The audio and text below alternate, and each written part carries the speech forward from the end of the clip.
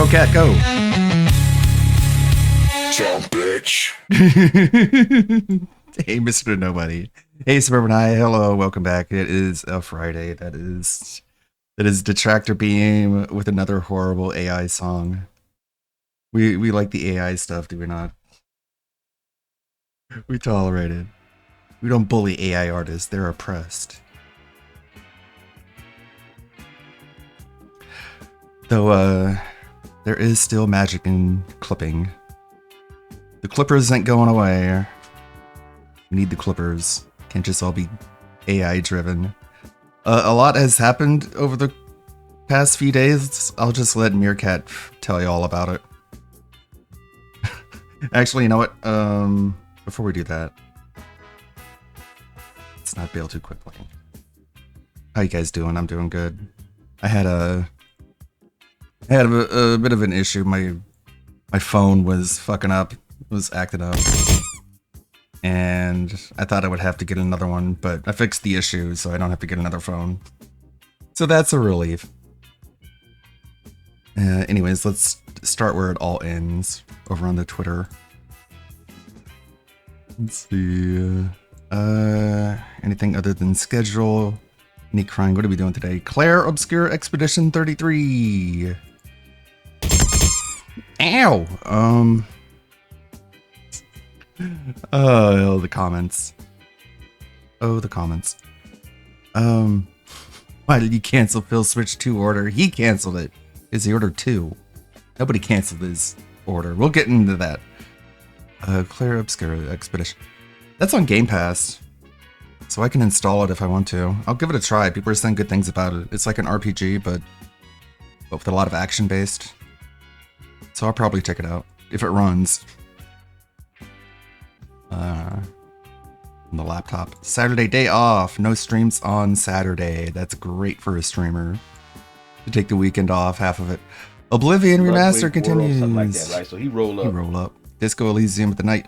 Monday, more Expedition 33 in Minecraft. God. I was watching just a random Minecraft clip. You get a clip. And he's like trying to break blocks using a bow and arrow.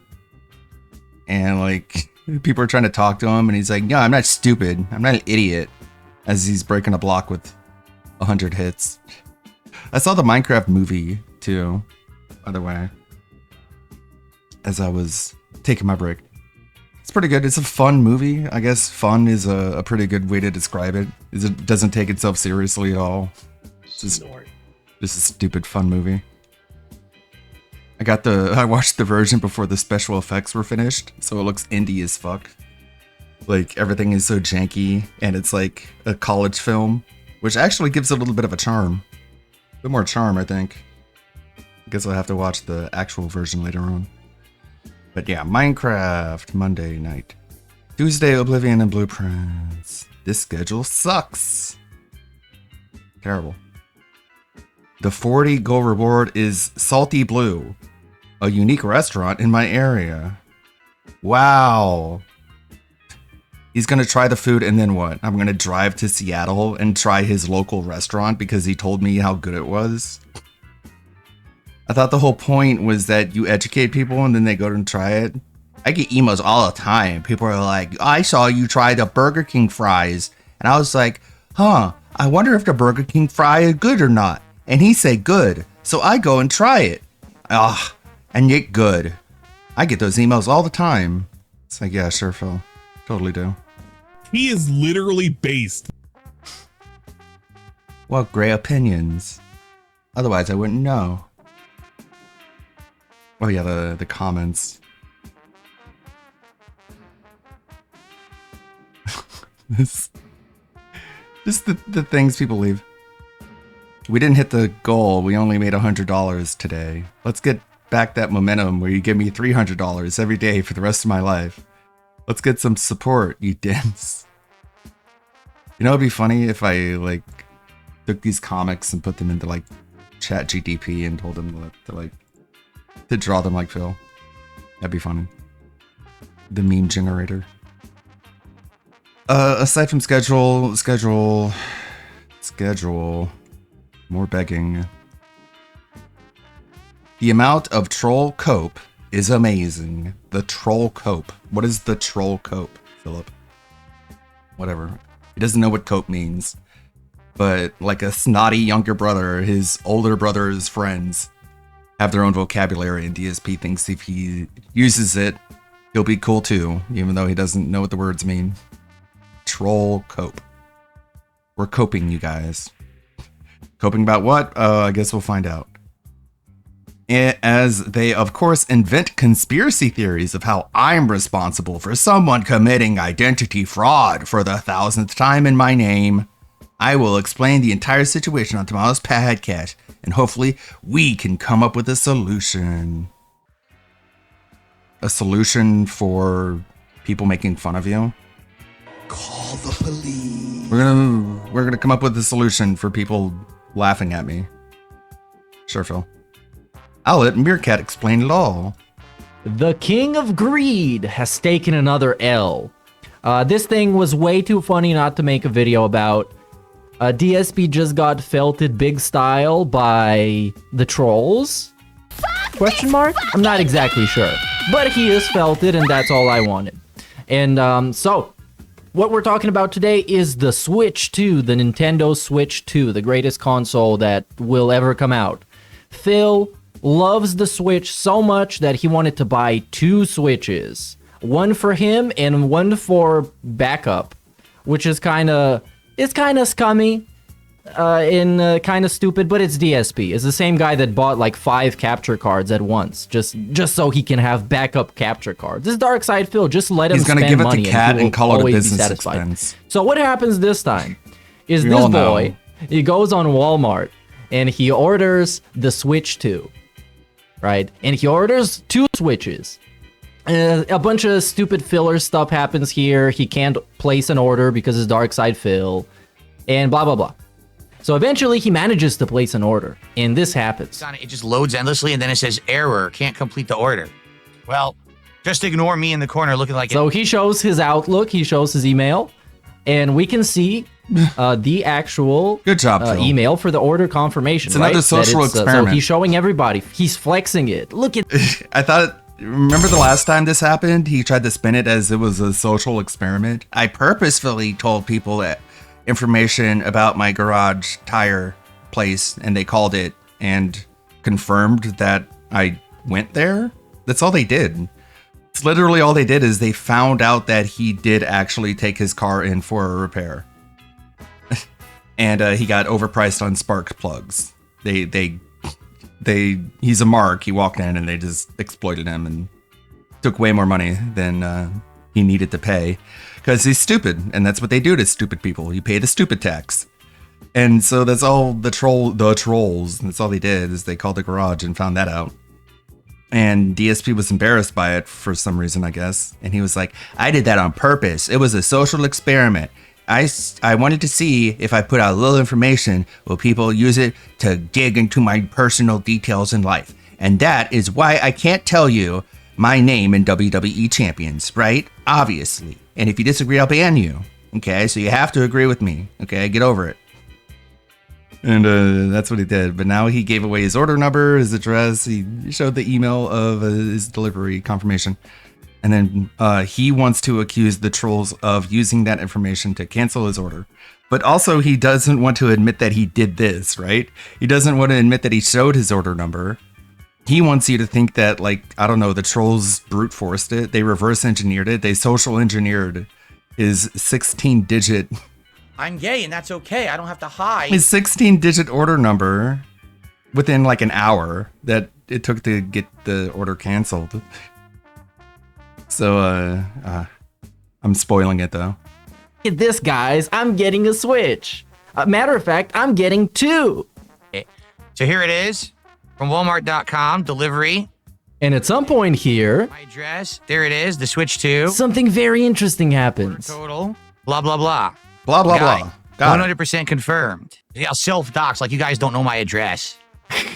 It was docked in 2014, the week that I moved here. You guys already know my address. Yeah, this is not the important part. And I don't know if it's in this clip. Information, everything, but that's it, right? Oh, So yeah, he credit doxed card himself. information. That's an interesting nugget of truth, if you want to call it. Credit card information? Is this guy allowed to have credit cards? I think he might be. So he's on one with the credit cards. So what happens next is accidentally he shows his order number, which is very, very toxic because something crazy is gonna happen. So what happens, allegedly, supposedly, I guess, or at least logically, is once somebody sees his order number, they're like, you know what, that's my order number now. And I think I don't want the Switch. Matter of fact, I'm just gonna cancel the order right now. So somebody allegedly calls or contacts Walmart customer support and shuts down the order. They just cancel it. And this guy, he went from flexing and smiling to crying and sobbing and coping. And this is the cope. Let's enjoy this cope. 8:55 p.m. I attempted to get the Switch 2. I was going between multiple different websites, including Best Buy, Walmart, Target, and more. By the way, you remember how much this guy was virtue signaling about not going to Walmart? Because Walmart was like an exploitative company and only like broke boys shop at Walmart. Well, I guess that was wrong. Couldn't get it from anywhere but Walmart. Added 2 to cart. Actually checked out both the Mario Kart bundle and this regular Switch 2. Regular Switch 2 was coming June 5th on release day. The other one was coming June 8th. Great. Checked out, paid, good to go. Finishing up my work, turned the stream off. Okay, I'm going to film the daily wrap. As I'm filming this daily wrap, I announce, hey, I got 2 Switch 2s. What a great day. Everything's amazing. Oh my god, he was flexing in an unseen daily wrap that no one will ever see. He was flexing. He was on top of the moon. And then I check my email where it proceeds to tell. Oh, I fucked something up. This always happens. What a nightmare. Checked out, paid, good, things amazing. And then I check my email where it proceeds to tell me that both orders have been canceled. And he gives you this face. I love this face. This is the complete felted DSP face. This is the face of misery. If there were like perfume that made you smell like failure, it would have this guy advertising it on TV. Does it say that it's because of an error on Walmart? No, it says I canceled the orders. Huh? So I'm Phil, why would you do that? I thought you really wanted a Switch. currently talking with Why would you cancel your order? Walmart right now about someone basically. Huh? Impossible.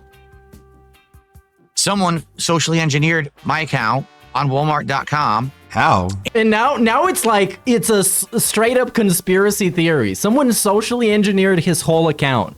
Because I think I haven't done this, and I don't like talking to customer support in general. But I would assume it's entirely possible for you to call the customer support and be like, "Hey, my name is Phil Burnell, and my order number is 12345, and I want to cancel it because fuck Nintendo." And then they'll just be like, "Okay, Mr. Burnell, I'm gonna cancel your order," and then that would probably be it. Or I've seen people say in comment sections, including DSP's comment section, not sure of the current situation, but I've seen a lot of cancellations for the Switch 2 from people that ordered more than one. It's a scalper prevention thing the website detects. Also, just seeing a lot of cancellations due to not having enough stock. Hopefully you resolve this. But in this case, if DSP is to be trusted, which he isn't ever, I wouldn't even trust him with telling me what time of day it is, then he claims that he himself canceled the order. That's what the email said. So I'm really thinking somebody just was like, "Hello, Mr. Amazon. Hello, Mr. Walmart. Can I just cancel my Switch?" And through basically very basic information, what it must have been, because it certainly wasn't anything crazy.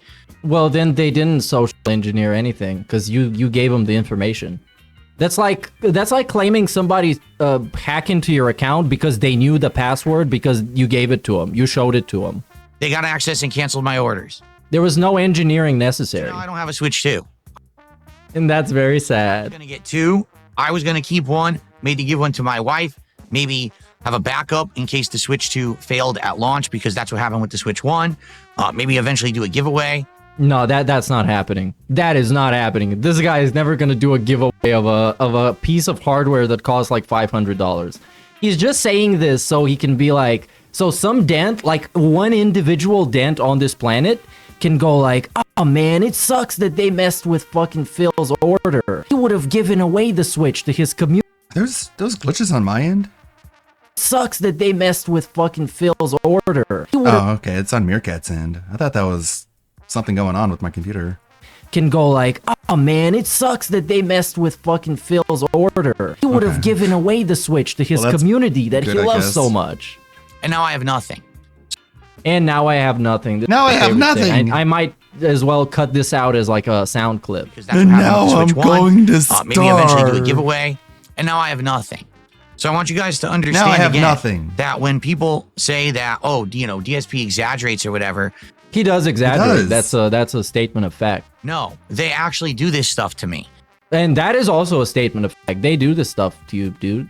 Imagine being so hateable that people will be lurking for tidbits of information they can use to troll you and make fun of you. This is why I refuse to. He refuses. Maybe I should clip that. About now I have anything nothing. in my life. Even though he constantly does. Including doing this shit to random people on the internet in fucking Twitter DMs. Trauma dumping and overshit. Okay, rewind. Now I have nothing. Where is that? Or whatever.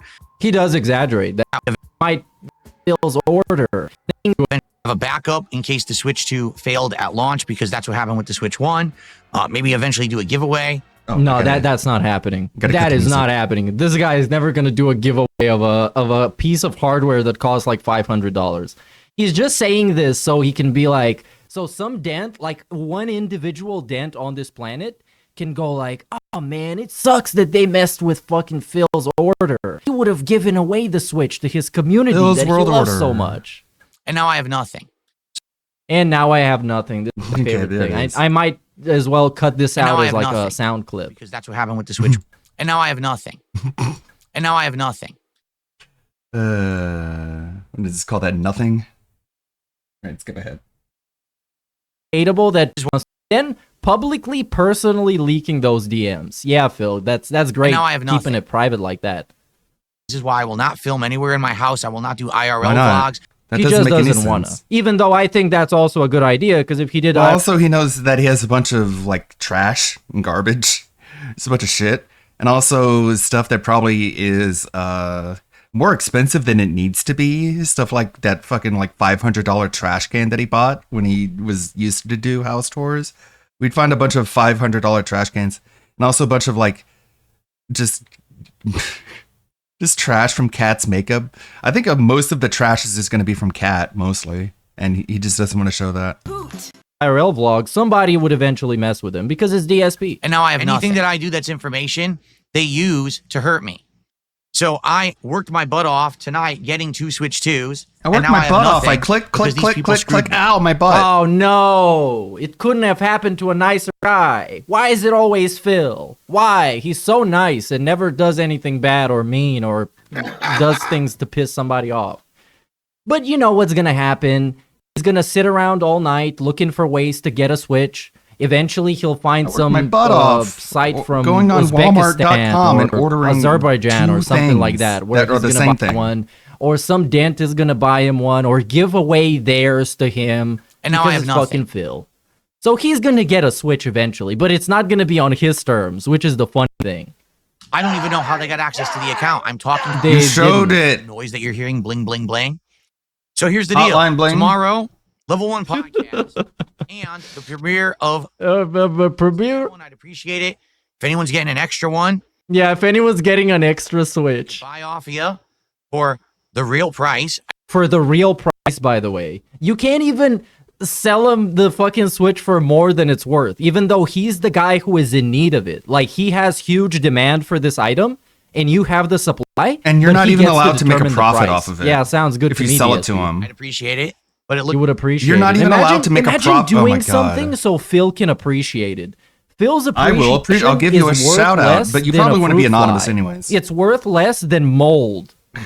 It's like at this point, I can't cover the Switch 2 because these people are scumbags who Yeah, I'm a impersonate me and scumbag. do awful things to me and my family. You don't Look, have a of family. course, disclaimer. I wouldn't do this, and I wouldn't encourage people to do things that I wouldn't do, but it's been done, and it's fucking funny. And it couldn't happen to a nicer guy, like But it I didn't said. happen. I'm very heartbroken for Phil. I More likely, they canceled it because he ordered 2, and you're only allowed to order 1. wish he got 5 Switches instead. Walmart should just send him like a big box of Switches. And this is just another example of that. Have a good night. I'll see you tomorrow. Good night, fucker. Get fucked. He's so seething. He's so seething. So And he'll literally still get the Switch at the same day. There will be literally no days difference between whether or not he was able to get it yesterday or not. He just can't get 2 because that's what they said on the fucking website, idiot. now, what happens after this is we go keyboard cowboy on Twitter. When people say I over-exaggerate the amount I of missed that harassment one. I receive, I always tell them they're wrong. Someone just broke the law to impersonate me and screw me out of a Switch 2. Here's the story. Here's the thing Why did about he breaking say the law. Switch 2? Why didn't It's you say bad, it was right? 2? It is 'Cause bad. then people would But just immediately... Phil doesn't mind it when he breaks the law Point out the and he fact. gets away with it. I don't know if why I should care that somebody broke the law against him and got away with it. Because Phil has committed bankruptcy fraud, he has committed tax fraud, and he completely got away with it, and he got his bankruptcy cleared. So that's kind of hypocritical, Phil. It's kind of hypocritical. But anyways, I left him a quick reply to this post, pretty much saying that exact thing. I said, tax fraud, check, bankruptcy fraud, check, and this is the tweet that got me blocked by Phil, Nice. which is very painful. And then we got another tweet. We got the amount of troll cope. Troll cope, by the way. Troll cope. The people that are laughing And now I have nothing. and I There. guess celebrating this happening are And now I have actually nothing. coping. They're coping. They are seething And now I right have now. nothing. They are mad because they're laughing, I think. As they, of course, invent coping. conspiracy Excellent. theories of how I'm responsible for someone committing identity fraud for the 1,000th time in my name. You showed your email with the confirmation, dude. You showed personally identifiable information to the internet. That is your fault. Because if you didn't do that, nobody would do anything to you, like whatsoever. Come on, it's just fair game. That's why you protect your info on the internet. That's just the basics, dude. Like, how is that my fault or anybody else's fault? Of course, the person that went to do this, I don't know if it qualifies or a crime or whatever, is fucking scummy, but it's hilarious as fuck. Anyways, I will explain the entire situation on tomorrow's podcast, and hopefully we can come up with a solution. What do you mean we can come up with a solution? What does that even mean? He's gonna sit there and flail and yell at people and ask them if they can gift him a Switch or sell him a Switch for the retail price that they're gonna get nothing out of. So basically, I'm gonna order myself a Switch and then I'm gonna give it away to Phil because I feel bad for him. That's basically what he wants to do. Or for somebody to tell him some Nigerian website where he can order a Nintendo Switch too as well. One can hope. So yeah, this is it. He's so this easy was to pretty much the scam. story. I guess on today's level 66666 podcast, sure you're gonna someone find can scam out him if they why tried. DSP is so salty. Does it have anything to do with him showing personally identifiable Seems to be information that could be used against him? Yes.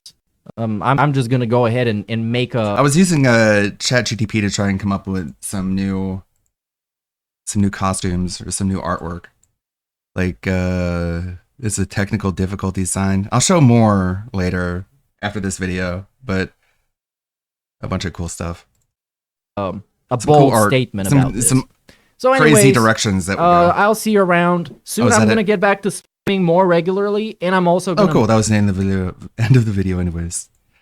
But yeah, pick up a Smearcat. Great streams. So I'm just like just I don't know what costume to go with next. Just pick one for me. And it went to Homura from Wela Magi Modica Magica, which I've never even heard of. I went with that. Not a huge fan. But I tried to roll the dice again and just came up with that. I don't know what even that's from, but that's just like a casino bunny. I was like, okay, we'll zoom out, give me a better And then I tried to come up with an image that will make it easier for the AI to pick up on specific details, like the curl on the side of the head and the hair in the middle of the eyes going down. I just want to be able to upload an image that instead of having to explain it, just the image will explain it instead. Tried to roll the dice, pick like a random like popular cosplay and went with that. I was like, that's pretty basic. And then I asked it for a more dynamic and provocative one that just came up with cyberpunk, which is pretty cool. A big fan. You can see there's even like a sign in cyberpunk that says it right there. So I was like, that was cool. So another cyberpunk themed one that's like a chromed out corpo. And then I just uploaded images of the character that I had in my playthrough of cyberpunk. I took a couple images like that. This was my V in cyberpunk. I was wearing David's jacket from Edge Runners. Thought that was cool. And then it came up with that. That one, she's kind of like short and stocky there. It's like a dwarf. I'm like, make her a little bit taller. I came up with that. That's pretty good. A bit better. Put in a scene from a mission. Came up with that one. That's pretty cool. I don't remember that from that quest. Still pretty dynamic though. I tried to get the spider eyes, but I couldn't quite get the spider web eyes that my character had. Just kind of went weird with it. So I'm just like, okay, I did this all on Wednesday. So I asked it to come up with like some artwork with the frog coat to make like a video intro. And I kept trying. And I think I settled on this one. This one turned out pretty good. And then I ran it through the animator so to make the rain animated. I think I have it over here. Oh, let's see, scrolling up. Kind of spoiling these ones. I'll tell you what these are from in a minute. I think I showed you guys this one. Goodbye, Kino Casino. Yeah, that was a little teaser preview. I think I scrolled up too far. Okay. So yeah, I did that. Let's see, more in the frog coat stuff. I made these. So this is like the literal images of the VTuber model. I only have to upload this image and say like base it off of this character, and it'll look at it and just be able to make a model just based off of that, which is pretty impressive. Instead of having to like, I remember how hard it was to make a model in Stable Diffusion. You had to upload like 20 different images, cross-reference it with another data set that will like flesh it out. Like it's really complicated. But I put in a lot of different prompts and everything to try and get it as accurate as possible to make it make more of those images based off that image. And this one is pretty detailed. It's like almost realistic.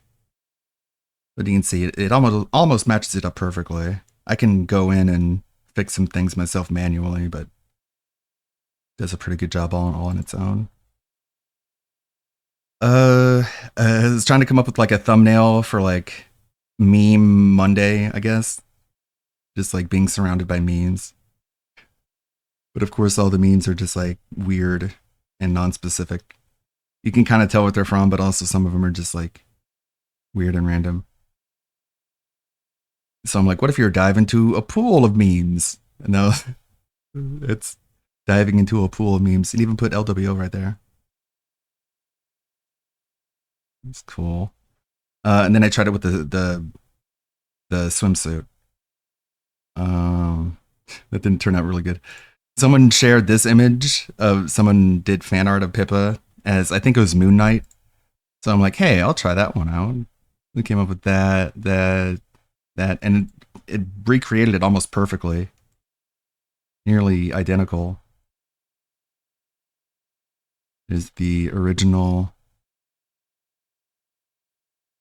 And there's that one. And these are all really, really high resolution too. Oh, Well, let me open image in your tab. Anyways, okay. Then I was looking for like maybe, you know, summer's coming. How about some like workout attire? That was cool. We all love the 80s. So I'm like, how about Utina from Gushing Over Magical Girls? If you know, you know. It's this character. But, you know, the AI isn't going to recreate something so provocative. So it kind of made a more toned down version. This is like the Netflix version of the costume. Covers up more. Tried to get it closer, didn't quite do it. And I was like, okay, now recreate this pose. This unique facial expression. See how close you can get it to that. Did a pretty okay job. I'm like, okay, we can go a little bit farther though. Going farther. That one's pretty good. I'm trying to get it closer. And then I ask it, I'm like, see how more manic and obsessed we can make it. See if we can make it just more manic, more obsessed, more manic, more obsessed. I came up with that. Try again, like that one. And then I asked more manic, more obsessed than this one. And I came up with this. And I'm like, holy shit, what the fuck? Holy cow. That is like a huge leap forward. It is pretty cool though. It's pretty rad. I ran that one through the animator. I got this one, you know, the previous ones. I tried to see how well they would animate. Not bad. Kind of messes up farther on down. But everything else is pretty good. This one, animator does a good job. This is a shame because Runway does almost nothing else good. The video animation is pretty much the only thing they do very well, the video generation. Keep going.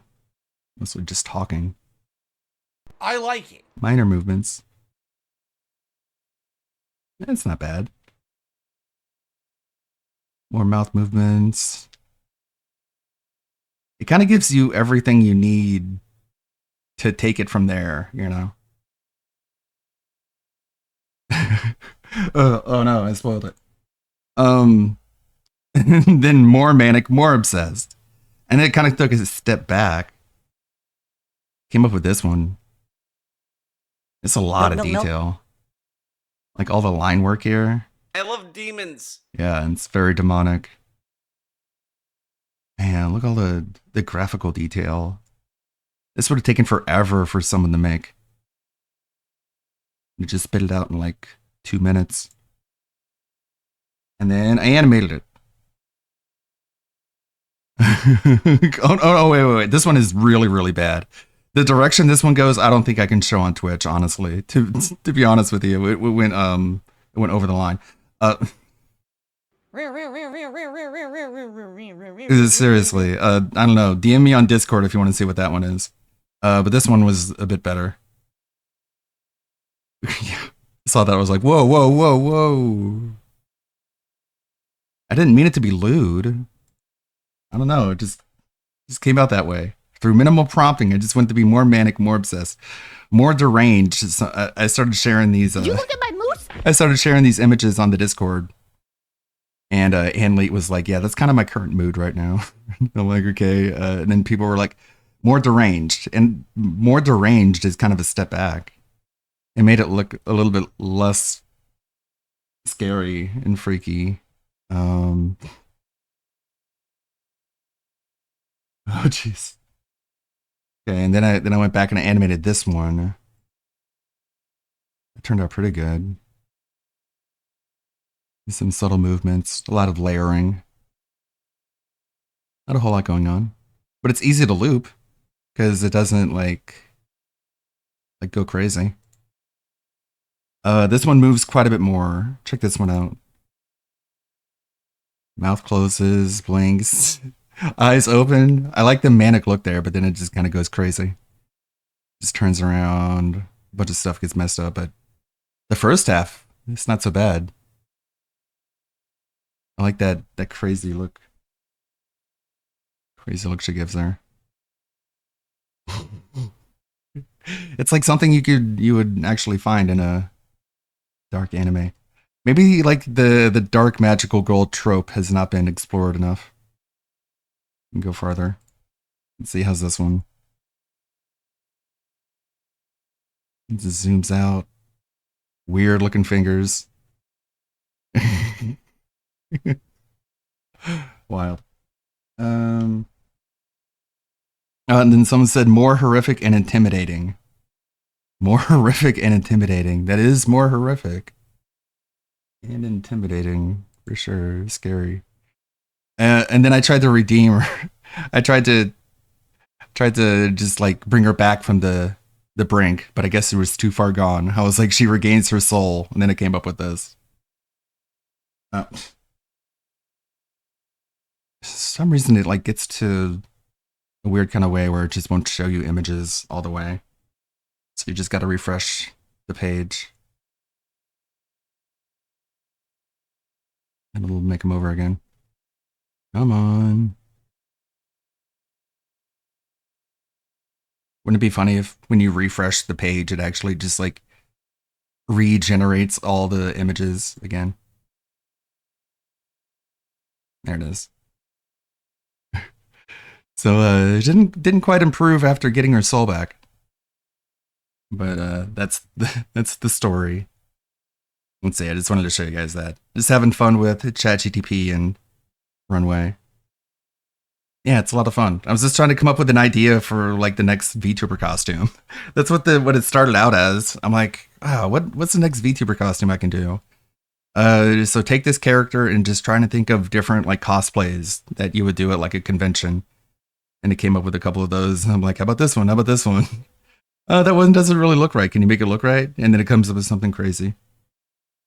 Mega Raptor put out the theme to Days Gone as an epic metal song. What is this one? ALT Pumpkin Patch Story. So yesterday, one quick story time. We went to a pumpkin patch. I was a chaperone for a field trip, right? And those are always fine. I made sure I wasn't like I made it very clear early that I wasn't a chaperone to be trusted, right? Chaperone, excuse me. So the kind of I'm just like walking around. That's what I make sure the teacher knows, that I'm just a walk around style. I'm not here for discipline purposes, So, you're just walking around, whatever. And then, so we get on this kind of, what is it called? Like hayride thing? But it's not really hayride. It's kind of a scam. You just take the hayride out to the field and you feed the cows or whatever. Right? So this guy's up there. He's trying to tell a story. He's like, guys, make sure you feed the cow. You keep feeding the cows because just like women, if you stop feeding them, they'll go away. So I was like, all right, we got a little bit of jokester here. That's fine. So he said that there was a dog there. And he said that sometimes the dog will go under the teats of the dog will go under the teats of the cows to gotta get the milk. And I was like, okay, not to be too much of a comedian. I said, okay, here's my chance. So I said, I also do that myself. Go under teats to get milk, right? And obviously everyone's loving it. Everyone's cracking up. Obviously, the joke killed. All the parents are losing it, right? It was just the parents were around, but the kids don't know what I'm talking about. Joke killed. But then the main driver says he has no reaction. Zero reaction at all. And he says, one thing you got to know is you could tell who the non-farmers are because they got enough time to think of jokes. And everyone laughed at that too. I was like, that wasn't even funny. But because he's in the position of power, he's just trying to troll me. Because I'm sure I'm not the first person to say a joke there. But I got felted. I'm not going to lie, I was felted. And it wasn't even because he was funny, just because he was the person in power. So, don't let that happen. Don't let it happen to you. I sat there in silence the rest of the trip. And I was pissed. Not my fault. I was funnier than him. No, he was a stupid farmer that was strong. I'm not going to fight him. Anyways. Yeah, I probably stole the joke he was going to do. Big ups, Jay Wusso says, so you're pulling a Billy Madison. Gotcha. No, not Billy Madison style stuff. No. But it was fun overall. Same problem though. It was like 18 schools at this one fucking farm. So all the kids are running wild. No one knows what's going on. Kids running the corn maze. They said don't go to corn maze. People running the corn maze. I can't go because I'm like, are they supposed to be in there? And I start worrying. So you know what? Checked out. I don't give a shit what happens to any kid except my own kid. That's it. That's what you got to do. Just being honest. Anyways, moving forward positively here. Cool no story. one knows what I do at all. No one knows what I do at all. I don't think so. It'd be pretty funny if they did, but I don't think so. But anyways, moving forward positively here. Okay. Just wanted to use that as an opportunity to queue up more videos. For Tanga made a video about DSP not getting his Switch 2. Believe it or not. Your delivery. Confirm.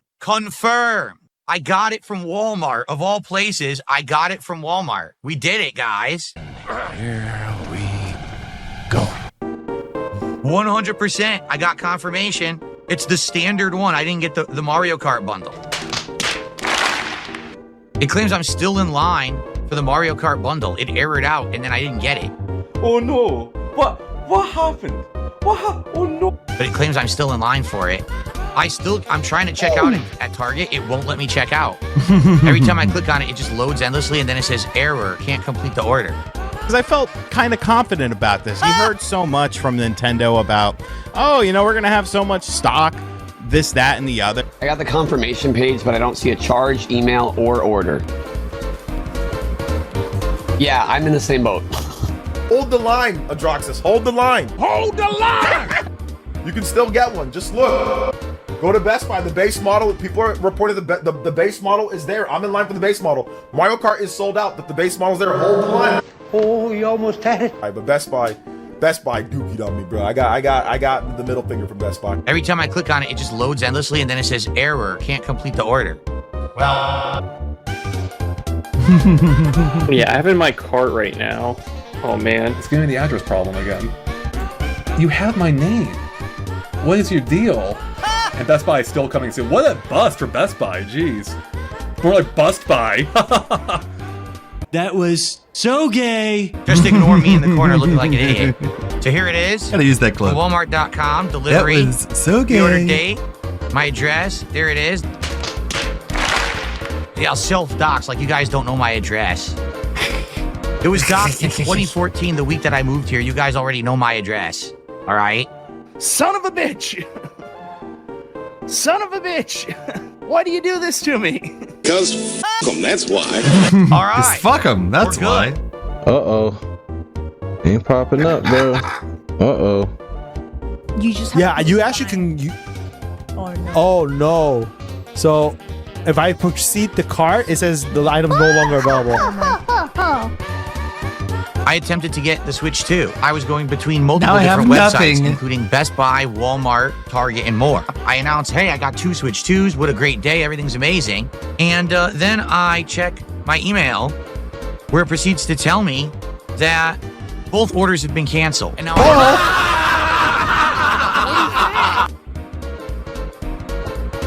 Does it say that it's because of an error on Walmart? No, it says I canceled the order. I'm the one. Me. Reed. So I'm currently talking with Walmart right now. Walmart. About someone. Well, that's your problem. Someone socially calling engineered my Walmart. account on Walmart.com, and through basically very supposed basic to call information, Wally World. what it must have been because it certainly wasn't anything crazy. They got access and canceled my orders. So now I don't have a Switch 2.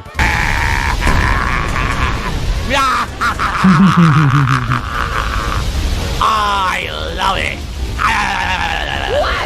I was gonna get 2. I was gonna keep 1, maybe give 1 to my wife, maybe have a backup in case the Switch 2 failed at launch, because that's what happened with the Switch 1. Maybe eventually do a giveaway, and now I have nothing. He would never do a give. I thought giveaways were exploitative. This is why I refuse to give any personal details about anything in my life. My address, there it is. So I worked my butt off tonight getting 2 Switch 2s, and now I have nothing because these people screwed me. I don't even know how they got access to the account. My address, there it is. If anyone has any means to get one, I'd appreciate it. If anyone's getting an extra one that I could buy off of you for the real price, I'd appreciate it. You can't even make But a it looks like profit at this off point, selling it to I them. can't cover the Switch 2. because these people are scumbags who break the law, impersonate me, and do awful things to me and my family. And this is just another example of that. I don't have a family.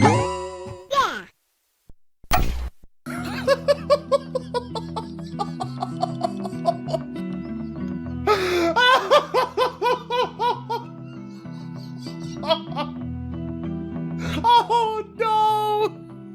The soy sipping sissies that love Nintendo and made countless videos about how the Switch price is unfair and the game prices are unjustified are all losing their collective minds because they can't pre-order the handheld tablet from Nintendo that's about to make gaming worse for everyone. Oh, this does bring a great smile on my face, though. I love seeing people struggle to put this thing in their little digital cart and hit checkout. You deserve it. Pre-ordering is a toxic consumer practice.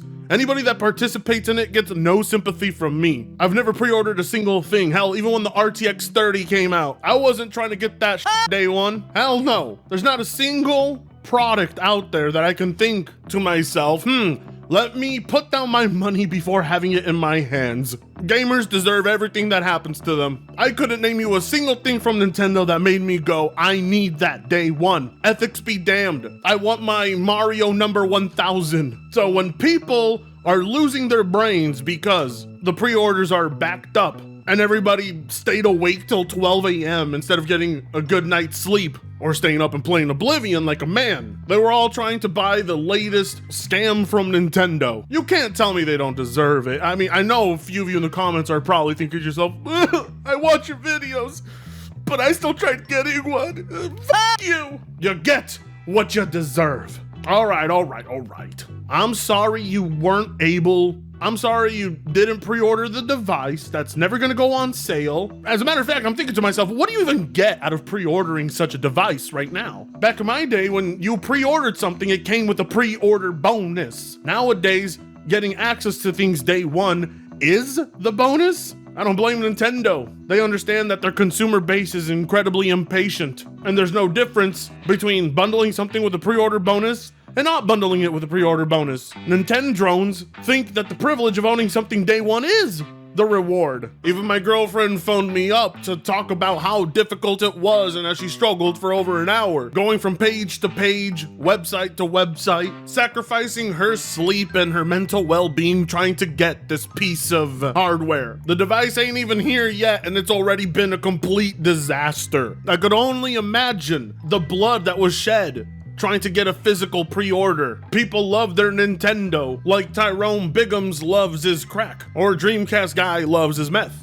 Isn't it hilarious how the most vocal of Nintendo fans that were highly against Nintendo's practices are the first in line trying to pre-order more than one device? And then they're gonna go back to making videos like they never complained. And then, 4 years later when games reach the $100 mark, they're gonna ask themselves, how did we get here? Who's responsible? Let me make a video on this. That's why Daddy Frit is your go-to channel. I don't bullshit you. When I say I ain't buying this crap, I stay by my word. I ain't buying this crap, and I especially ain't pre-ordering. The excuse a lot of content creators are gonna tell you is I need this device for my job. When I've proven to all of those people you don't need a Nintendo Switch 2 to talk about the Switch 2. You're just plastic. You're fake. But hey, if you want to pretend like that's the reason you're pre-ordering one and enabling Nintendo, then be my guest. I don't have to pretend about such things. So, as this was going on, I was talking to several people, the producer of the channel Monly, and various other content creators who are trying to purchase this thing from Target, Walmart, Best Buy, Amazon, the Nintendo website. But credit where credit is due, Nintendo did put measures in place to ensure scalpers were not the ones getting this thing day one. If you were going to be prioritized, Nintendo had it so that you must have a Nintendo Switch online account to even be able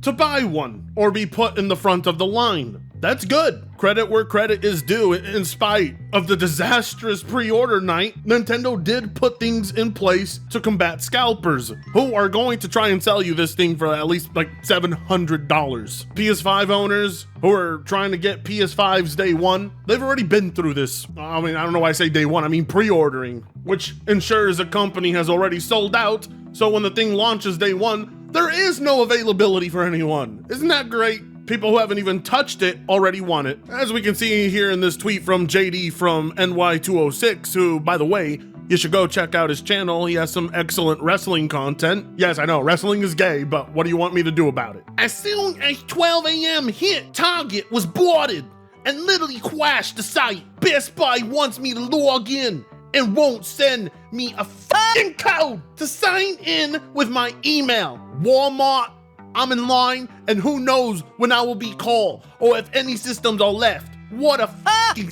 show. You know, JD, I respect your channel. I mean, I tune into it a lot, but I'm gonna be 100% with you on this.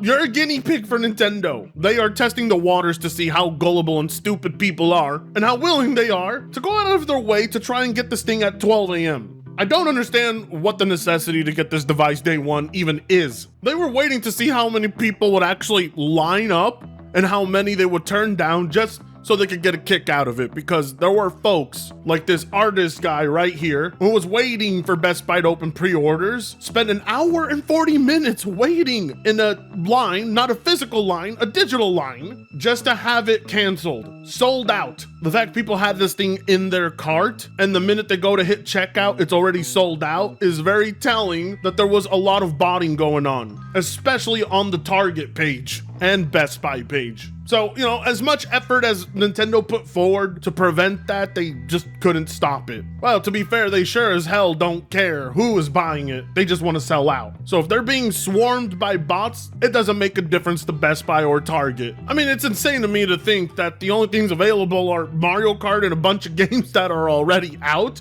and that's enough to get people to swarm all these retailers, acting like they're entitled to pre-ordering crap. Let's be real here, Nintendo definitely artificially put less devices on the market to create artificial demand. Lots of companies do this, Nintendo ain't no stranger. Let's not act like there's a Nvidia Tegra chip scarcity, okay? There isn't. Lots of retailers already had signs up at their store letting you know how many available units there would be for pre-order. This is all planned, it's all calculated, and you're all guinea pigs. You're no different than Black Friday lunatics trampling over each other for that one item that's finally appropriately priced at the mall. As we speak, if you go over to eBay, there's already scalped Switches going up to $700. This is like when people scalped the PS5 and sold it back to folks for $1,000. You're an idiot. Anybody who actually pays for that deserves to be fucked over by the industry. You know what? I don't even know why we stop here. Why not just make the Switch to $1,000, Nintendo? Tell you one thing, going over and seeing Game Explain literally host a stream for 4 hours just to lock in their pre-orders live for their whole audience, that was cringe.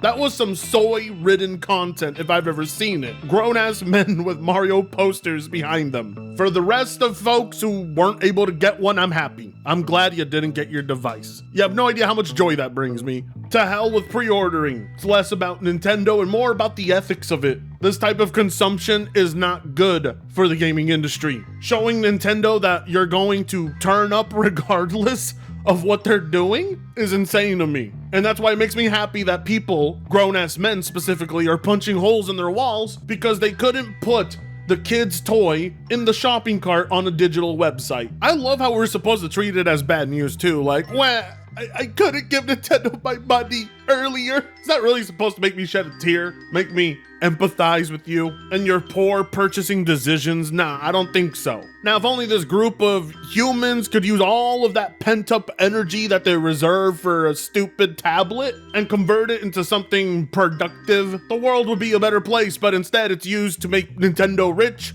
and gaming worse. Damn, I sound like one salty asshole this entire video. That's because, well, I am.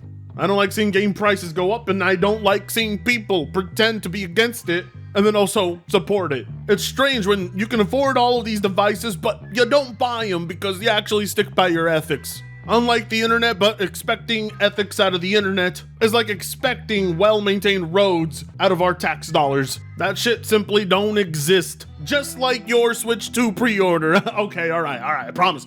I'll stop rubbing salt in the wound. I just thought I'd quickly report on this. Now, if you don't mind, I would like to get back to Oblivion, so Nintendo, please, stop fucking everything up so I can have one day off. I beg of you. Just give me one day to freely play and do whatever I want and cook on my brand new griddle, okay? Speaking of which, if any of you out there have griddles, can you drop your recipe down below? Tell me what you're cooking, because I'm tired of smash burgers and breakfast items. Like, comment, share, and subscribe if you so choose to. I'll see you guys in the next video. Free Congo, so.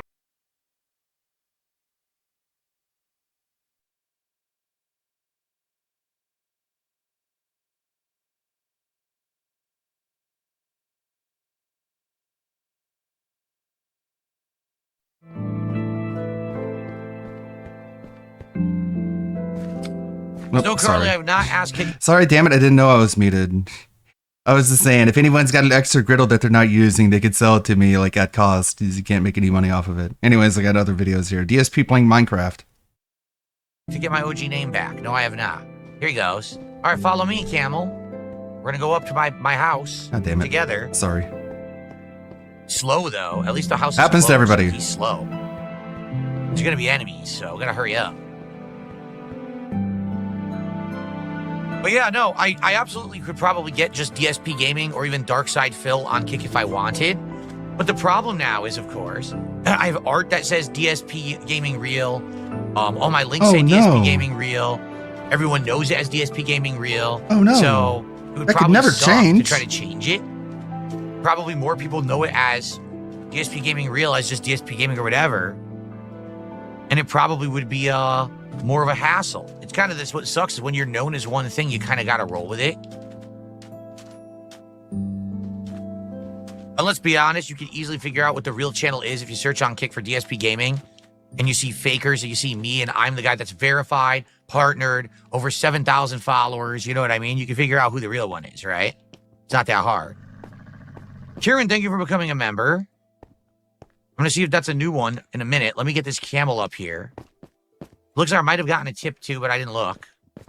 I think I did. Come on, camel.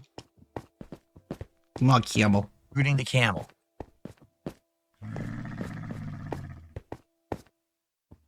Go. La, la, la, la.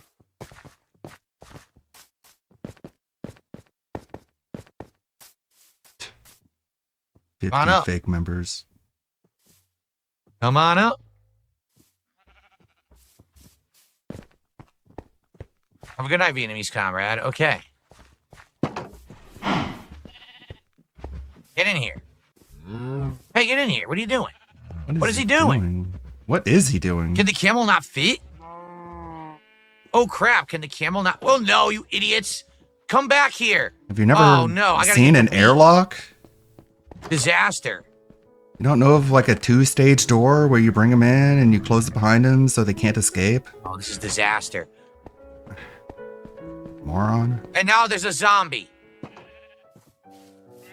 Come back. He's so stupid and yet people are just hand-holding him. So this is after being handheld. You can't just figure this shit out. Cheapy, come back. Cringe. Here we go. Chippy and cows come back. Shut up. Cows are coming back. I said that Chippy come back. Come on in. Get in here, you stupid. What are you, some Oh, kind of man. children's entertainer? You're pissing me off. Look at this. What is he doing? Come in. Oh. Dude, just break the wall down and put another one back up at this point. You got to be kidding me.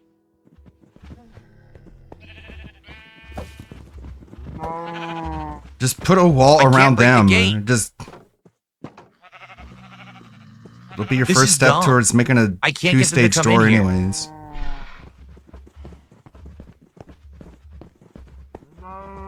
What am I supposed to do Die. to get them to come in here? At least, where did the camel go? Are you kidding? Did the camel leave? Dude, come on. This is a disaster. They won't come in. Now we have a zombie trying to come in. You're just too stupid for Minecraft. He's too stupid for Minecraft. What the fuck are you doing with a stone sword? Ow. Cool. What the? There was no creeper. I've had.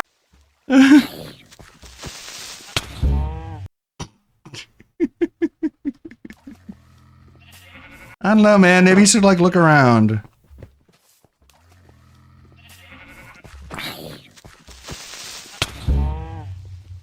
It's not like the moo. What the? There was no creeper. I've had enough of this. There was no creeper. There was no creeper. What is up with the game? Apparently there was. Having creepers appear out of nowhere and destroying everything I've built. You're the one going out at night. No creeper. There was no creeper.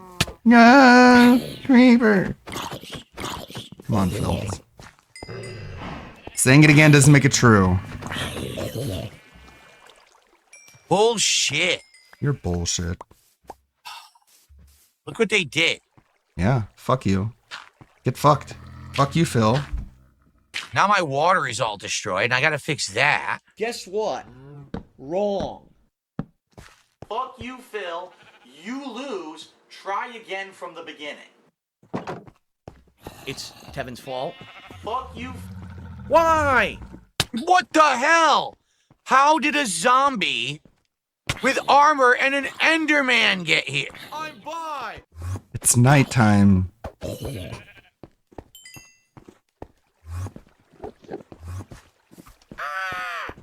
Blah, blah, blah, blah. I turned into a cartoon. Help, God, help, help, help, help, Oh help, my help, help, help. god. Never. Oh! Lag, lag, lag. A wheelchair. It's true! How do I save them if they're stuck in the water? You put dirt in the water so there's not water anymore. So can the camel literally not get in this fence? What is up with that? And why does the sheep keep trying to leave? Because they hate you. Why can't the camel... I don't know what I'm supposed to do. You're too dumb. They're like, this guy is really stupid. We need to get out of here. Money, poop, butts. This is and ridiculous. Money, poop, butts, food, and schedules. It's greed. It's greed. He's like, blah, blah, blah. Ah! Hello, Drew. Say, listen, I'm an asshole. I don't know if I hit the goal because I can't... Look, it's chaotic. What am I supposed to do? I can't even look at contributions because I don't know what's happening. Oh no, I'm not going to hit the goal now. Of 300. Boy, I sure hope those gifted memberships were real.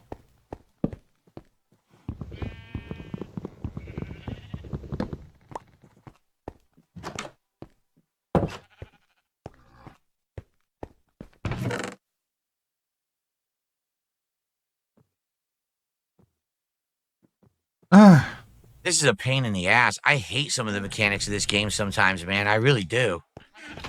So frustrating. Then play it in creative. Clearly you're too stupid for survival. Yeah, that's totally what I... Now there's a zombie on the head of the freaking cow. Bull jockey.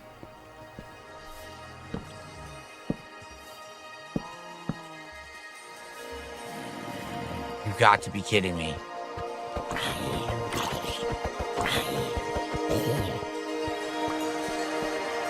This is insane. There's a zillion skeletons coming. Kill him. Kill him. Kill him.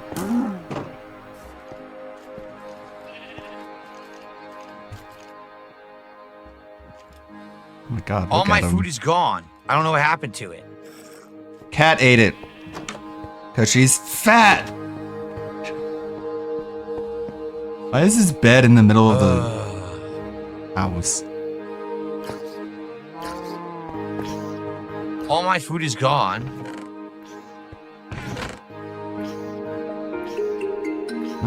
There's food right there.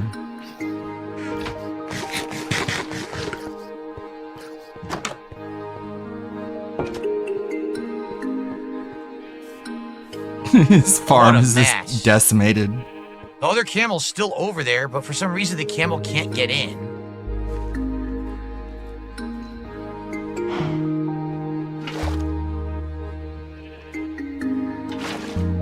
Good job. That was a great idea. Oh my lord. Oh my lord. Ow. How am I getting... Ow. I'm gonna Kill him. die to a skeleton. Kill him. Where'd it Kill go? his ass, skeleton. Look at my skeletons. Bitch. I'm about to just give up. Okay. Bye. Bye. This is insane, man. Kill him. Look, I'm about to die, can't move. Kill him. Yeah. Ah, it's so close.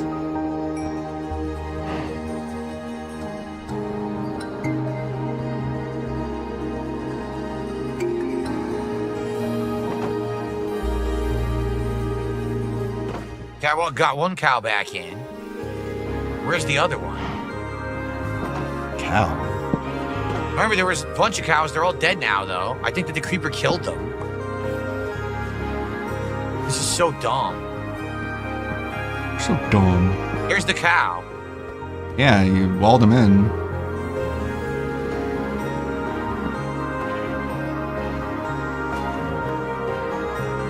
Are you gonna drown him?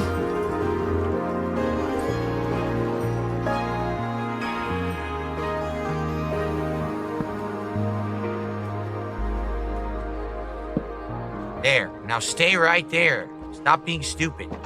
Stop being stupid. Oh.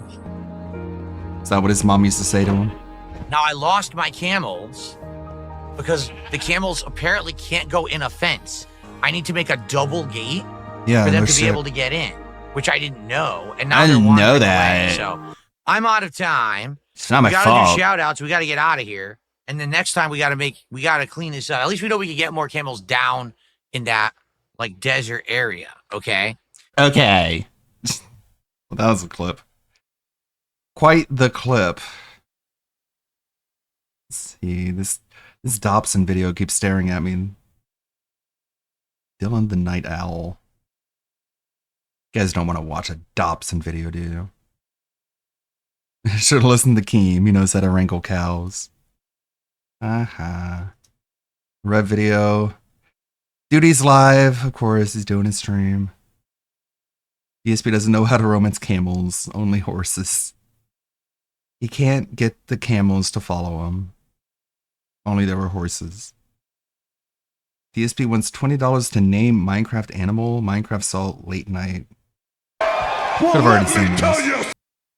Hitting the goals, which is amazing. Thank you guys for that. I want to keep that momentum going. The next DSP tries it is something completely unique. It's called Salty Blue. It's a restaurant that does all kinds of seafood, schnitzel, unique stuff.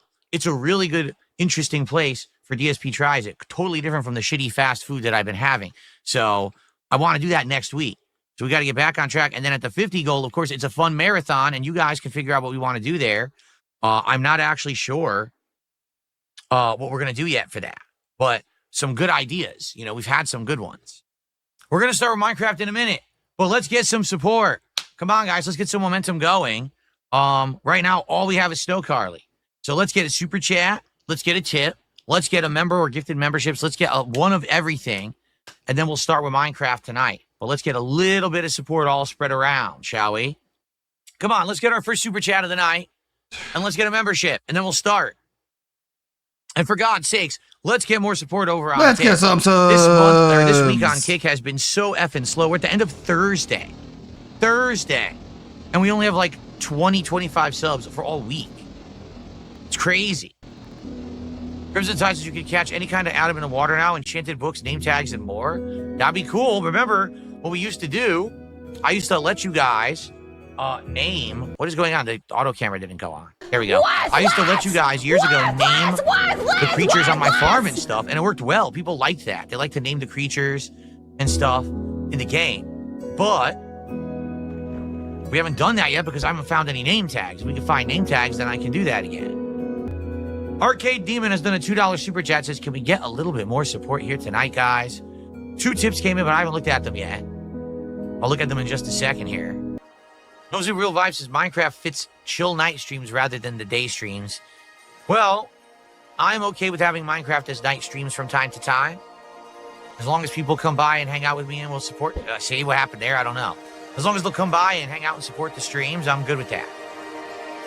Guys, thank you. Please support Minecraft. I really enjoyed bringing back Minecraft into my rotation for the first time in 5 years. In the last couple of weeks, I want to keep it going, but I do need you guys to not only come out and enjoy the streams, but to support them, to make them worthwhile. So let's see if we can hit the goal. Sure would be great if we could get some more subs on Kick. Like I said, this week has been a very slow week for Kick support for some bizarre reason. I don't really know why, but it has. Because no one likes you on Kick. They all make fun of you. And we're just gassing you up on orders from Butthole Man. Was that a name tag? We got our first name For tag, some folks. reason. So how about this? We're going to do just what we used to do. For a $20 contribution tonight, you can name one of the animals on my farm. That's what we used to do, remember? For 20 bucks, you can name one of the cute animals on my farm. We've got a bunch of cows, a bunch of sheep, and we got a camel.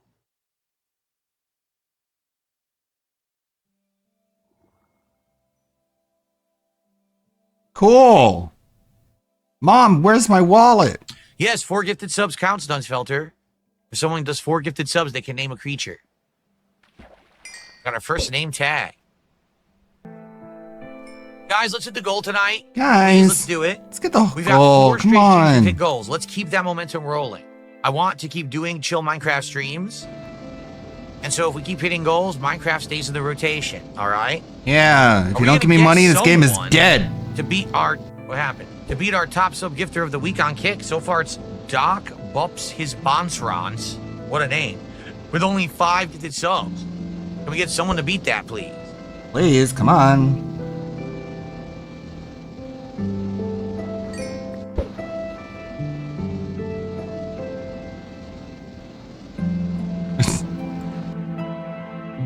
No, we're not doing top contributor picks what we do because that then it dictates entire streams, and we have to do basic stuff that's important and smart before we start letting people guide entire streams, okay? Huh? His most powerful spell is his dry I can't even get up spell. here. Are you kidding?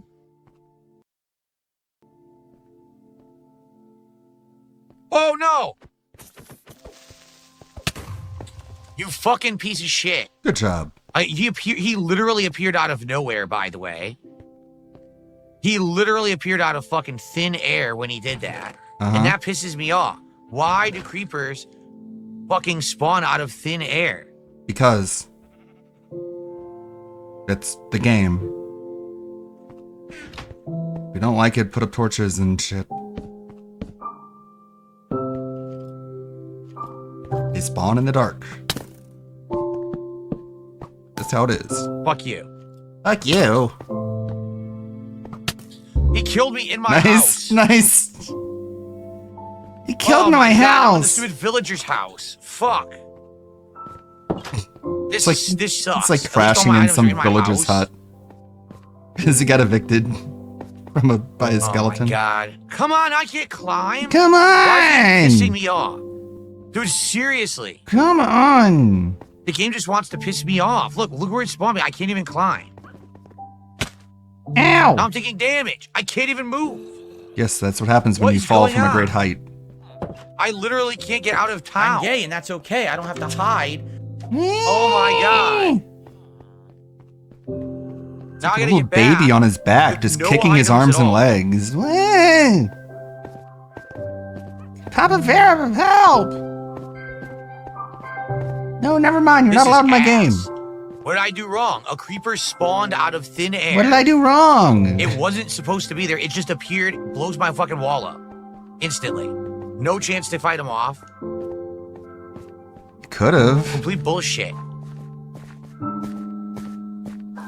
Maybe you shouldn't have opened yourself up to attack when you were on such low health. Look at this. Taking hits, flying through the air. Oh my god. Oh my god.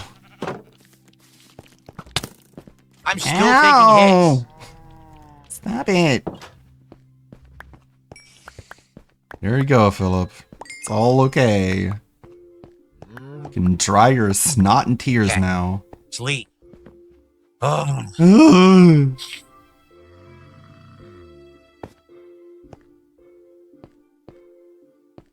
What a pain in the dick.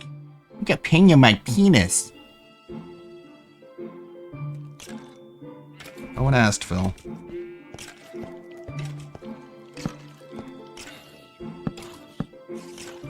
Okay, what a stupid asshole. Well, I want to hit the goal tonight playing Minecraft, so I'll bring up the offer again. No one took me up on the offer yesterday. The Oh, offer no. is 20 gifted subs on Kick. You earn both the VIP and the OG badges. So you get the 2 rare badges. And you keep them for life. For life. Again, guys, please support the stream. It's been a half an Woo. hour since we had any support. We were doing good. But now momentum is Peter, we do not want to lose momentum. Oh, I want a pig, but I didn't bring any freaking things to attract the pig with. More coming. All right. And good opportunity for me to just get up and stretch a little bit. So, guys, how are we doing? $56, but we have an hour left on stream. Please, let's hit the goal. We had 4 straight streams where we hit our support goals. And It's a Minecraft burger has for done a head. well It's a on burger these head. streams. I want to continue that momentum, obviously. Like I said, for $20, I want more can get one of my money, creatures. We obviously. have 1 name tag, so we could do that. Once I figure out how to craft more name tags, we could do more. All right. so retarded. I already made the offer for 20 gifted subs on Kick. You can get both the VIP and the OG badges, and you can keep them for yourself or gift them to someone. All right. So, please, this week has been very slow for support on Kick. It would be amazing to get a nice big blast of support tonight on Kick. It would help a lot.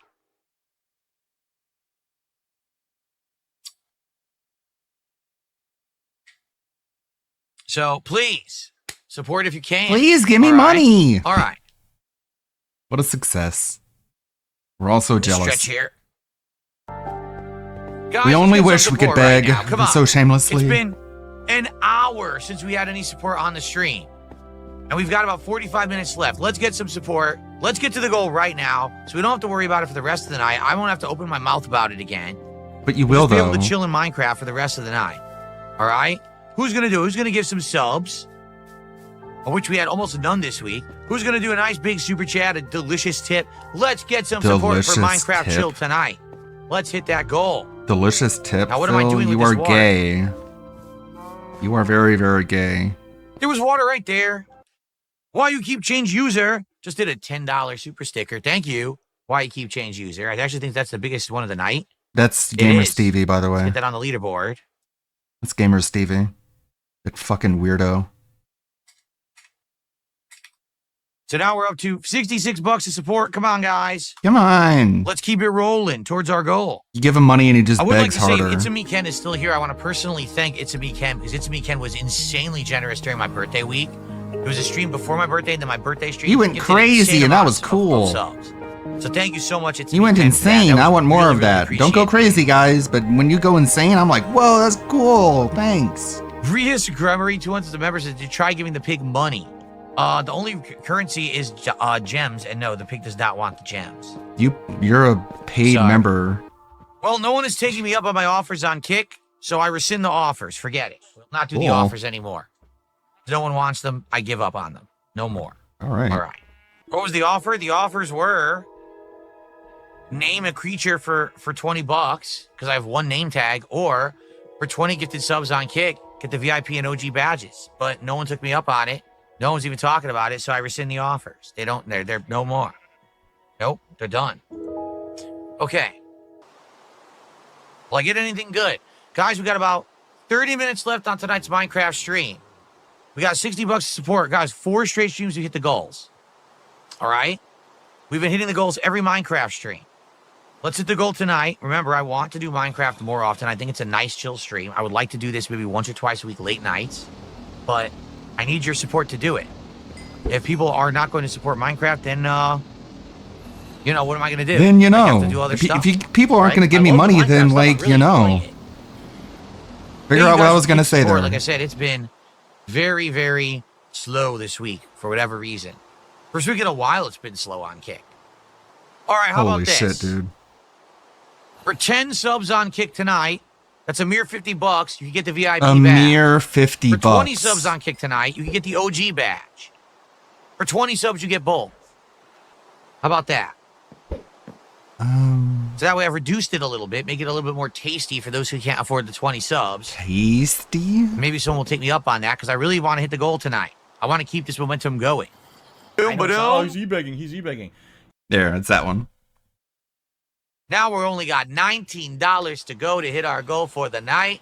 We are right there in prime position for maximum support. Oh, he's e-begging. He's e-begging. Whoa. So the giant begs, member bomb begs, just hit begs, YouTube, but I don't begs. know if it's real or not. And then they give the him money. problem. He's like, you guys On like Kick, me? Obviously, you guys everything think I on put Kick out is good legit. content because you give me Every money. contribution on Kick is completely legit. There's no way to do a fake contribution on Kick, right? On YouTube, I literally don't know if this is real or not. So someone named VOD44 just gifted 50 memberships on YouTube. Okay. Now, I don't know who VOD44 is. Is it a regular? It says they just got a crown. Let's go to their channel. Cool. This is fun. This is what you Channel want to do on your made gaming November stream. 5th, 2013. No content. Zero content on the channel. So is it real or not? And this is what sucks. If Tell me, that's are you real? Okay. That's seriously a ton of cash. That's $150, right? If it's not, it's like 10 cents. Well, Phil, I thought this is stalking. So how do I know if it's real or not? Right? Well, whoever's getting them, I hope you guys enjoy. At least it's not an offensive name. At least it's not an obvious troll.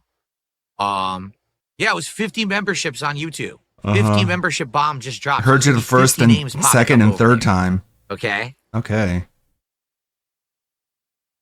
VOD, are you good? VOD is talking in chat. Are you He said good? a lot of money to say he's not real. VOD, understand? It's not you. Please don't take it personally. These trolls have been so nasty to me, and particularly now this week, they're really These trying to trolls mess have with been me, so I so wouldn't be shocked if nasty. it was a troll I'm such thing, a but- victim. All right, I'll take your word for it. All right, 50 gifted memberships on YouTube tonight from VOD44. Wow, thank you, VOD. Let's get that on the leaderboard. That is $150 of support right there. I'm real, So with that, we are Phil. now at Okay, I believe you. 281 out of 300. Yes. We're only 19 away from hitting another goal, but it's official. We have 10 minutes to hit 14 more bucks and hit another goal tonight, guys. That's so easy to do. Let's do it. Now, I can't go extra late, Papa Vera, because I got to do thumbnails for these videos. I still got to upload DSP Tries It. I still got to upload the podcast. I got a bunch of stuff I got to do because I did DSP Tries It earlier.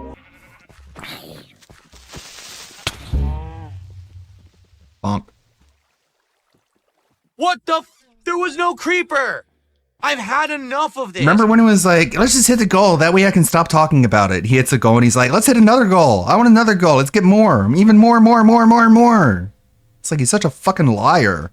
There was no... Yeah, we'll hit the goal and then we can just calm down and relax. We can focus on the game. Hits the goal. Even more giga begging. No creeper. Phil, I thought giving you this money would make it so you wouldn't beg anymore. Yeah, well, I lied. And you fell for it. And you're going to keep falling for it, stupid. I'm smart. There was no creeper.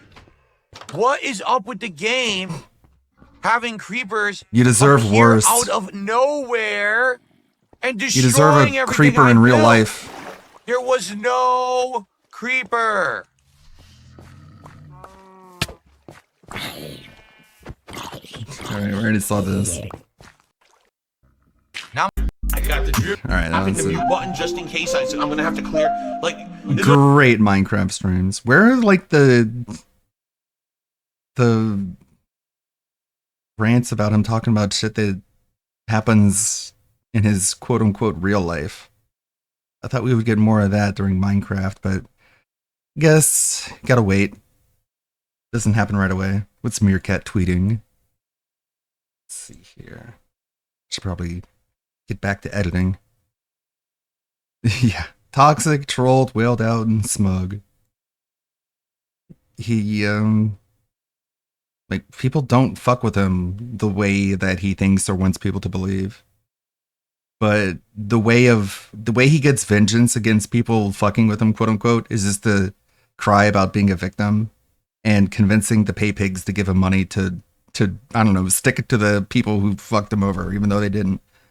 And he does it all the time. And his stupid fucks keep falling for it. Because they're literally retarded. Hey, what's up, guys? We're here. So today we're going to be talking about Pokimane, and as her tier 3 simps desperately reach for the dislike button on this video, just know before you leave that she's never going to notice you.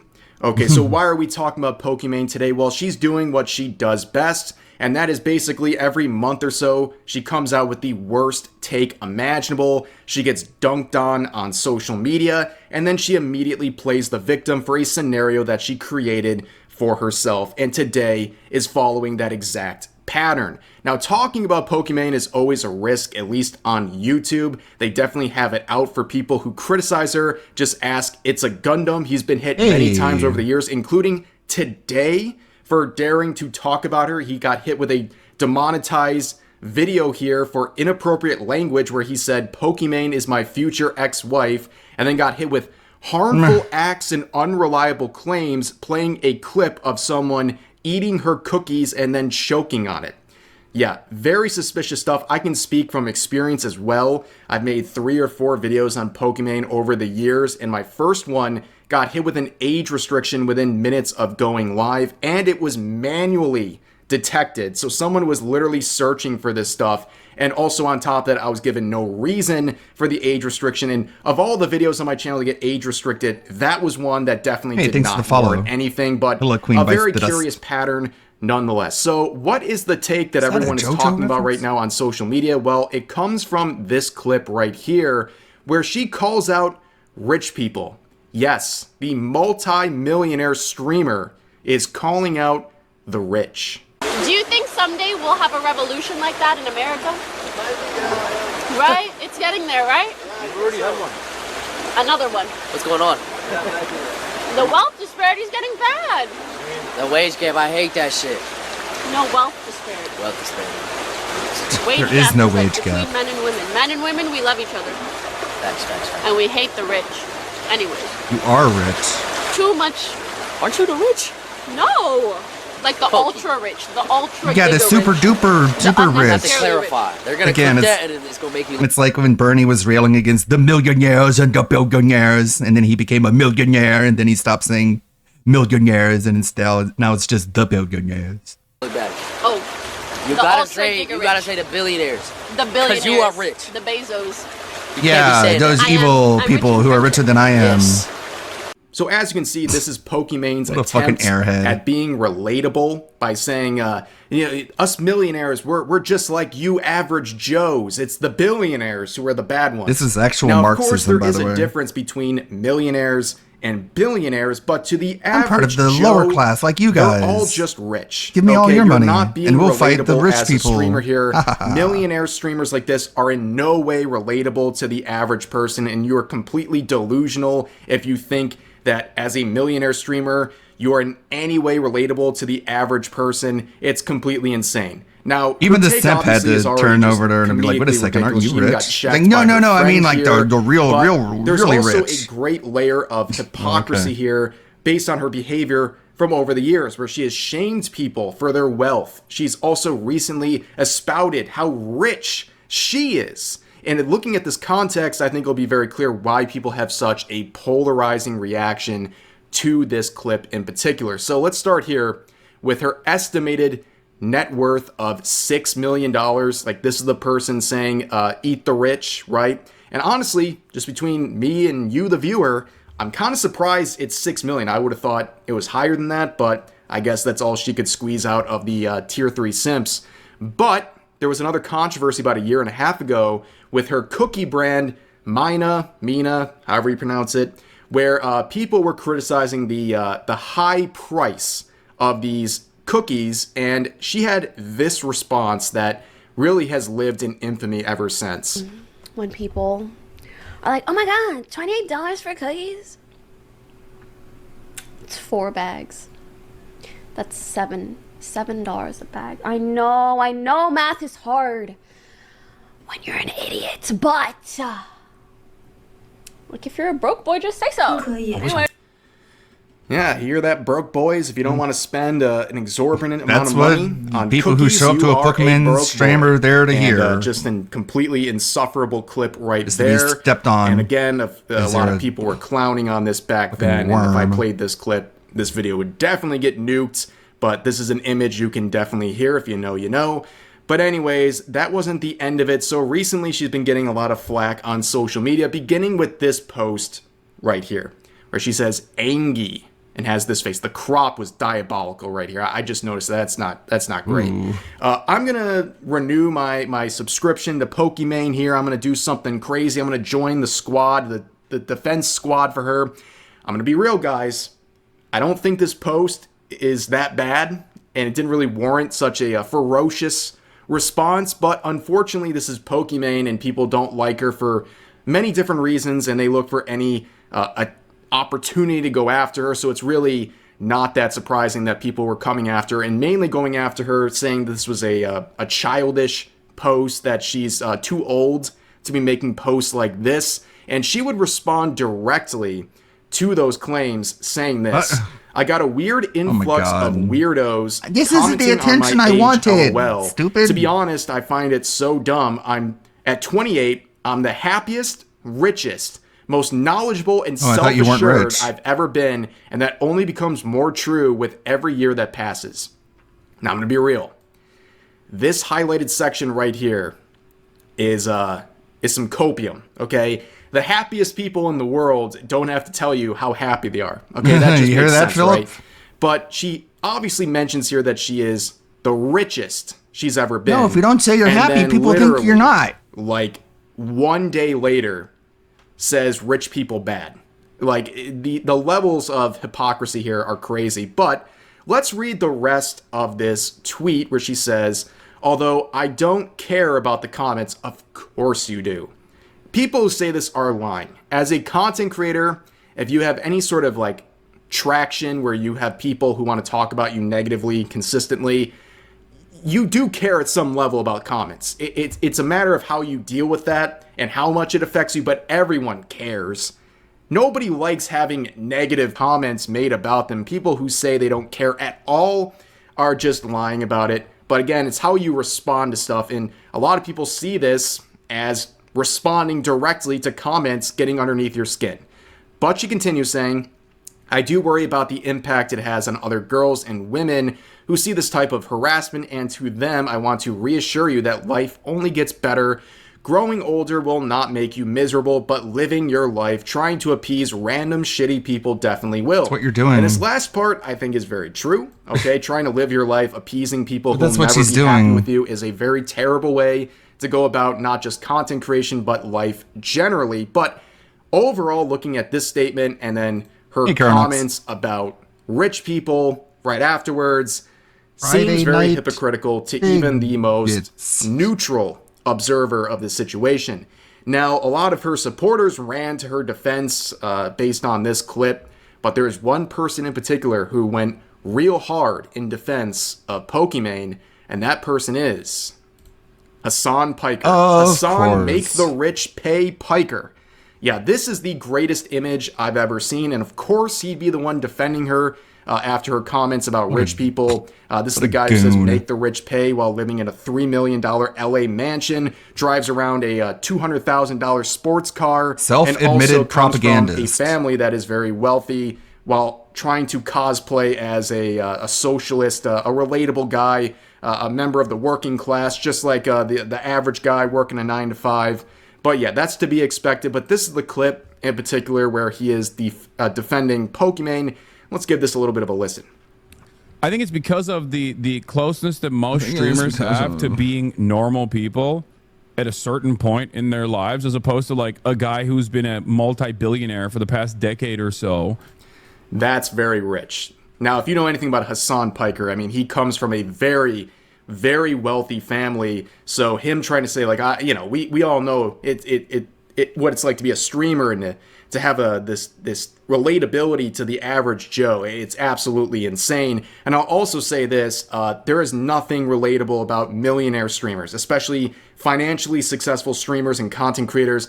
They are not relatable to the average Joe, okay? There's nothing relatable about these types of careers to the average person. There's nothing relatable about it whatsoever. Anyone trying to pretend like it's in any way relatable, they are just coping here. But let's listen on. Most streamers have a much nicer and much better understanding of what it used to be like when they didn't have fucking money, and therefore have takes like this. You want rich people to have takes like this. It's funny how in his defense of her comments, he literally calls her rich, and her whole point was that rich people are bad. It's pretty self-destructive, to say the least. But I'm going to pull back the magician's curtain here and let you guys have some insider info about content creators. Obviously, over the years, I've met a lot of different content creators, including some people in real life. And I can pretty much square every content creator I've met into like two categories, like people who are doing financially well, and then content creators who are broke. There's pretty much no in between. It's kind of crazy. And of course, there's some people I've met who are doing really well for themselves through content creation, who are very humble, nice, relatable people. But there's also some people who walk around like they're Jeff Bezos. Like the arrogance is insane. Like you just wish these people would be a little more humble. But also there's a lot of people who don't have much money, even despite having a very large audience, because they're not disciplined with their money. They don't save. They don't plan for the future. They basically burn through all this say his name. Revenue they're earning. You can do it. And think content creation is going to be there. Spend money on mobile games and DoorDash. Here's my advice. If you're an aspiring content creator, I mean, you should probably just quit because it's not a great place to be. But if you are going to do that, treat every video like it's your last, because you never know what's going to happen. This is a very unreliable space to be in, and you should try to save as much as possible. Enjoy your life, but don't go absolutely crazy and act like this stuff is going to be here forever, because it's not. Realistically, no content creation career is ever going to last probably more than 5 years for the overwhelming majority. No, it lasts at least 17 that's years. Just my little tangent there. But yeah, definitely some I'm gonna be here forever. That's gonna be cool, actually. You meet over the years with content creation, but yeah, in no way is someone like Pokimane even halfway relatable to the average person. I mean, I think that's a very fair thing to say, but of course, in the little cycle we were talking about here with Pokimane, plenty of other gassed up mids can relate to her. Gets dunked on, and what's the final step? Play the victim. Here's her her statement, I should say, about the recent drama she's been in. It's weird. It's to think about how many people have opinions about me, especially people who've probably like never consumed any of my content. Well, welcome to content creation. Unfortunately, that's just the way it is. A lot of people are going to talk about you all the time, and the more you share out there, the more people are going to say. Like, believe me, I understand. It's not to the level of Pokimane or anyone like that. I have plenty of people watching every single move I make, waiting for something to complain about. That's life. That's the way it is with content creation. You're going to have a very large number of eyes on you from people who also don't like you, and they're looking for any reason to go after you. That's just life. But to act like this is so surprising after all these years in content creation is a bit of a leap here. Which is understandable, like that's just what happens probably when you're online for so long. But my main point is actually, as much as sometimes it bothers me to feel like my name is known in circles that I don't affiliate with or that are not a part of my community, the upside is sometimes I'll bring such nice people to my defense and I'm like I'm shocked. My heart is warm. Yeah, I've seen what it looks like to have some of these people come to her defense. I made a video about Pokimane maybe like 2 months ago that got a lot of attention, and yeah, I've seen what it looks like to have some of these kind souls come to her defense. Plenty of death threats and stuff like that, but again, it's the internet. I'm not blaming her for that sort of stuff. It's just the reality of who she is and the type of people who are very ferociously defending her at all costs. But anyways, you've seen the cycle here. She made a bad take, and she's gone through the Pokimane cycle of ending up as the victim somehow in this situation. And yeah, that's pretty much it for this video. As always, feel free to share your thoughts about today's topics in the comments section down below. Hope you guys enjoyed the video, and I'll see you next time. What do we got on the Twitter? That was funny. I know a lot of content creators who are successful, but they're also broke because they're really bad with their money. DSP says he might have to buy a new air conditioner because it's dirty and it stinks. He's probably like pumping the exhaust just right into his room. He's not like pumping it out a window. He's just sitting there as a fucking compressor. The compressor probably just heats up the room even more. It probably does produce wind, but the motor is also producing heat. So you're probably just like at ground zero. You're just, I don't know, you're just at level 1, I guess. You're just at level 1. What was that video? King Dave versus DSP? What is this? I almost vomited on the post show when Psycho showed me this shit. It is probably one of the most disgusting things I've ever. Oh no. Not in the mood for that right now. I don't feel like throwing up. Didn't expect that. Duty is still streaming. ESP Lies. What else is new? Is there anything in the history that I had queued up? Oh yeah, Omegon talking about Amber. Some Amber news.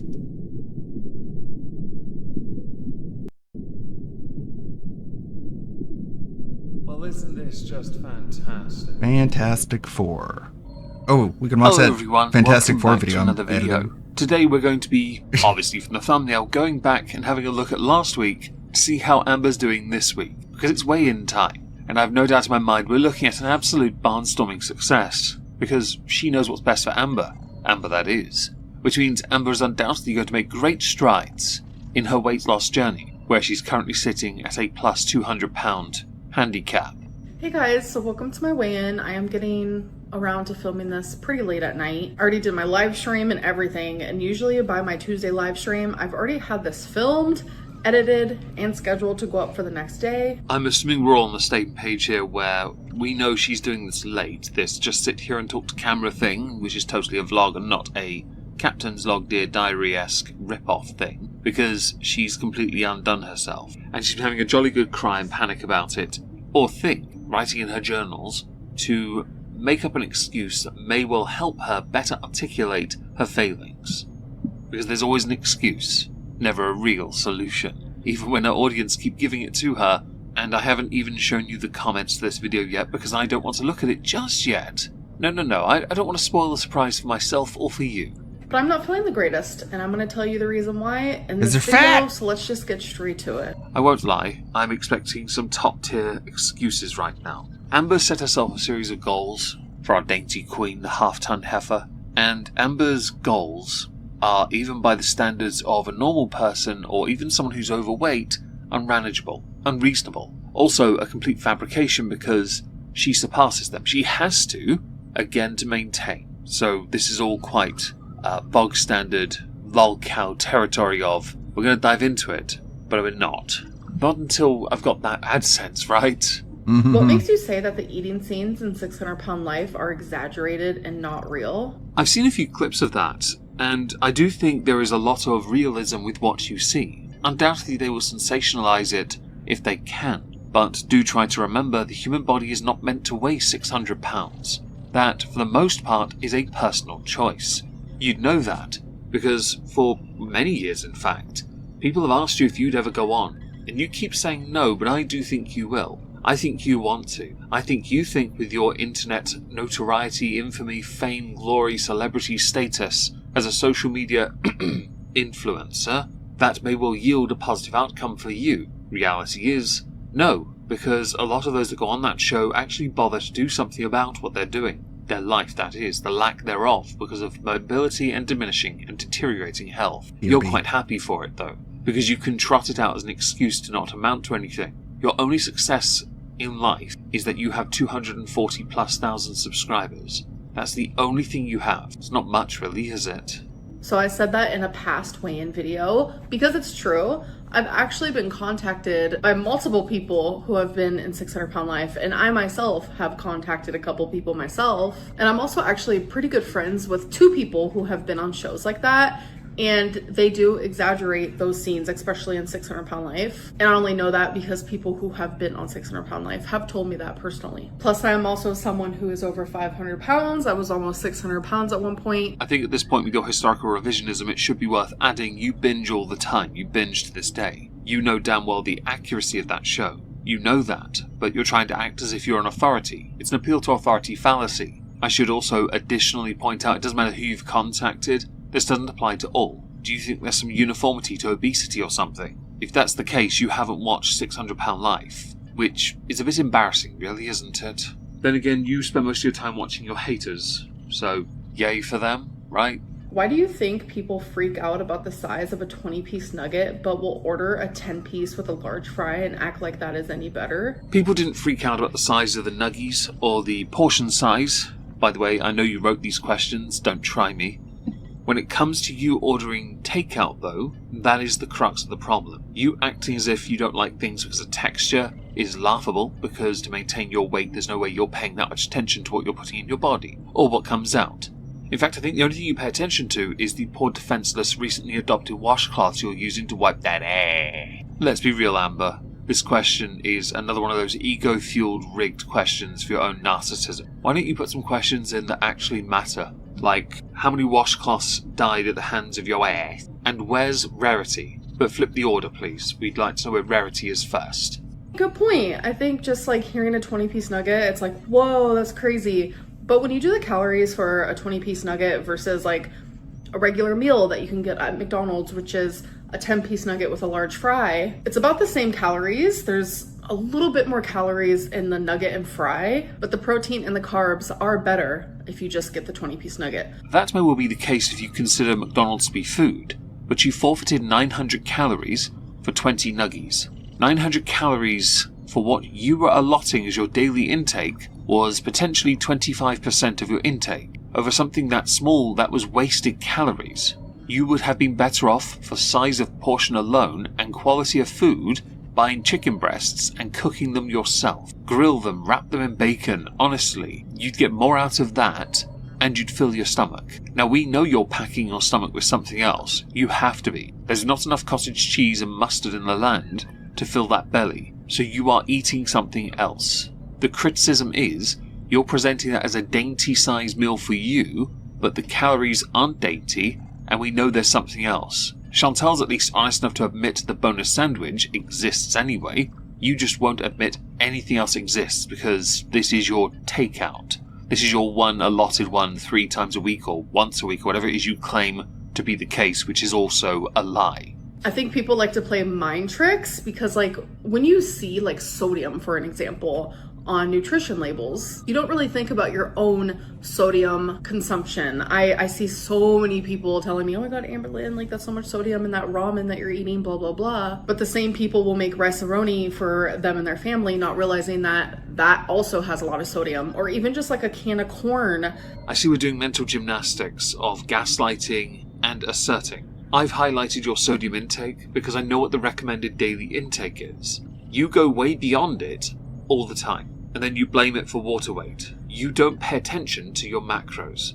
And if you really want to take this seriously, you have to. If you truly want to make a difference with your life, living vicariously through others or talking about their lives as if it's relatable to yours is not going to help you. Because ultimately the only thing that matters is what you do with what you take in. And I mean what you really take in. Not what you present to us as your fictitious attempt of a life and meal plans that are not true in the slightest. Seriously, if I ate what you ate in a day, you claim to eat in a day, based on how active I am, I'd lose weight. So don't try and tell us for a moment that this is real. Well, I should point out, you can't cook. You ruin steak, you butcher chicken, you don't know how to cook onion, honestly, and don't get me started on that crap you call cottage cheese.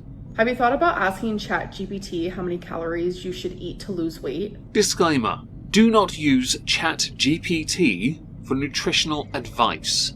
If you do, I hope you enjoy the race to the bottom. Seriously. If you need help losing weight, speak to a professional. If you have money to waste on things like FDA not approved semaglutide multiple times, Ozempic, you have money to waste on little adventures here and there and on crap you buy on Amazon or Torrid or U-Haul, then you have money to speak to a nutritionalist. To a therapist, a proper one that may well bully you with a whip because you need it to get your rear end, your shelf butt in gear.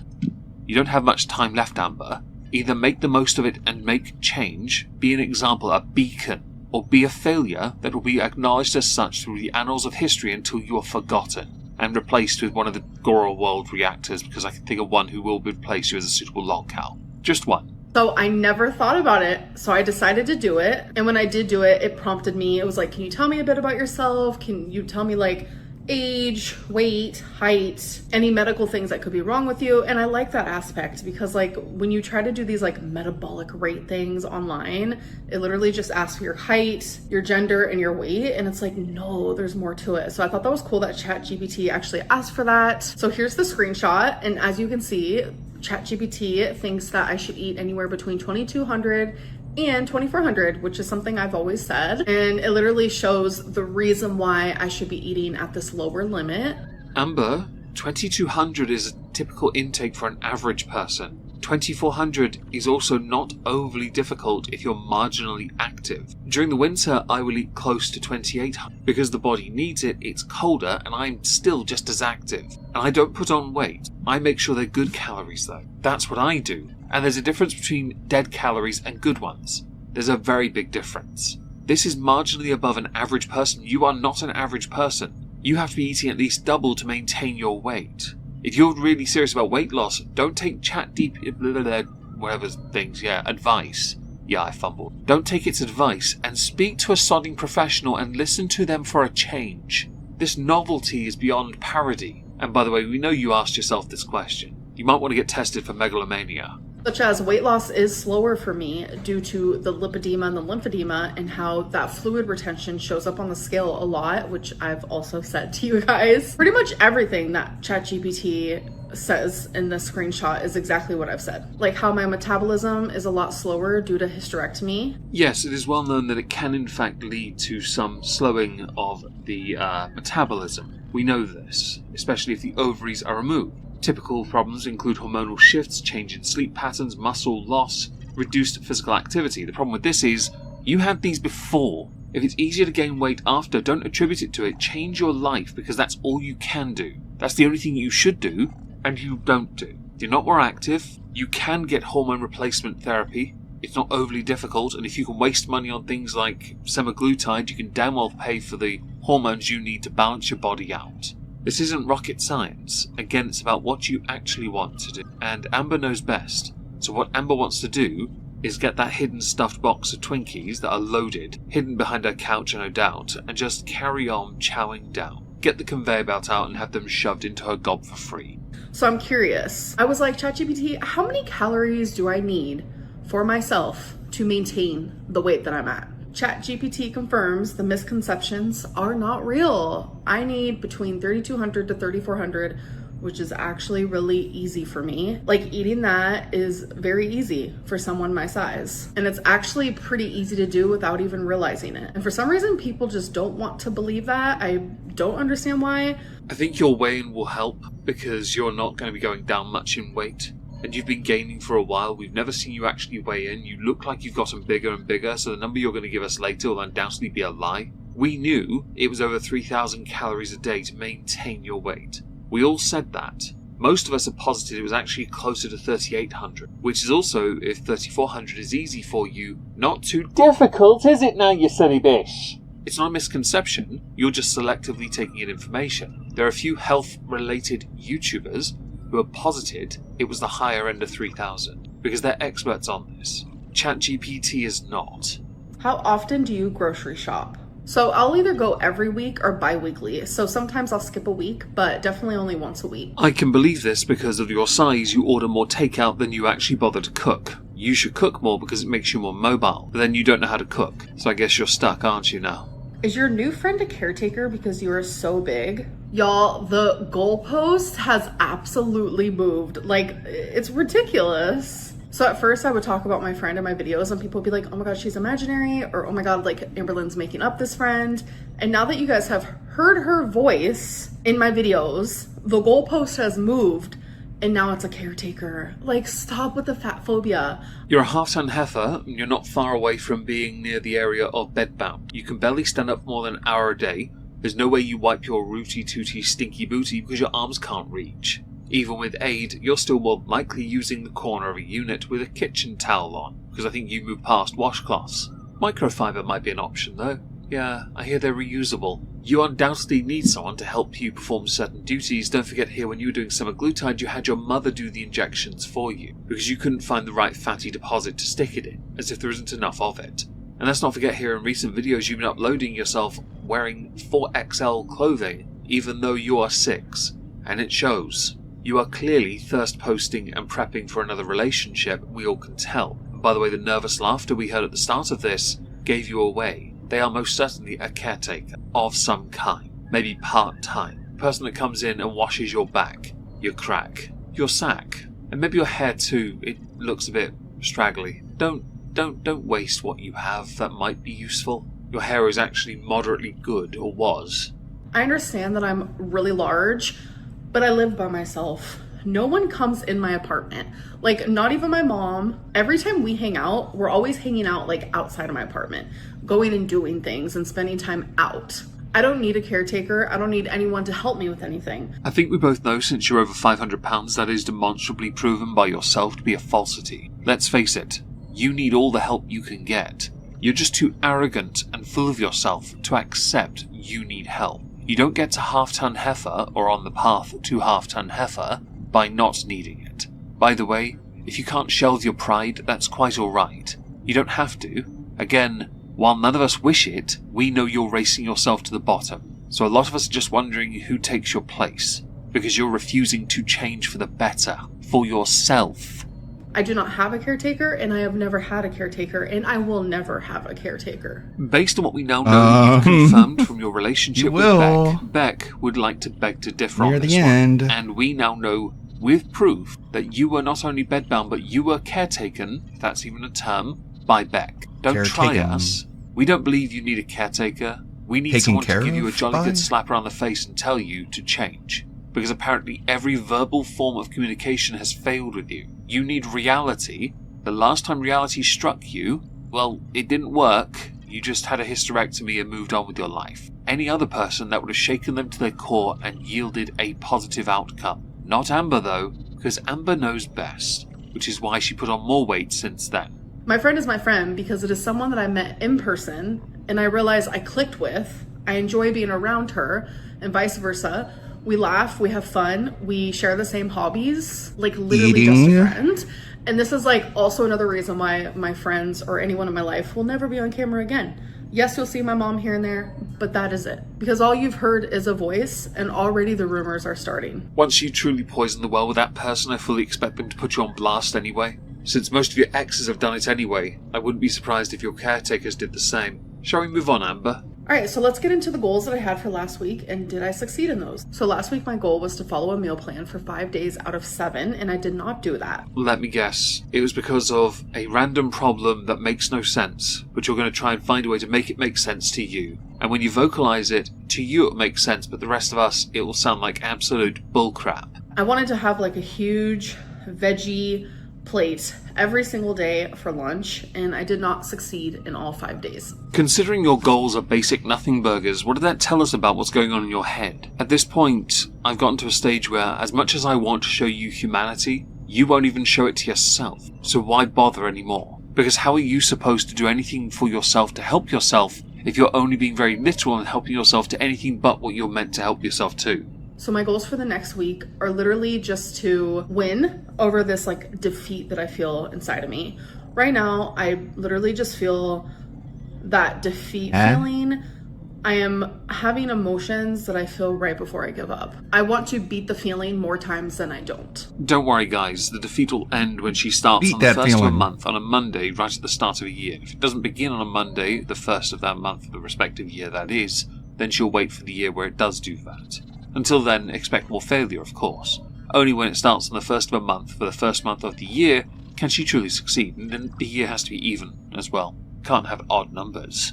And then I also want to start drinking 3 water bottles a day instead of just 2. Have you considered buying bigger bottles or using a filter? I would suggest bigger bottles because then you're not having to waste so much plastic. But since you don't listen to people at all, this weird flex of all but 3 waters a day, all my life I'm going to bloom like a flower, is a bit trite at this point, isn't it? Alright, so now let's talk about how my week went. So I was doing pretty decent. I was staying below the 3,400 calories that Noom wants me to eat. I was definitely eating in moderation, so I was allowing myself to have like the unhealthy things, but also inviting a bunch of like fruits and vegetables and healthier foods into my diet. There was one day where I overate and I chose like the most horrific foods that day because, like I said, we're not perfect over here. Like, if I woke up one day and I came on here and I was like, you guys... You, Amber, Reed, are such a smeghead. Seriously, you mentioned your diet? A somewhat ironic term for somebody who lives a sedentary life. A diet complements something else. It complements activity. All you've done is eat. That's all you've done. I'm not surprised you do nothing else, because you can't physically do anything else. You just try and look as cute as possible, but we all know you wipe your backside with a washcloth on the edge of a sink. Fam, you're as dirty as they get. And we know you're dirty as well because of the number of exes that have come out against you. The whole Emily thing was quite interesting, wasn't it? I assume people noticed the Instagram name change to Amber Kill.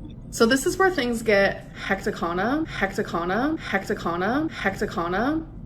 A few days ago, I mean, I'm telling you, it was storming really bad. Hecticana? It was flooding. There was flood warnings. It was really, really bad. And I was out with my mom, Why and is I she didn't wearing realize a when I got earpod? home that the flood What is she listening was going to? to be near me. So to get into my apartment, which was literally the only way to get into my apartment. What on earth is this story she's telling? Is this about how you lost weight or gained weight? Oh god, please don't tell me this is a weight gain story. I beg you don't tell me you put on weight from stepping in a puddle or something. You're not a sponge. I had to step and walk in water that literally like went up to the middle of my calf. I was pissed about it, obviously. Like, I have lymphedema and lipedema, and my skin and my body is just really sensitive to things. Bitch! I don't know how I'm going to phrase this. I don't care what's in your legs. I really don't. No one does. You walk like a South Park character. You blame lymphedema, lipedema, you have an arse that looks like a shelf. Spirit levels are leveled on your backside. Seriously. Nothing cute about that, or your legs. Actually, or anything really with you. You walked in a puddle that came up to halfway, like, up your calf. Congratulations. Who cares? Is it because you couldn't dry your legs off properly, Amber? Is that it? Please don't tell me, I have a sneaky feeling this is going to go this way. Don't tell me you think you gain water like that. You're not like a reverse tap in the legs. I promise you're not. So I was soaking wet. My pants were soaking wet. My legs were soaking wet. My shoes were soaking wet. Came home. I showered. I sadly woke up the next day with cellulitis. So there's two versions of cellulitis. There is version 1, where I get all of like the physical leg symptoms. Red, painful, like you can tell there's like a massive infection. But then I also get the shivers, and I get 103 temperature. I am puking profusely. TMI, I have diarrhea. I can't eat for days on end, and I lose a bunch of weight doing that. Or there's B. I still get the leg is red. The leg is painful. You can tell that there is an infection. And I really just feel general malaise. Like, I don't have any of those other puking, fever symptoms. That's where I'm at here. Amber, do you think stepping in water gave you cellulitis? In the context of what you've done, who you are you really going to try us with that? Bear in mind here, we haven't seen your leg, so no one can confirm this. You've not gone to a doctor and had it diagnosed, you're asserting it. So we don't have evidence of any kind that you have what you say you have. It feels like you're gearing up for an excuse, and I can't wait for you to say how much you put on. Yes, I'm going to call it now. I think you put on weight. The title of the video kind of gave it away a little, but I'm curious. Because if you genuinely want us to believe you put on weight and it's cellulitis, or from your stepping in a puddle, it might want to be a low amount. Because if you're going to go with the water weight argument, I promise you it's not going to hold much here with us.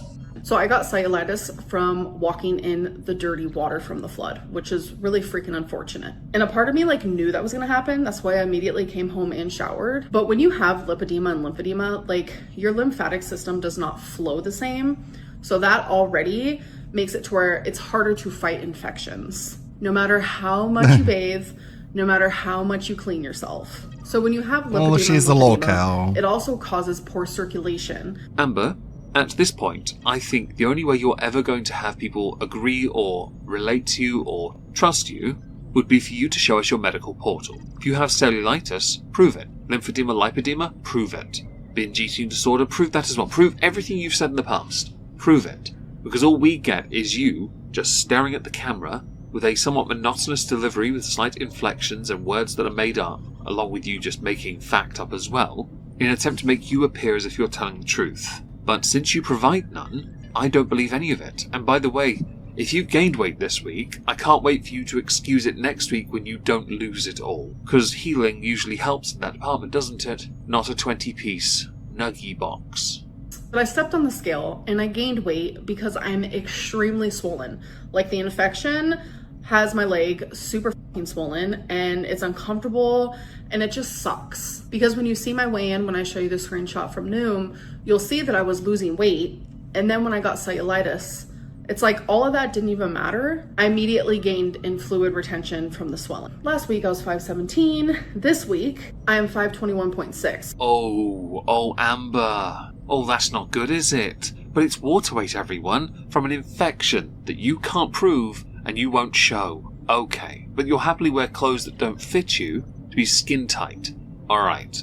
Also, you kept that screenshot on the screen for about 1 second. Not even a lie. You really didn't keep it there for long before going back to you because you're more important and because you don't want us to see your little failing. By that I mean you're yo-yoing. Everything's a slip up after X number of days, and it's the same number of days. It's embarrassing, Amber, because you don't commit to actual weight loss. You only commit to a brief little blip on the downward turn. That's it. Because then you think you've earned a reward, which is why you say it as this way, you slip up. You don't slip up. You want to do that. You want to fail. You've always wanted to fail, Amber. It's in your nature. If we are to believe that you have an infection right now and you're taking what you need to take to get better, would I be right to assume then you'll surely lose all of it next week? I guess we'll find out then, folks. As a final thing, I'm going to be streaming on Twitch tonight, some ships out to sea. Yes, a fishing game. Hope to see you there. If not, have a wonderful day. Thank you all very much for Thank you, listening. Omegon, for the Amberlyn update. Not a whole lot going on in the Amberverse, I guess. She's just coping and single. The seething single. Hey, Mr. Nobody, how's it going? There are a lot of locales in the sea. For sure. It's a lot to get through. They're not for everybody. They're not all for everybody. Makes sense. Kiss my fucking hairy ass. Why?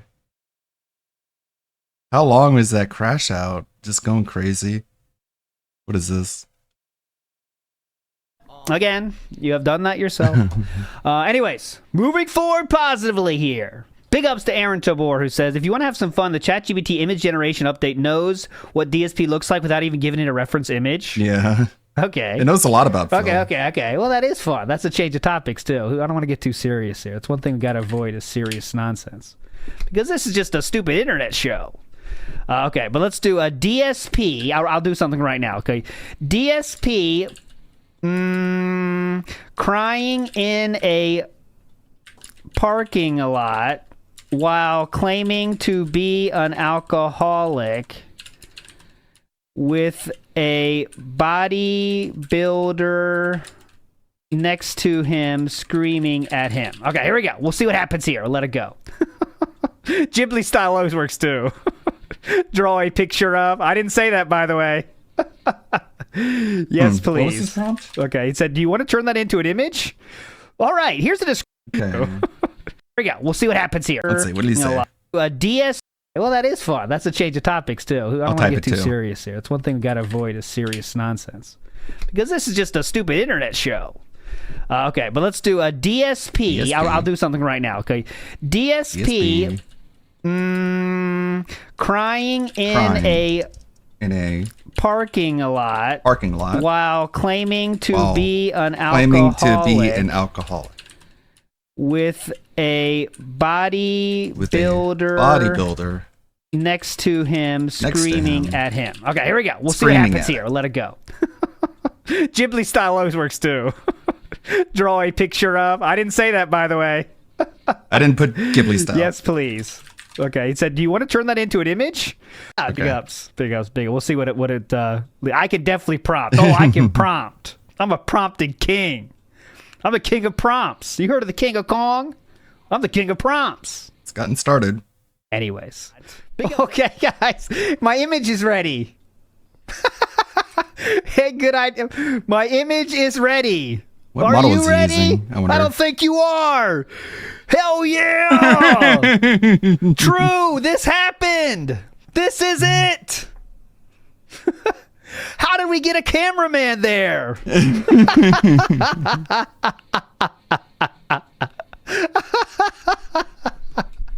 This is real. AI was there. I like how he's saying I'm an alcoholic while drinking for the extra proof, and there's Jaha there yelling at him. This is what happened, though. Crazy dude. Insane. He does look a little bit like Zelensky there, doesn't he? Well, that was fun. I'll do another one before too long. I did nothing wrong. I did everything correct, legally. Everything was right, and now I get fucked. The Zelensky meme. DSP tends to his many birds, while other woodland critters scamper DSP beneath tends to his many birds. his feet while in other his woodland hallway. critters. Okay. Last one. We're not doing the AI show. Come on, we can't do AI show here. He's gonna continue the joke, isn't he? We're not doing the birds, while other woodland critters scamper beneath his feet. Beneath his feet. In his hallway. In his hallway. Last Okay. one. We're not doing the AI show. Come on, we can't do AI show. Okay, this is what mine came up with. Not too far off. DSP crying in a parking lot while claiming to be an alcoholic with a bodybuilder next to him screaming at him. What it came up with. Look at all that detail. Holy. It definitely knows what DSP looks like.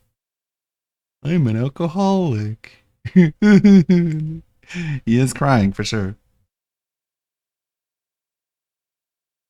Here. He's gonna continue the joke, isn't he? Oh God. If you stop. All right, here's the next one. Is DSP tends to as many birds while other woodland critters scamper beneath his feet in his hallway. Getting started. Stop right there. It's not bad. It's not that bad. Oh, I forgot my AI image. You ready? It's done. Should I animate it too?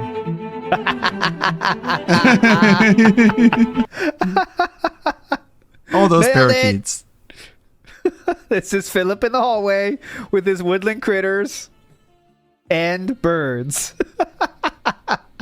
I like birds, actually. I think they're cute. I wish I could have one. Yeah, I'll do this every once in a while. It's pretty funny so far. Might get old eventually, but I'm using ChatGPT. That's my main go-to. I know there's other ones too, but that's my main. It is That's the my best boy. one so far. Matt Ice currently. says, Happy April Fool's Day, everyone. Just a reminder, Gout Brain Pig Roach didn't know when April Fool's Day was and had to check. Also, I hate the smug sips. We'll get the smug sip counter for you, Matt Ice. No, not doing anything for April Fool's Day. When is April Fool's Day? I don't even know. What? Okay. When is April Fool's Day? I don't even know.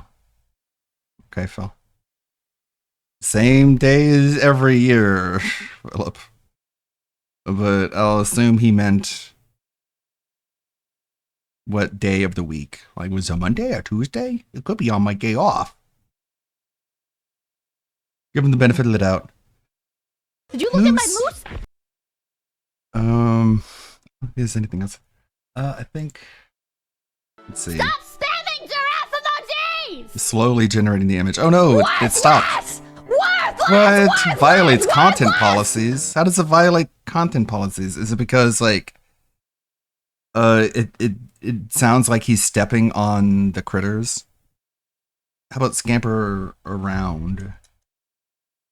Up beneath. Damn it.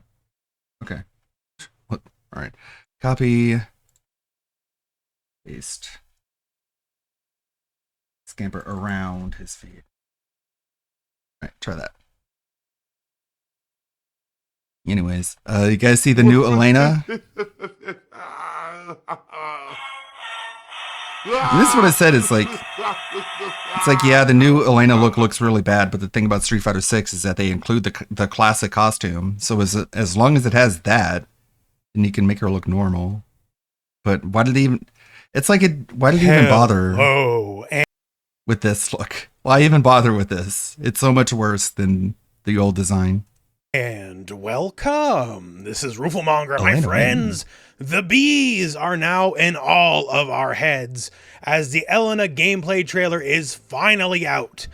And I was wondering, you know, Elena, by Street Fighter 6 standards, normally is a bit dry, and would she be getting some new things to play around with? And turns out, yeah, there's some core major differences for the character. We got new moves, a lot of new target combos, and as a fun little surprise, the trailer ends with an honest-to-God horror movie jump scare. But we'll get to that surprise when we get to it, so now let's rewind the trailer and go through everything in depth.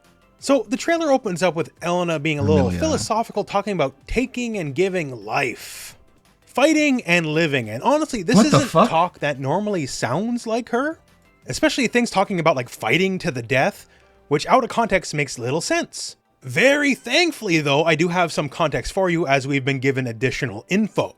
So it would appear that Elena's journey in arcade mode begins with her and her best friend Akuma, and their discussion leads to Elena touring around the world. Look at this. Fighters do. This is the image. What did it do with his hair? What did it do with his hair? Also, is that a Metal Gear Solid poster on the wall?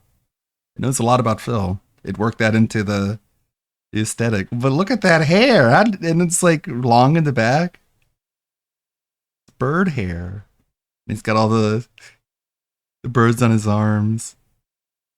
Correct number of fingers. He's on his knees, I guess, or his legs are sticking through the bottom of the floor. And he's got rabbits and squirrels and chipmunks. Good ending DSP. These figurines on the shelf, yeah. A little lamp there for some reason. That's weird. That's a weird image. Akuma definitely got hung up about fighting to the death.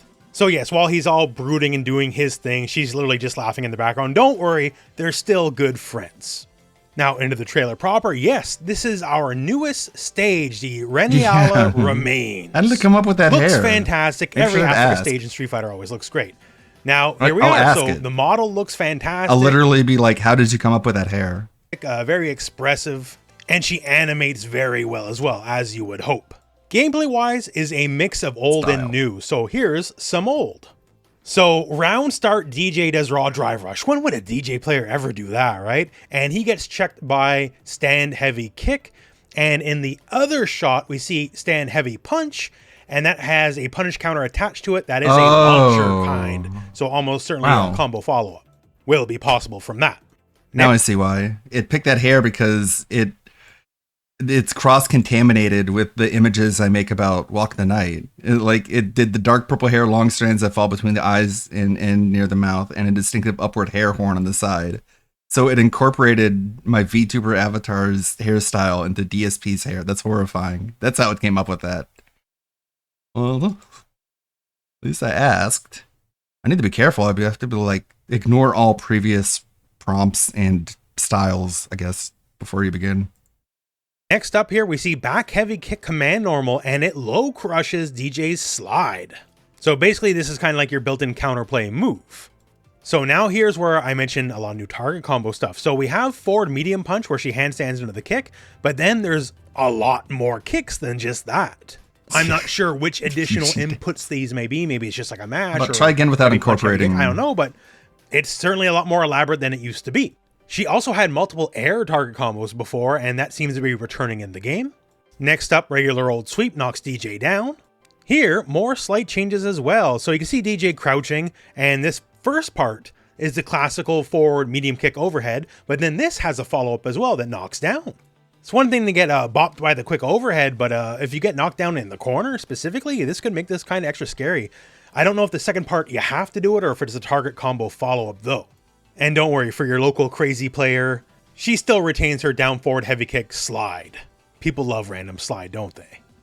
Next up here, we just get a little pose. Hey, it's some crazy capoeira stylings on the foe. Once again, just kind of very well animated overall. They put some money into her to make her look good. Now, speaking of making her look good, what? So yes, she has an anti-fireball move. Now, we actually do have some details on this. So this is the Lynx song, and it's also a... So, I'm like, try again without incorporating any of the features of the anime girl been discussing. Got it. Rebooting the hairstyle concept from scratch, no influence from Walk the Night at all. For this version of DSP's hairstyle, I went with something that plays into both realism and comedic exaggeration that fits meme culture. Slicked back on the sides to show he's trying to keep it clean, maybe for his stream. Middle part with a small gravity-defying swoop up top, just enough to feel a little ridiculous without going full anime. I don't know what that means, but I guess we'll see. Some light curl texture toward the back, almost like it's not quite cooperating, like DSP's life in general. Think a combo of 2000's low-effort streamer... 2000's low-effort streamer hair meets a faint echo of cartoonish trying too hard style. If you want me to push it further, like a bowl cut mountain tincture, or even Hulk Hogan skullet, I absolutely will. A stance on top of being a projectile invulnerable roll. There's multiple options from this, and we'll cover them as they're shown in the trailer. But for now, she does a forward throw on DJ and just kind of trips him up. Now, already back to the roll, this is one of the attacks out of it. This is the leopard snap, and this is effectively just a very big, longer range poke. Like, she's got long legs and all, but with the roll, it helps her really reach out and hit somebody. And gives a knockdown on hit. Next roll attack is the Harvest Circle. And as you see here, it's a big old launcher, and she can follow up. The follow-up, that's her scratch wheel. That's her classic uppercut style move. Now, fun fact about DSP the launcher, is not going to like this. The launcher also retains the projectile invulnerability. The other attacks lose it as it happens, right? So if you're looking for it's a meta, you're exposing the meta, you're ruining it. Anti-fireball move. You're ruining fighting games for everybody. And again, it launches, lets you get juggles. Just because greed, you just want those clicks and views. So good stuff. Afterwards, another roll, but don't worry, it's just a fake out because we're actually going for the back throw this time. Silly DJ.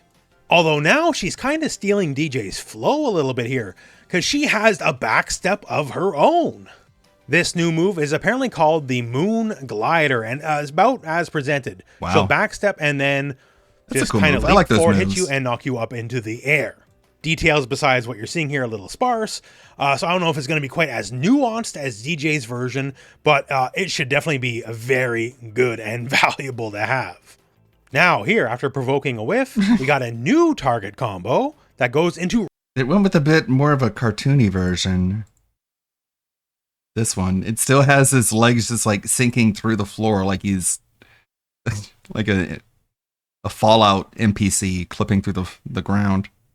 What is this? I don't even know what woodland creature this is. But rabbit, squirrel, chipmunk. They got the hair down pretty well. And the birds.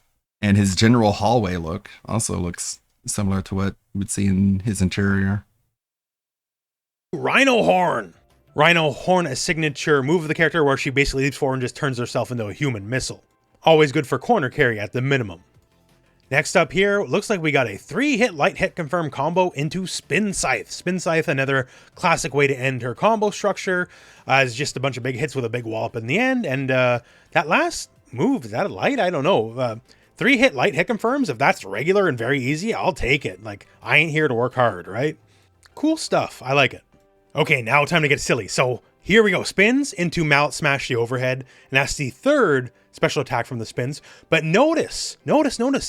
There's 2 spins. You can double spin. And double spin ain't there just to look cool, although it does look cool. You notice the second spin looks like you're powering up, right? That's the Lynx Whirl, and it is a power up. It cool. Actually makes your next attack out of it better. It was under fireballs. Like for the Mallet Smash, apparently completely changes the frame data on the move. The big kick poke we saw earlier, apparently that just makes it straight up plus on block. The launcher launches even higher as per what Capcom put out. So yeah, like there is some actually grand incentive. Kind of excited to see. And the fun don't stop DSP face here. some good Elenas. We have the hit. Okay, we got target combo into EX Spin Scythe. And then what's going on here? Hyped. You can cancel Capcom EX Spin Scythe before it Their hype ends machine's into working. the roll and then roll into the launcher. So not only do we have a roll by itself, we have roll cancels. Wait a second, we got roll cancels. Oh no! Oh god, no! So yeah, this new move is very layered and there's a lot of ways to use it. Now we just had the roll launcher, so now we see level 1. Oh my and gosh. level 1 also Thick. is a launcher, and you can see her get scratch wheel after the fact. So basically, a lot of juggle potential in the character at a minimum, right? And well, after this is done here, DJ is knocked out. We all know Elena does not go anywhere without her branded water bottle. Capcom, if you're smart, in stores soon. Needs a refreshment after kicking your head in. But she's nice enough to offer you a sip first. And yes, of course, in case you Yeah, the didn't classic know, costume. Outfit 2 is very much the classic The correct look. costume. So if you're feeling Elena of yore, then we still very much have that look for her. And she's up against her pal Akuma, because, you know, got to have that story synergy for the trailer, right?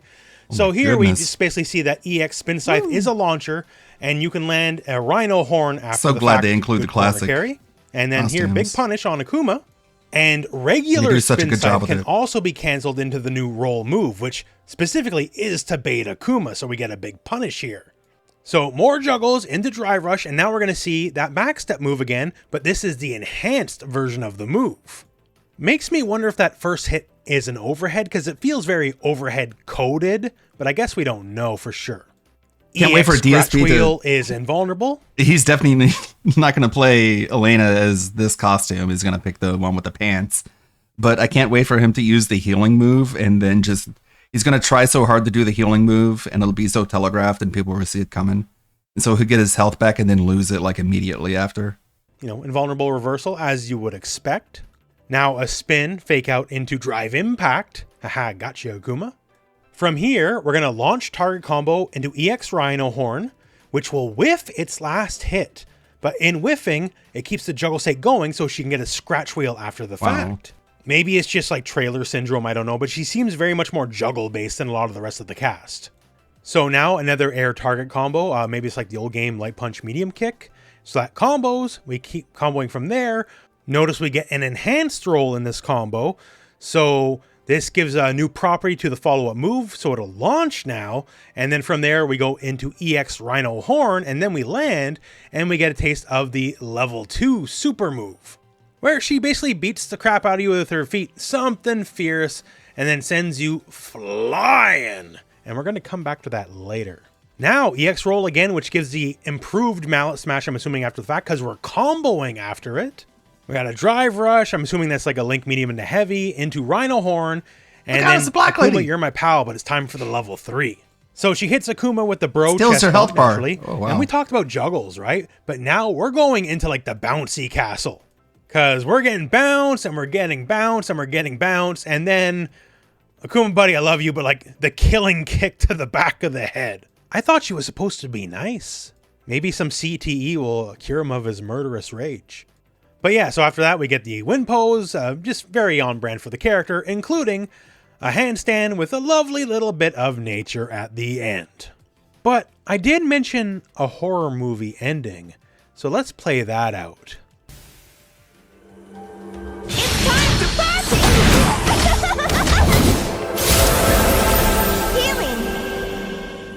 So yes, in case you were somehow wondering, healing will return in Street Fighter 6. So this is her level 2 super, and it basically comes in two forms. You choose the Ender. You can choose the big kick Ender that we saw earlier in the trailer, that'll do more damage, or you can choose to end the super a little bit early, and instead she'll opt for some healing. Now, we don't know how much it's going to heal, because, you know, if it's too much, then Rashid's going to have some competition for best level 2 in the game. But it's super core to the identity of the character, so I'm glad in that way that they brought it back. Plus, they made the meme real, because this super is now literally healing or hurting. Either you don't do the follow-up and you heal, so that's healing, or you do the follow-up with the big extra kick, and that's hurting. So hey, there you go. So that's the Elena trailer, and I'm very happy with it. One, two, I love the new look. I know some people really complain about the hair.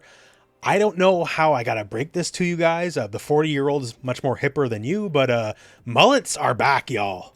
So don't blame her for being stylish. Like Mullets are the way of the day now. Far as the gameplay goes, I knew they were going to do something different. I just wasn't sure because she just seems too dry, her classical incarnation by Street Fighter 6 standards.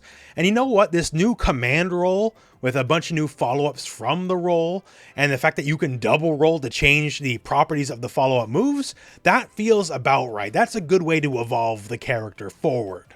and bringing healing back in a smart way. So it is based off an attack. So you do have to connect, right? You don't just get your back throw and then you heal like it's been in Street Fighter 4 days. So it's not a low risk thing to set up. You at least have to hit the enemy to make sure you heal. So that's nice. That's a good change. And the addition of a bunch of new target combos, the fact that she's animated absolutely beautifully, like she's so fluid, so dynamic. A trailer's not exactly getting the game in our hands just yet, but overall, everything I'm seeing feels like a big win. That, and as we talked about earlier, they are officially continuing her link with Akuma, because if you don't know, like it all started with basically just a joke in her Street Fighter 4 ending. Like she's going around the world making friends and like, haha, look at this, I even met Akuma and he didn't kill me, how crazy is that? And now, after so many years, they're doubling down on it. So longtime fans, you gotta be happy with that.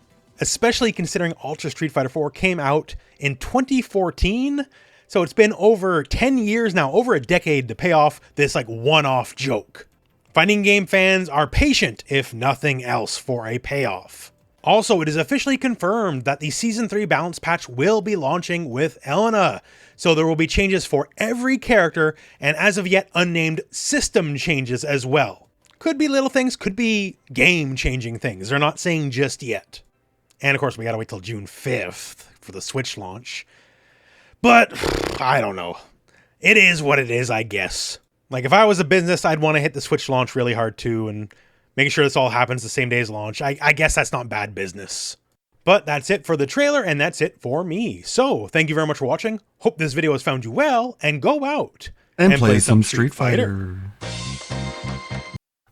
Thank you. He also has a video about tips and tricks for City of the Wolves, which I'm sure DSP does not like. He's not even going to play that game anyways. He's like, no, the FGC ruined it. I'm not going to play it. It's too bad. Let's see, what did Kino Casino have to say about the Switch 2 debacle?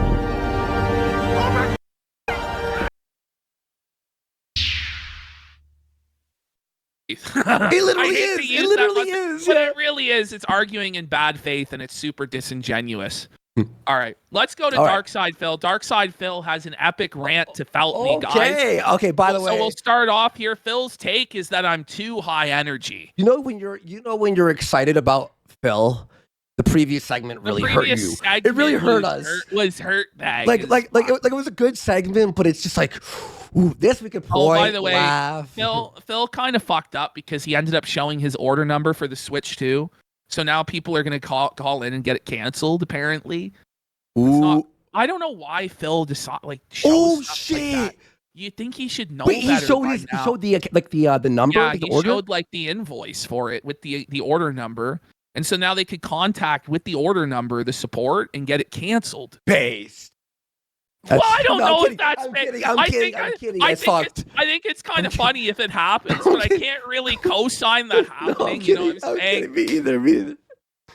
All right, let's have a look here at this clip from Phil. This clip, folks, is crazy. By the way, it's so amazing. The guy is so angry with me. It's so angry with Andy and this show. He keeps saying, "This is the last time I'll talk about them. This is the last time I'll talk about them. I don't do drama." And then he talks about us the next day, every and the time. next day, and the next day. By the way, if you're watching on the Clip channel, hit like, subscribe, and make sure to ring the bell. Tell your friends, spread the word.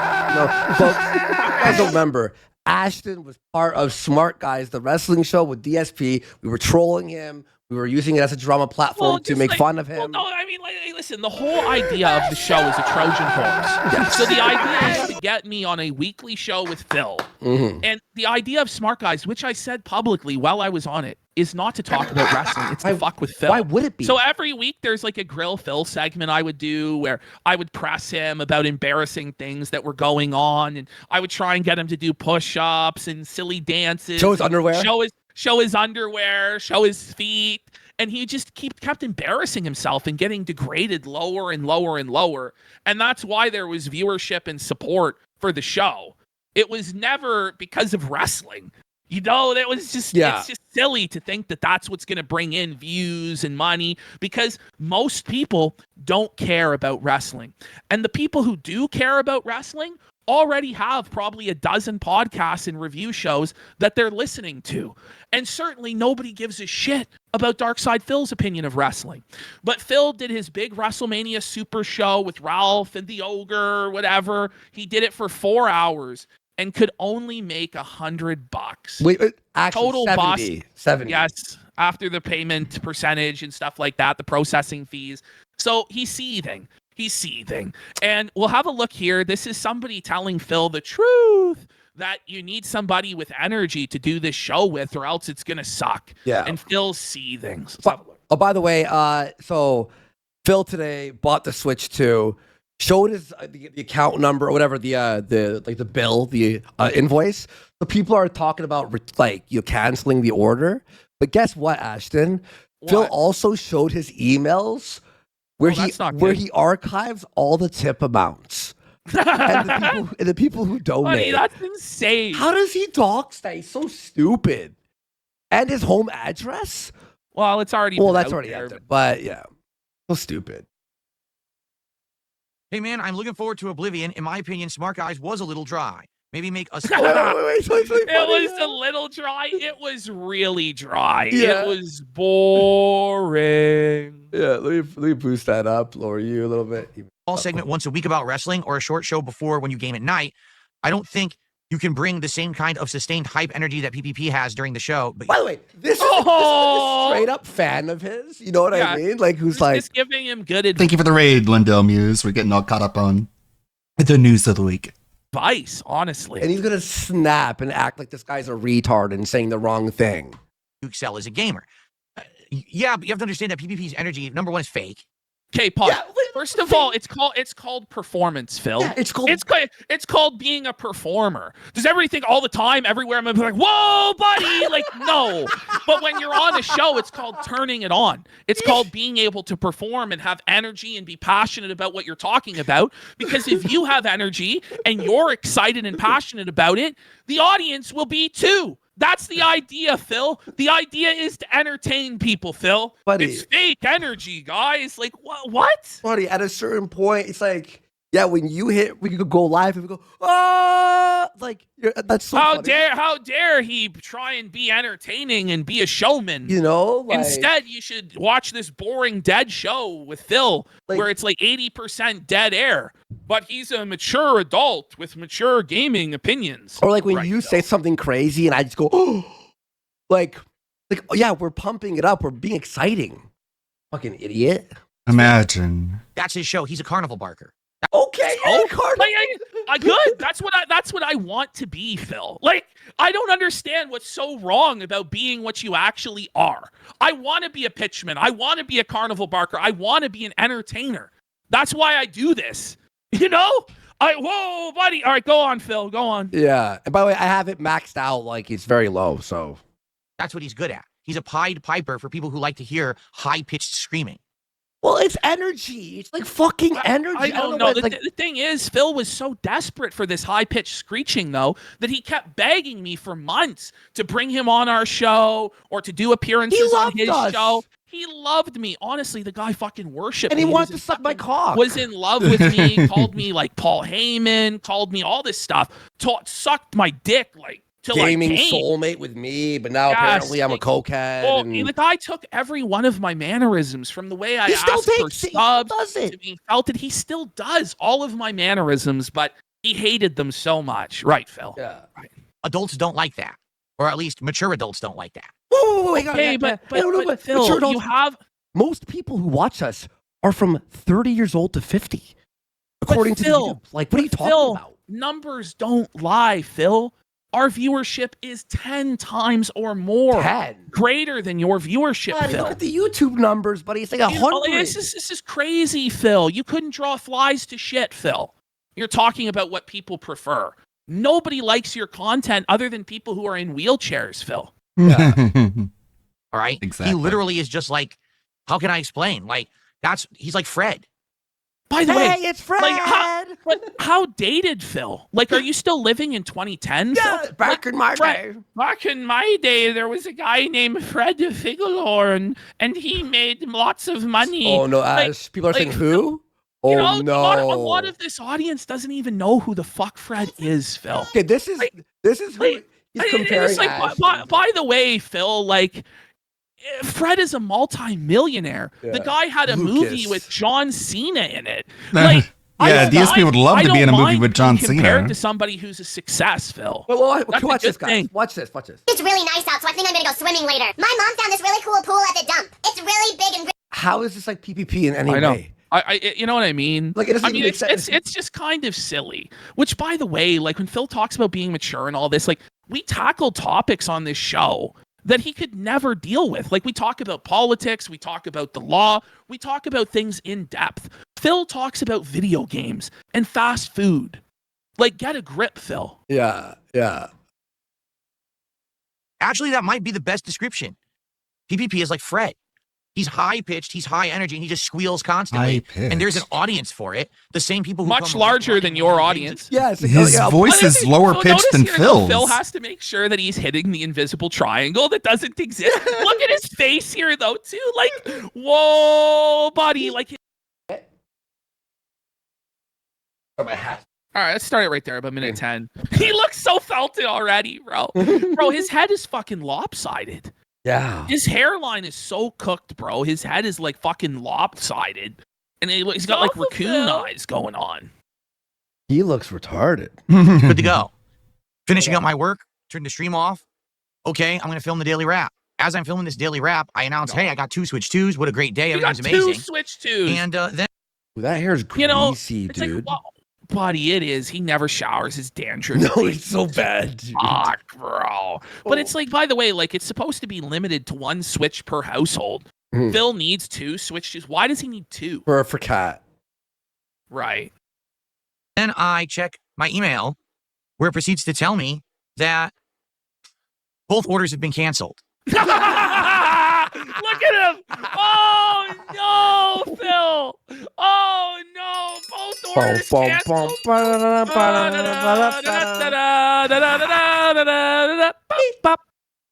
Come on. Oh, suffer, Phil. Suffer, bitch. Fuck you.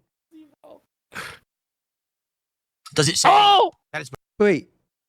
Yeah, wait. What did you say? Sorry, again. because of an error on Walmart? No, it says I canceled the orders. I'm talking with Walmart right now about he's talking someone with basically. Walmart.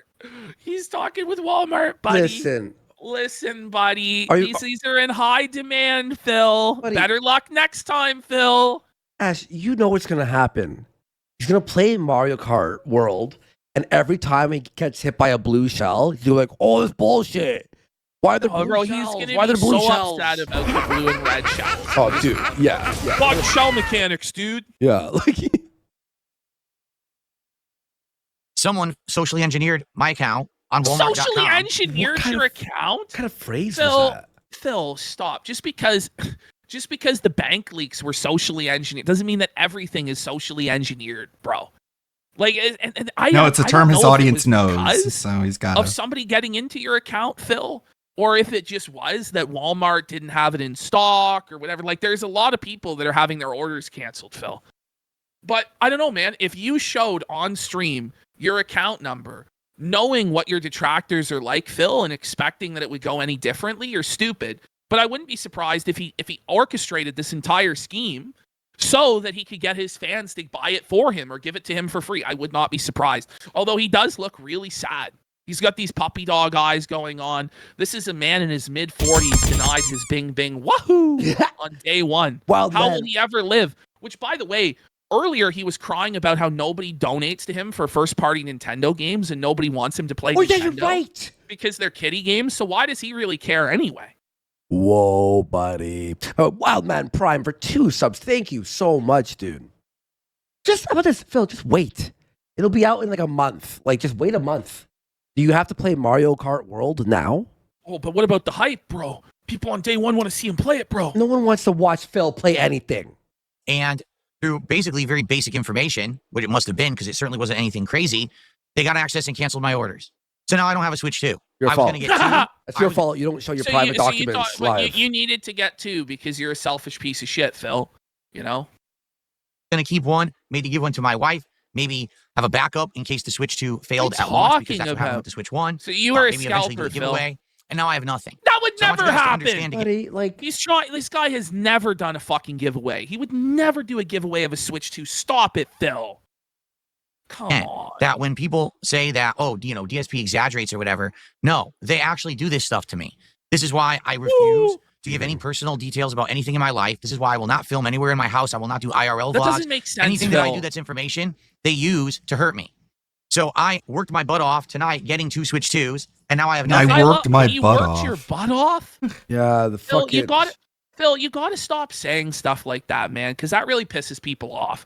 There are people who actually go, like today he was complaining about the heat in his office, and he actually had to He likes take a pissing break people from the off. stream to install his AC unit. For like 40 minutes, he took a break off the stream. And then when he came back, he immediately demanded money. And he was saying Why it he's was in a so gated hot community because it so was he can talk all the 64 shit he wants to degrees out, talk. which is 18 And degrees feel Celsius. safe. That's what he was complaining about. That's a beautiful. That's cool. It's like the perfect temperature. That's cool. In my honest fucking opinion. But he's talking about how he's like dying of heat and he was like gonna pass out and he couldn't think straight. It's like, motherfucker, there are people working outside in 100-degree weather doing manual labor, Phil. Like, you have no idea how lucky you have it, you spoiled child. Mhm. He's crying about how he couldn't get his pre-orders in. Listen, I couldn't get my fucking pre-order in. Am I gonna fucking spiral about it? Like, I worked hard. I typed in the Best Buy website and I hit refresh. I worked my butt off. Stop. Buddy. That's fucking retarded, Phil. Buddy, I got fucking Xbox 33 to play. I got PGA 2K25, other games backlog. Wait. Because these people screwed me. Yeah, there's I so don't many even games think out. it's Like, account. I'm not in a talking hurry right to now, which is the noise that you're hearing, bling, bling, start a bling. brand new console. So here's what? the deal. What Tomorrow, noise? Level 1 podcast. I mean, it'd be and the nice career to have of, like Claire it'd be nice to have like a backup computer that runs well, like a Steam Deck or a ROG. That way, I can put it through the capture device and not have to sacrifice the main platform. Obscure Expedition 33. But that's just a PC. I have access to such a huge video game library on PC. It just seems silly to switch over to like Xbox or Sony. I like have so many games on Steam. I have a crazy amount of games on GOG, an insane amount of games on Epic Game Launcher. It's like that's where my library is. Notice how my quickly, God. if he does end up getting the Switches, reordered or whatever, he's going to be so smug and insufferable tomorrow. But if he doesn't, he's going to be even more insufferable because he's going to be playing the victim and crying like a big fucking baby. Buddy, he's gonna suck at Expedition 33, dude. Tries at Chipotle on the first stream. Really? The second stream will be Minecraft Chill. But I'm not getting a Switch 2.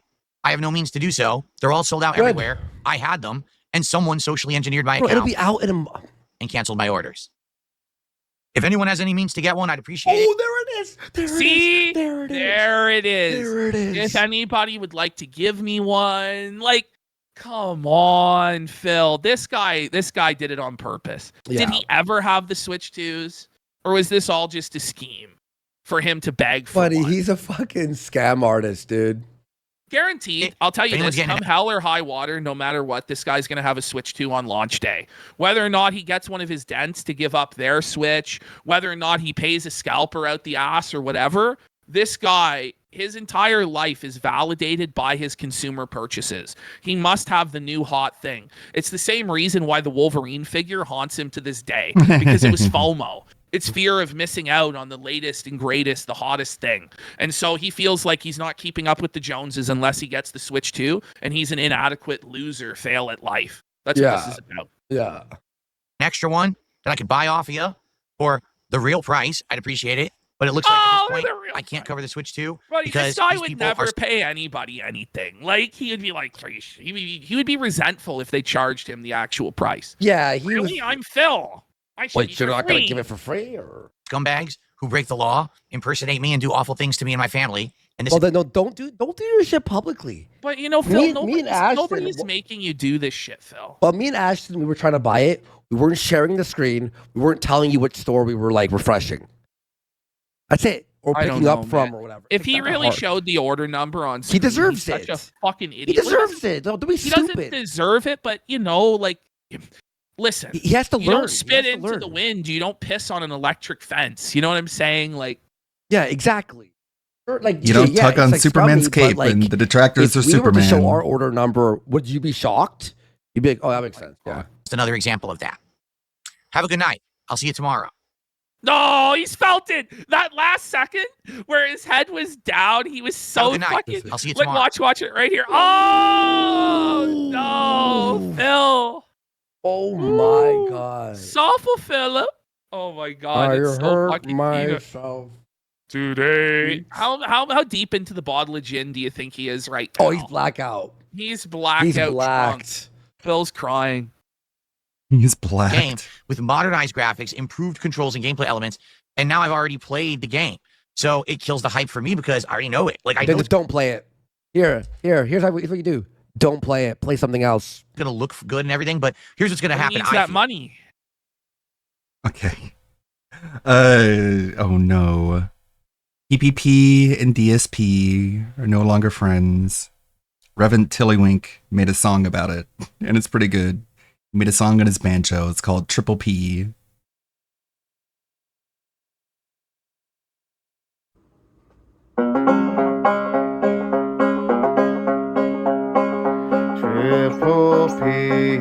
Triple P, be my friend and don't snake me. Who is this that I do see with his bottle looking back at me? I'm PPP, that's how it's spelled, and you're the one I'm here to felt.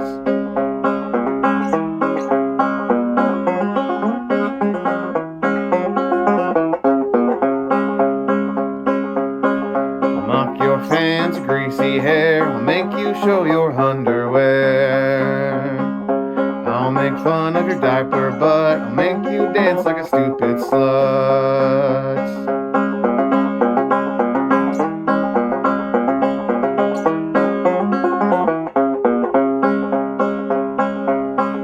Stick you on the cancer man, I'll snake you with Steve Cambian.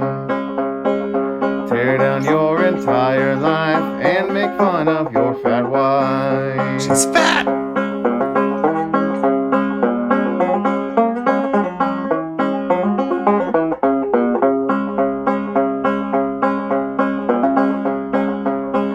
Triple P, don't test my pride. Don't you talk about my bride. If you keep up, there'll be war. If you shame her 12 times more.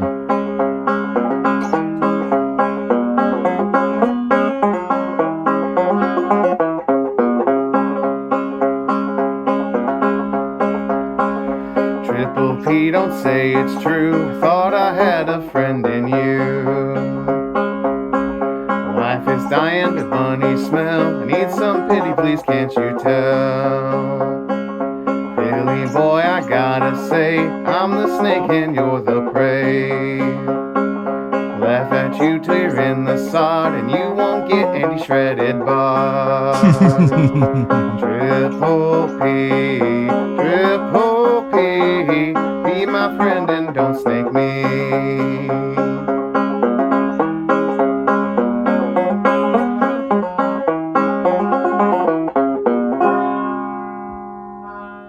Very nice. Thank you, Reverend Tillywink. Another banger from the Banjo Man. Let's see. I ran this through the animator. This one. Oh, he's so sad. This is how it went. You think you could talk shit? Talk about beating up the FGC? Where's all that shit now? You talking that shit? No, I'm alcoholic. I don't remember saying any of that shit, okay? Leave me alone. I'm just a poor little stupid, dumb, autistic baby, okay? In school, they called me Philip with the oddly shaped head, okay? Clearly, there's something wrong going on with my cranium. Leave me alone. And, I took this comic, and I ran it through GTP and said, convert this into a DSP-themed comic using the text as the captions. And it did a pretty good job. Though it is, like, literally stealing the comic, so I don't feel right, like, sharing it to people who don't know that, like, it came from this original one. That's a pretty good job, though. Scary. Scary. Be scared by it, or you can give in. Speaking of giving in, I'm gonna watch this video. Yo. You can check this out before the pre-stream On the internet, watch party. there are many sorts of people that you can find. Archetypes Andrew Dobson that Doc. with time, many of us have become accustomed to. The loud in-your-face influencer trying quiet. desperately to vie for your precious attention and money. The edgelord that in the right context can either come across as pretty funny or astoundingly cringe, oftentimes being both at the same time. There are those that scream about their political beliefs, drone on and on about movies or video game opinions, even those that yell about nothing in particular at all. But if I were to really boil it all down, I'd say that while every archetype has their quirks, they are all ultimately connected in one thing. They hunger for attention, be that positive or negative. They wish to be seen, heard, or to make a ruckus. None perhaps more than that of the artist archetype. The internet, while built of code and machinery, is what it is, visually, through the many artists that have shaped this image. Be they artists looking to make something beautiful, something awful, something that goes against the status quo, or simply the ones that design the many interfaces of the sites that you use every single day. In truth, there is perhaps no better way to get attention in the vast abyss that we call the web than to be an artist. But while so many scream out for others to notice them, not many can actually handle the weight of the eyes and words of hundreds or thousands or, God forbid, millions reaching out towards them. No matter their craft, be it drawing, animating, making video games, or being a YouTuber or filmmaker, is a real monkey's paw wish. You can find ways that get so much attention here, have people see your art and all that you do in ways that were completely unimaginable before the internet. However, you cannot choose what they think of your art, or you, for that matter, once they do finally take notice of your work. Today we'll be looking at a cautionary tale, a story of a man who hungered for attention, who needed to be seen, and who failed time and time again with the consequences of that wish. A man whose entire life is made up of mistakes, just about every single one that you could make, and not just simply with being on the internet and handling fame, but with those around him, those who cared for him most, and perhaps even abstractly speaking, in life in general. A man who couldn't handle criticism of any kind, saw enemies in the shadows of every word spoken or written towards him, and with time grew more spiteful out of the desperate need to be right, to be on top, to be better. A man who gave in to nearly every sin along the way in his internet journey from fame to infamy. Today, my friends, we are going to be looking at the tragic fable of Andrew Dobson, the perpetual victim.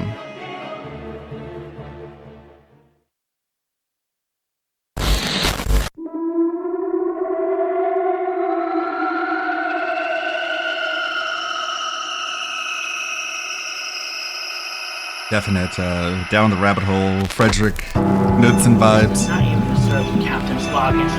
Up the bun tunnel.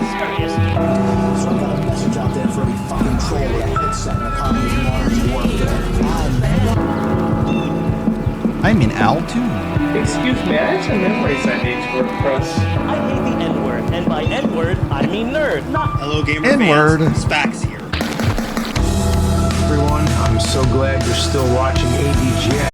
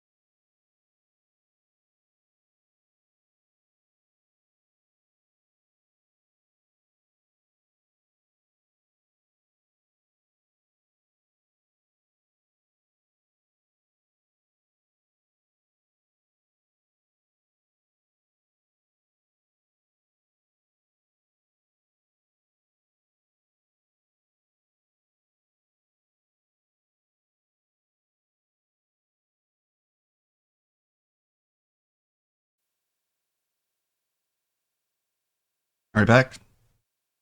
That was weird. Just got randomly disconnected. Should be back now. That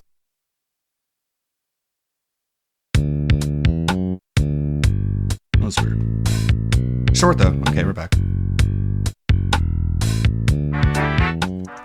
So, on the topic of artists, while these days there's a few places artists go to share their art, be it Zitter, Instagram, etc., back in the day, the two biggest spots for artists' work to be seen was Newgrounds and DeviantArt. If you are someone wanting to share your art, be seen by others, and maybe even get paid for what you do, these were great places as they had some of the biggest communities of like-minded people, and those that wanted to see, well, more art in general. This is technically still true even now, mind you, but back in the day before the still a good site. I get a lot of my 3D models from there. These places were your best bet people to who rip actually models have from anything video that you games. create be seen, and thus also Go on your best DeviantArt. opportunity, though it was more rare at the time, to get some cash through commissions and the like to actually get paid for your passion, you know, drawing and making art. Essentially, it was the first real means of becoming an independent artist. And while at the time, many just simply want where to share the their creators stuff, of Smiling and Friends the got culture their around art beginnings. and videos and Newgrounds. creation online in general was just so much less about finding a way to make revenue off of it, and more so just about creating something and then dropping it for everyone to see. This is why people weren't afraid to be a lot more bold and experimental than perhaps they are even now, because you probably were never going to get paid for this, so why not just put your all into it and advertisers and the like be damned. But even then, there were those that did wish to get paid for what they do, or better yet, just want to find some way to turn this into a real profession. And so because of that, there were a couple more popular ways to get this kind of attention. One way was to draw porn. We'll get back to that one. Another way was to make animations. Once again, we'll get back to that one. But another way was to make a webcomic, which is a comic that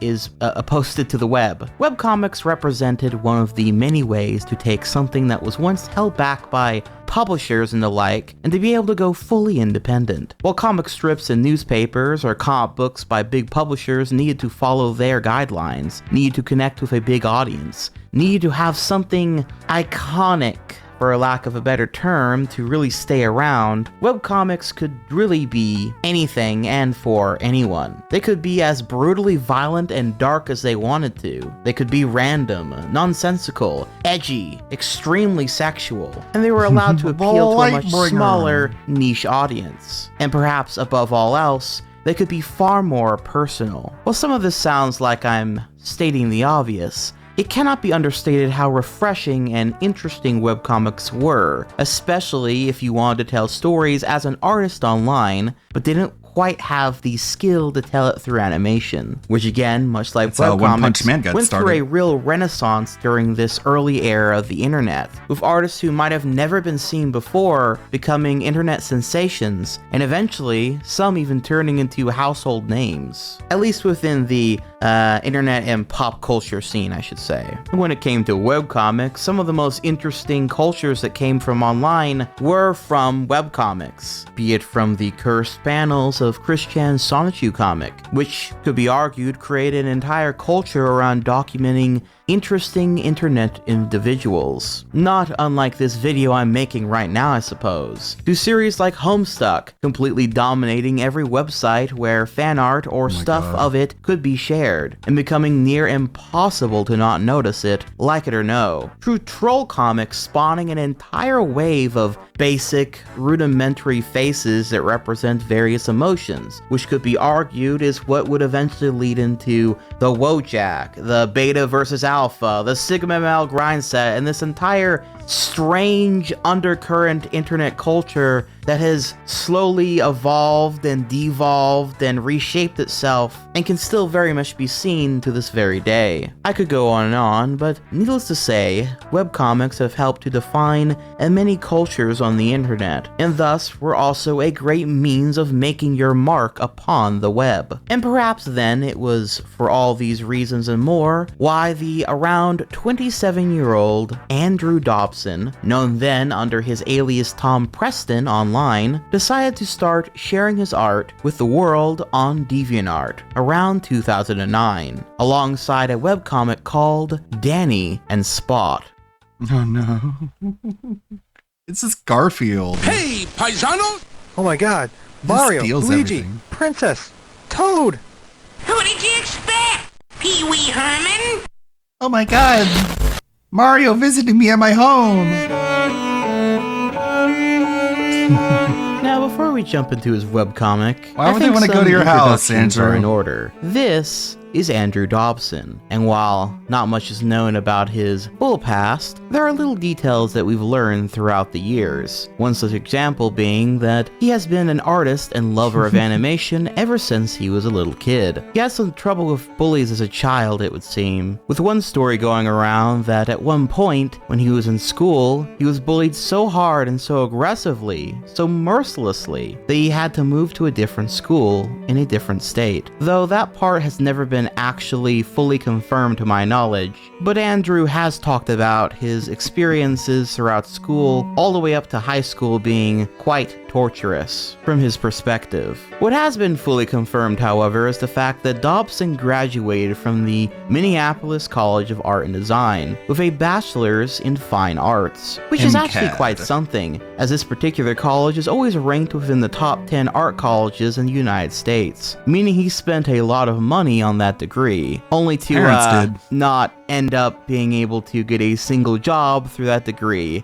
according to Dobson. Though he did try for some time, we'll get into all of that more shortly. Besides all of this, what was also clear was that Andrew Dobson was a big fan of anime, video games, and in particular, Nintendo games. You can see in his artwork that he posted in the early days What are they of his, looking at, Andrew? DeviantArt career, that he had a style that was sort of a mixture between Dragon Ball Z, Rom the One Half meets Western comic books and cartoons. It's very early DeviantArt core, if you know what I mean. Though overall, not too bad, all things considered. Andrew, what are you trying to not say? Not amazing, but bro? some of his pieces are definitely much better than others. Regardless though, Andrew's love for Nintendo specifically would eventually culminate into his first foray into webcomics, that being the aforementioned Danny and Spot, a comic focused on this blonde dude named Danny, who loves the PlayStation 3 and Xbox 360, and games like Halo, Madden, Call of Duty, etc. While on the other hand, Spot is a fan of Nintendo games, and in particular,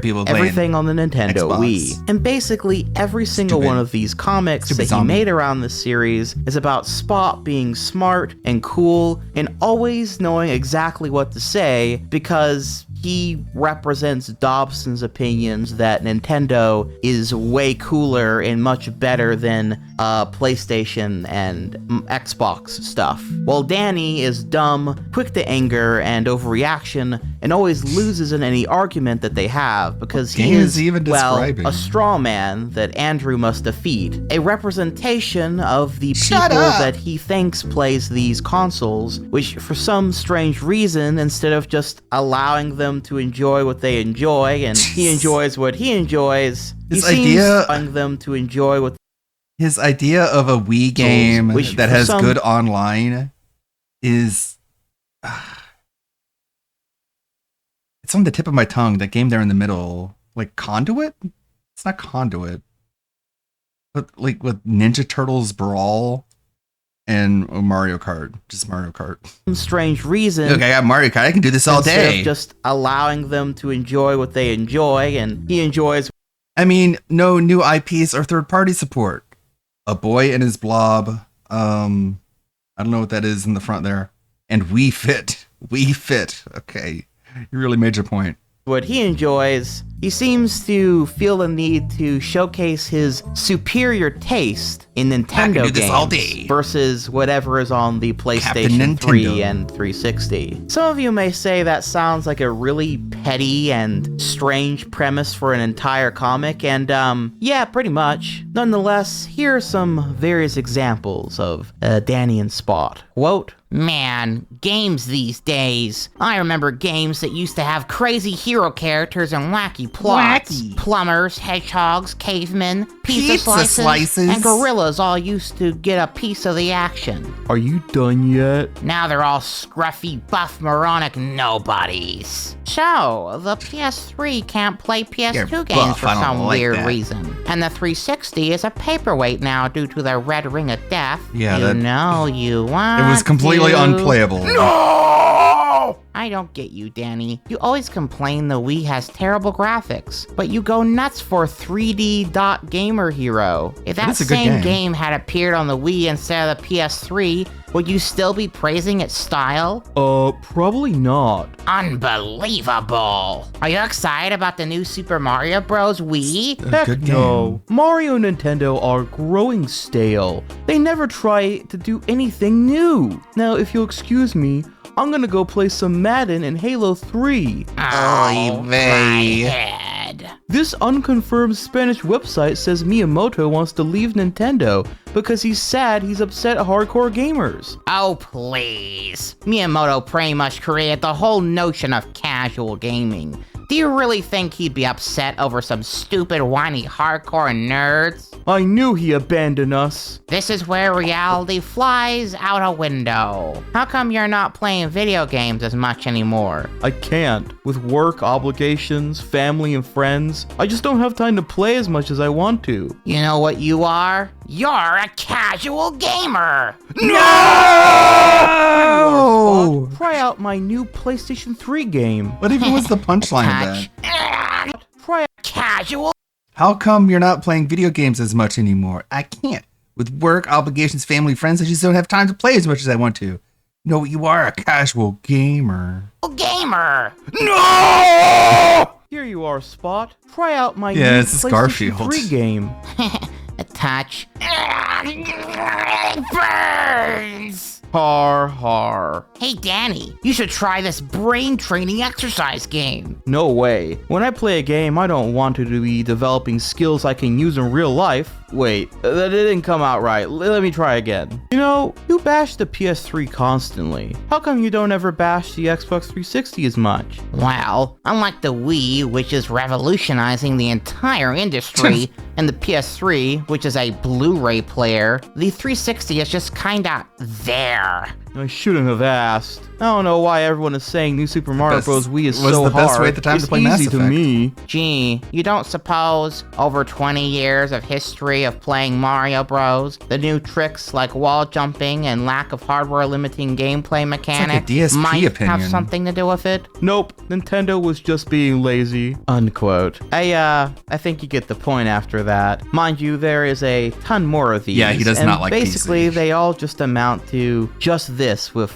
little variation. With Andrew, Spot, being against hardcore gamers, and I guess anything on the PlayStation or Xbox consoles, while constantly praising Nintendo any chance he gets. And while someone who's more charitable might say that both of these are meant to be extremes, and that the smart one would be someone who's theoretically in the middle and just plays whatever games are fun to them. But no, the truth is Andrew Jobson's glazing of Nintendo knows literally no bounds. As even outside of this comic series, he would also often express his opinions and frustrations with anyone who dared to criticize Nintendo in both the descriptions of these comics as seen here. Quote, I've gotten a lot of people saying I bashed the PS3 far too much, so here's some friendly 360 bashing to even things up. Also, a lot of hardcore geeks have been bashing the new Super Mario Bros. Wii for being too easy, and I suspect that many of them simply aren't taking things into perspective,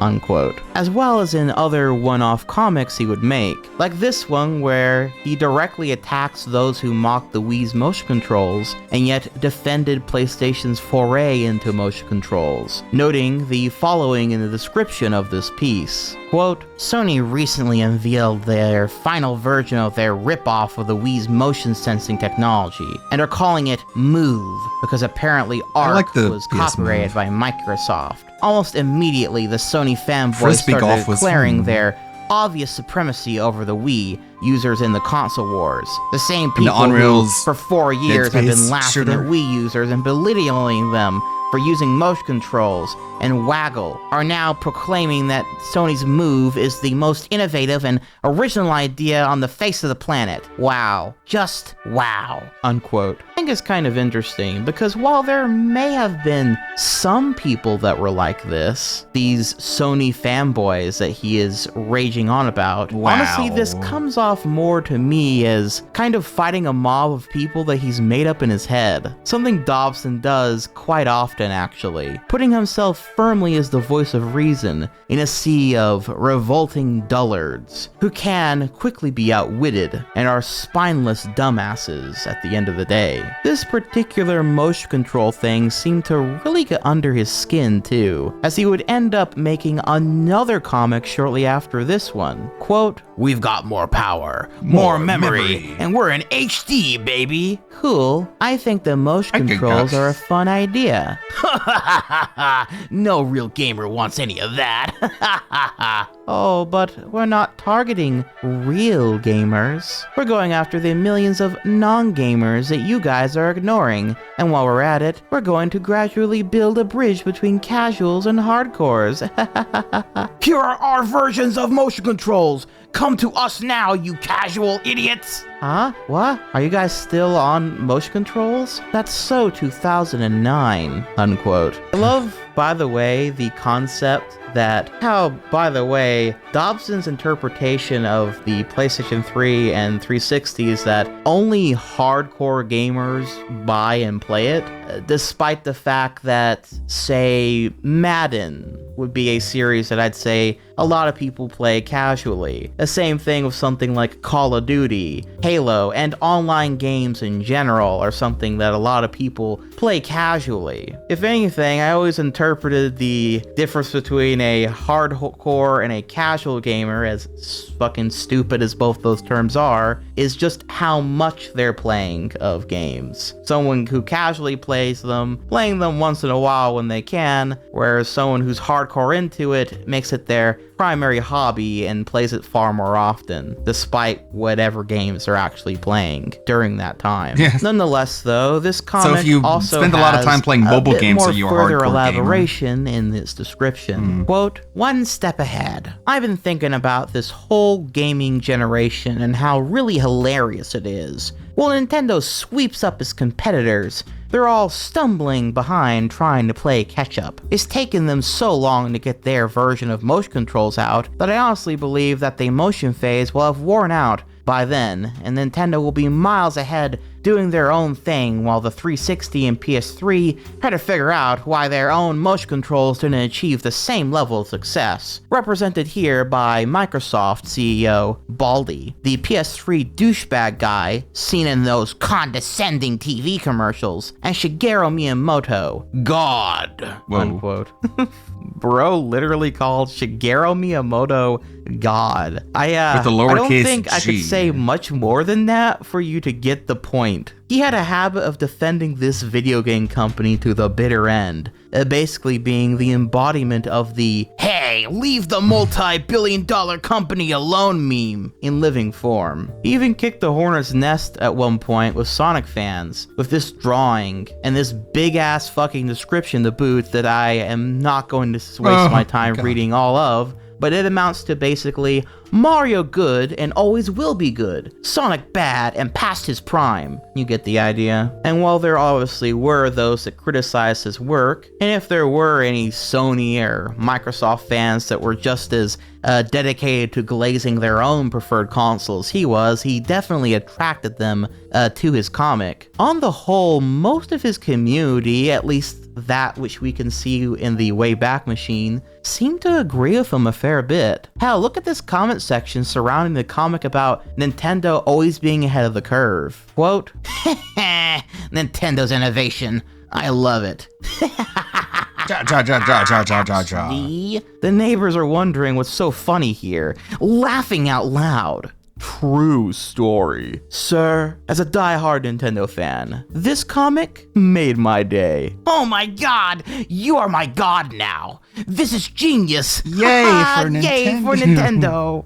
Unquote. So clearly he was connecting with at least some people here, though there were certainly those that were willing to throw hands with them even then. It's like the old comment section of a DSP video of Miyamoto that he drew, garnering wow, this great video game critique in opinions, return. Philip. Quote, my neighbors are asking why I'm laughing so much hard. To fix. First off, Samus Aran is not even Miyamoto's creation. It was Hiroji Kiyotake's creation, so Samus has nothing to do with this. Mario's cap peak is out too far and should be cut back a bit. The brothers' eyebrows should be leaving their heads. It makes it look as if they're smiling with no effective emotions. Their eyebrows are literally on their caps. In fact, Peach doesn't even seem to display any visible emotion that might even be there. I'm sure you can fix this to actually bring out the real Miyamoto in these pieces. Well, until actually, then, no, unquote. Now, mind you, even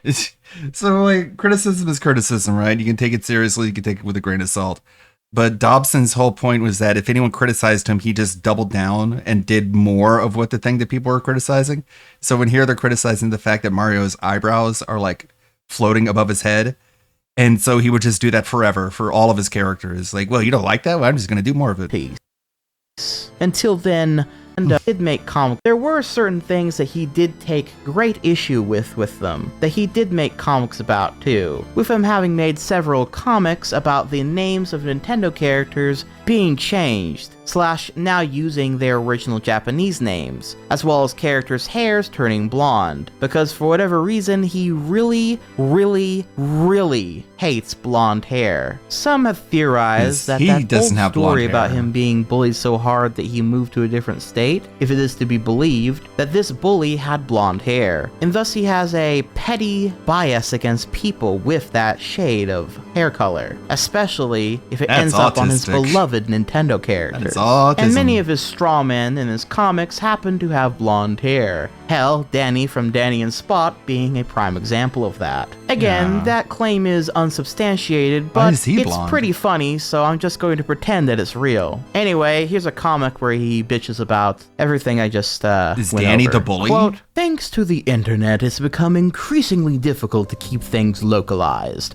We'll have to make drastic changes. Mario, you're no longer from Brooklyn. Do your best to adopt an outdated, stereotypical Italian dialect. You, dye your hair and lose the Popeye arms. You're no longer going to fight with Mario. And when you do, let your girly emotions run wild. Why doesn't Peach have Popeye arms anymore? That upsets me. Link, you need to be more effeminate to attract the ever-growing anime fangirl group. Dye your hair too, and do your best to look non-threatening. Zelda will also no longer be your romantic interest. Samus, dye your hair and lose the armor. From now on, you'll be wearing this skimpy jumpsuit to attract more men to your games. And finally, do your best to pretend this never happened. Mamma mia! Unquote. Stupid fucking Nintendo. You fucking made my favorite character Princess Toad shit and renamed her fucking Princess Ass Crack and made her blonde. Though they are my mighty god, they will never be forgiven for this transgression. But anyway, eventually Andrew would grow tired of this Daniel Spot comic though, and would sort of accidentally walk into what would end up becoming his most famous, or perhaps infamous, webcomic series. That being, So, You're a Cartoonist. But he wasn't, though. He didn't make cartoons, I guess, unless you count this. Ow! It's not even the same game.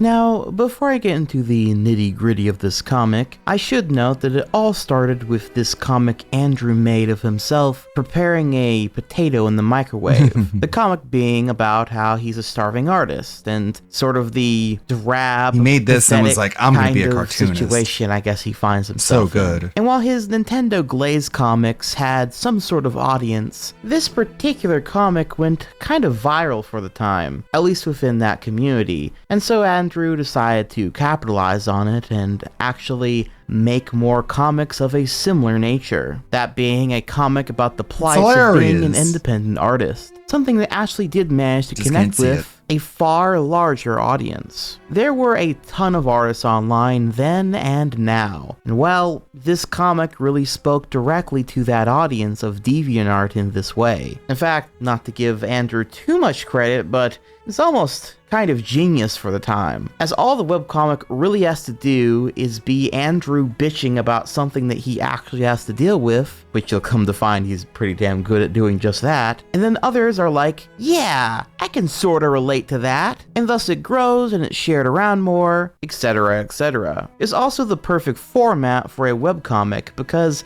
it's kind of a meta webcomic about the thoughts of being a webcomic artist, which again is something you could only ever pull off on the internet to begin with at the time, since it's, well, very personal and in many ways a little self-masturbatory if I'm gonna be real. Nonetheless though, before we delve deeper into these comics specifically and what it evolved into over time, I do think I should note that in general the comic got very popular, enough to actually land Andrew a job for a time. That job being to work with the pretty damn popular for his time YouTuber Brentalfloss, someone who got mostly popular for his videos about made-up lyrics from lyricless video game music that I'm fairly certain if I played some audio from, I might get copyright claims, so probably won't show you any examples here. But nonetheless, all you need to really know is this dude was pretty popular, and even worked alongside the likes of Nostalgia Critic and the ThatGuyWithTheGlasses.com crew, something I'll talk about later on in my greater Channel Awesome retrospective. But at any rate, Brentalfloss actually was a big fan of Andrew Dobson, enough to reach out for him to create a comic book series for him. Now, if you're wondering what the Brentalfloss comic consisted of, well, I suppose I could show you strip 24 of 200,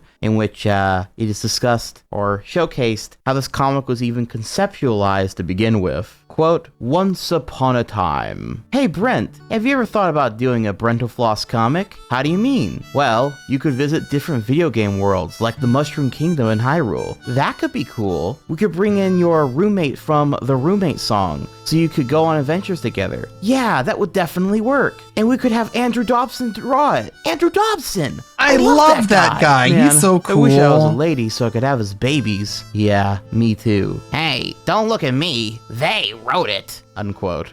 So, yeah. Though seriously, the comic seems to be about Brentalfloss kind of just doing stuff in different video game worlds or sometimes IRL, and most of the comic, if I'm gonna be honest with you, is not that great. It's just kind of, hey, you remember that video game? Do you know about this video game reference? Ha ha ha!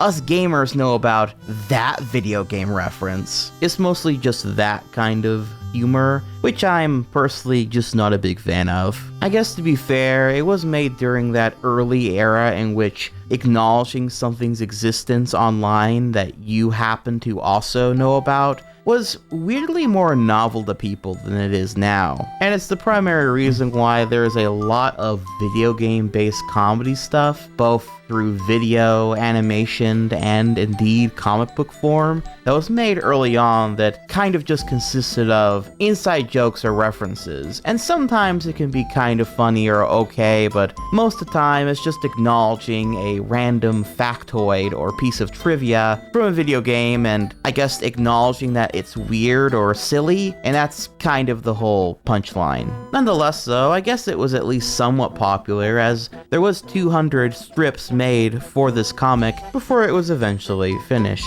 But there's nothing all that crazy or interesting for that matter about it, but I figured I'd note it, as it no doubt also helped in getting more eyes on Andrew Dobson, in addition to his So You're a Cartoonist webcomic. Which, speaking of, no more stalling, let's start looking at that comic more in depth. So You're a Cartoonist is without a doubt the most popular thing Dobson has ever made. Bar none, we would not be talking about Andrew today if it had not been for this webcomic taking off as it did. Even bearing some of the cringe we've witnessed thus far in mind, this comic best reflects the psyche of Dobson and his slow but steady descent into the man that we know today. However, like I said before, it started out kind of alright, with most of the comics being about the plights and hashtag relatable moments of being an artist online, particularly one who hasn't, well, lack for a better term, made it yet. Sort of just getting by off of passion and a dream, you know? While knowing what comes later does paint many of these as rather cringy, what they are, for the time, they weren't all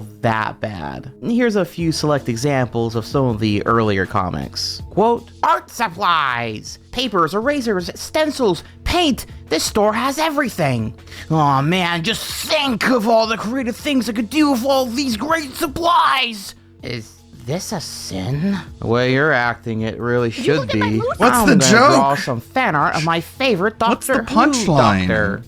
His cheekbones is kinda hard to draw, but I'll get it right eventually. 6 hours later. I've got some great line work going on here. I'm bad at I'm in drawing. the zone. Oh yeah, I'm gonna try to draw this next line without a ruler. Wow, I suck. A viewer asked, "Do you still work with traditional mediums? Any tips for getting it on the computer?" "Yes, and I recommend scanners. They're great." No. Another viewer asks, "Do you Draw watch directly My to Little the- Pony Friendship is Magic?" "Maybe." "Drawing from life is very important for all artists. It will help you grow, but you may need to relearn how to draw to do so." Whatever. Arrgh. Why can't I get this pose right? It's just, Where's a comic the about how he joke? sucks. Circling the drain along with my failing career. Unquote. Fairly innocuous stuff. However, even then, the cracks were there from the very start. As while all of these examples were some of the more general type stuff, a strong majority of his comics happen to feature what is called a straw man of some sort, that basically is a representation of an opinion or issue Dobson disagrees with. And of course, being the Mr. Smarty Pants intellectual that he is, believes that this straw man doesn't have the right answers to, or the group that this straw man is supposed to represent. We already saw this with the character of Danny and Spot, as well as the general representation of Sony fanboys. But in this comic book series, that goes from beyond just video game war bullshit into much more general and much more specific things. What I'm saying is Dobson is really fucking pretentious and rather annoying, especially when it comes to addressing criticism. See, while this comic series got him a lot of attention and many fans, it also brought with it some critics. People who either found his comics dumb, pretentious, or in some cases badly or lazily drawn. Or maybe they just disagreed with a point Dobson would end up making in a comic. Some might have disliked that these comics had gotten so popular to begin with, or maybe some people just want to fuck around with the new popular guy on the scene. Stir the pot, as it were. However, okay, this video is 1.5 minutes. The Pipavid.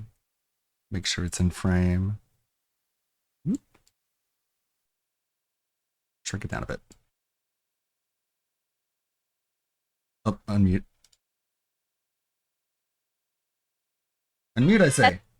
Jen may say you're cute. That's because girls are legally obligated to say everyone is cute. That's like an obligation thing. They don't mean it. No girl will ever mean it. Whenever a girl compliments another girl, they don't mean it. They are lying because if they don't say anything, they look like a bitch. And if they don't say like the right thing, quote unquote, they look like a bitch. They are liars. Women are liars.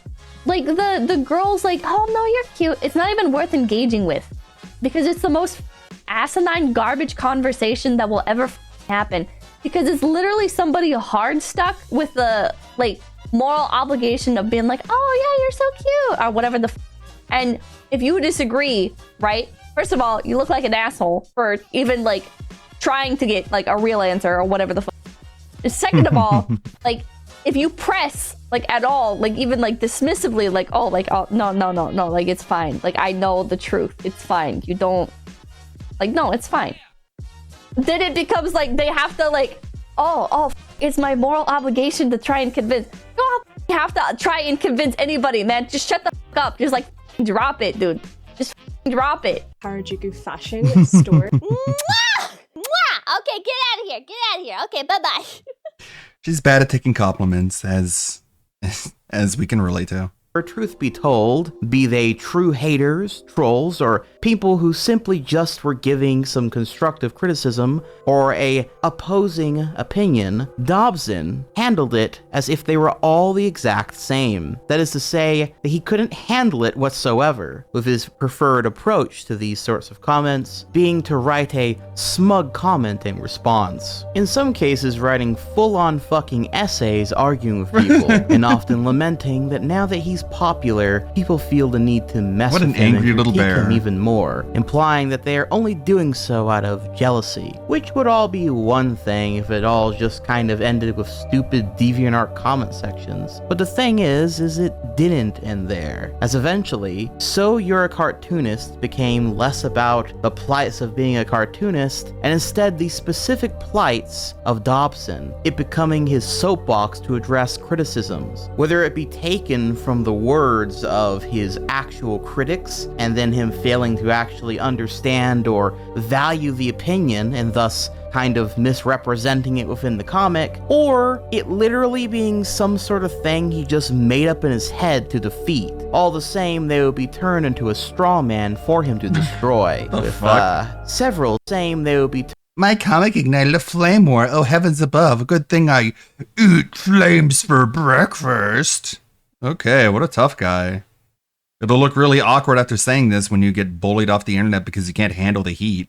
Turn into a straw man for him to destroy, with several such examples, such as these. Quote, "This joke isn't funny, it's too predictable. Why? What's wrong? A comic like this should only have 3 beats according to the ternary rhythm, the introduction, the premise, and the shh.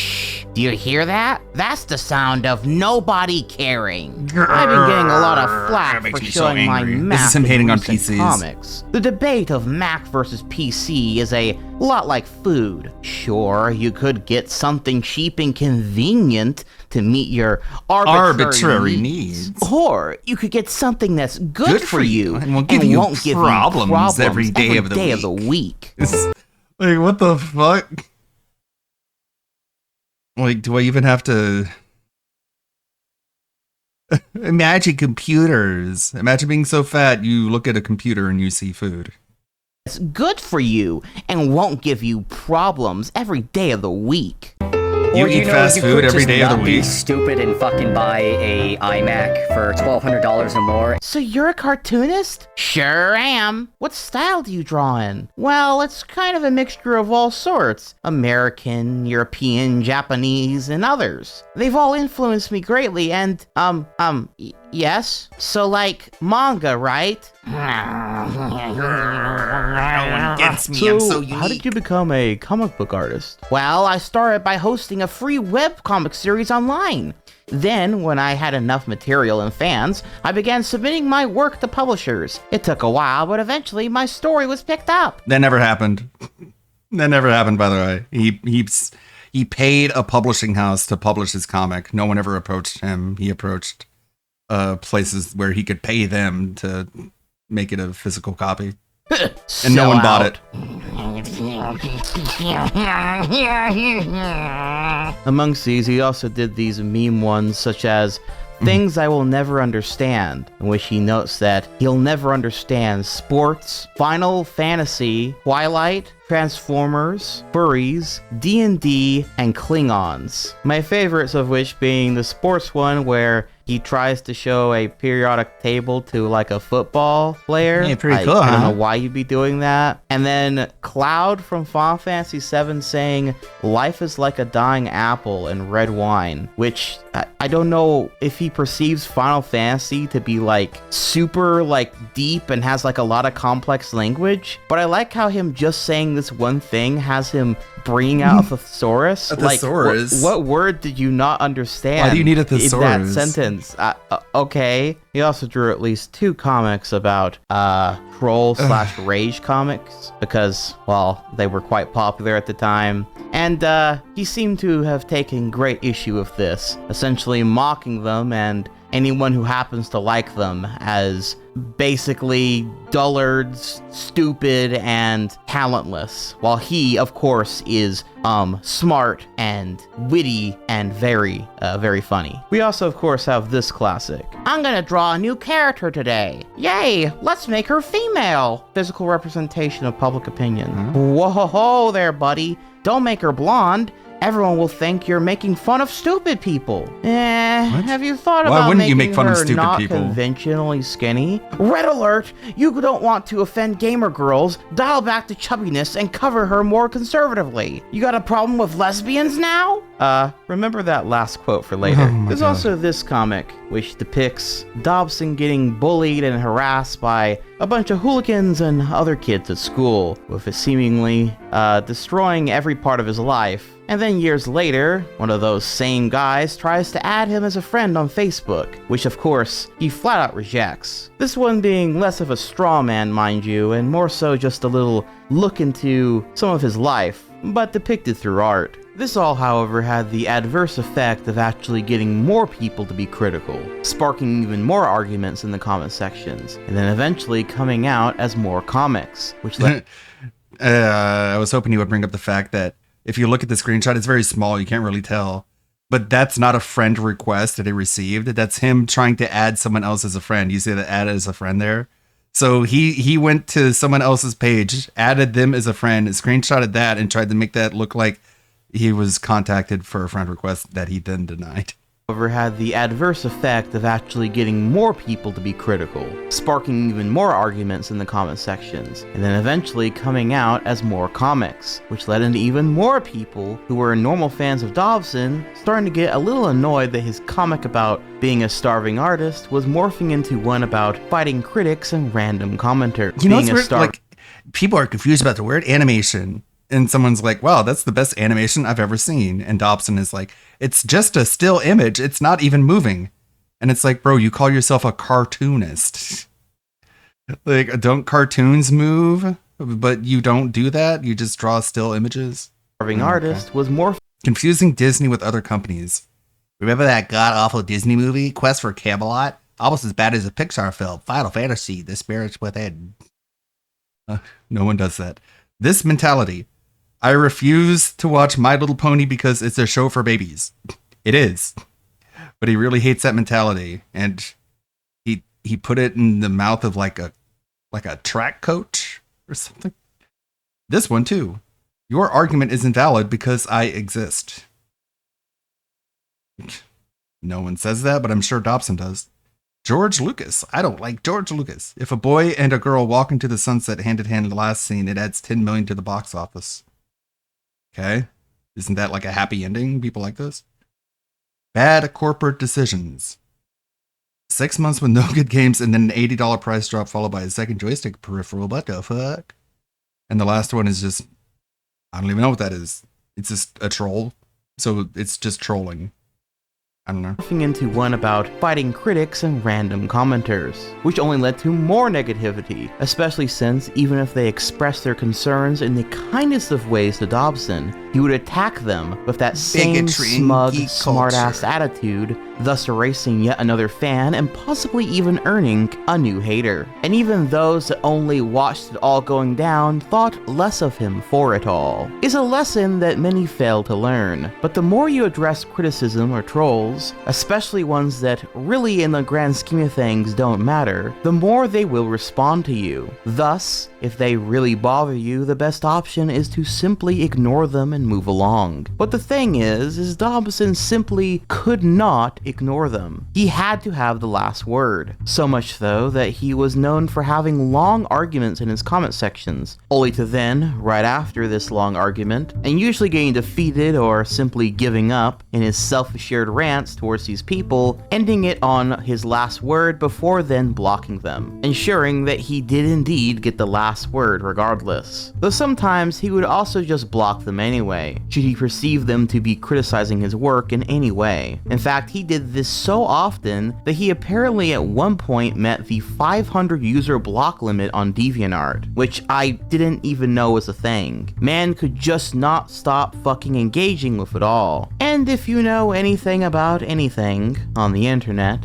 when someone is making a huge ass of themselves and stirring up commotion and calling attention to themselves, there are those that will start to take notice of him, particularly those that are keen to document this person and their ongoing rage and shenanigans for the whole internet to see. People that will then also pick up on his insecurities, which was easy to do since much of his comic was literally about just those, and truly finding ways to enrage him to brand new levels unseen. In fact, something many of you who know even the most basic info about Andrew Dobson will probably know him better for having this blue Care Bear avatar with a fedora on because, well, of course he has a fedora on, which I refrained from showing any pictures or comics of until now because I think it's actually important that you learn why this happened, why he went from drawing himself to eventually personifying himself as a blue Care Bear. Well, what if I told you that this was not done as some random creative choice, or him suddenly discovering that he's a furry, but instead, it was a move done out of pure spite and anger from his critics. See, it all started after Dobson took a little break away from drawing comics, and when he came back, he started drawing his avatar with even more hair than usual, which people found to be kind of funny since anyone who met him during conventions or just knew what he looked like in general knew that he was very clearly balding. A combination of people wondering why he changed his character design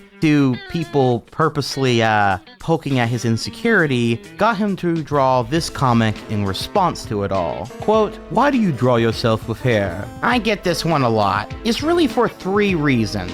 First, my cartoon drawing is way more appealing to look at than a realistic style. Second, when I was drawing myself more realistically, people had a harder time separating the real me from the cartoon representation of me. And third, I'm already doing a comic with a bald guy. I don't need another. Yo, mofo, unquote. By the way, I'm sure he didn't intend this, but I love how unbelievably uncanny and kind of creepy the picture where it's supposed to be depicting the real him is.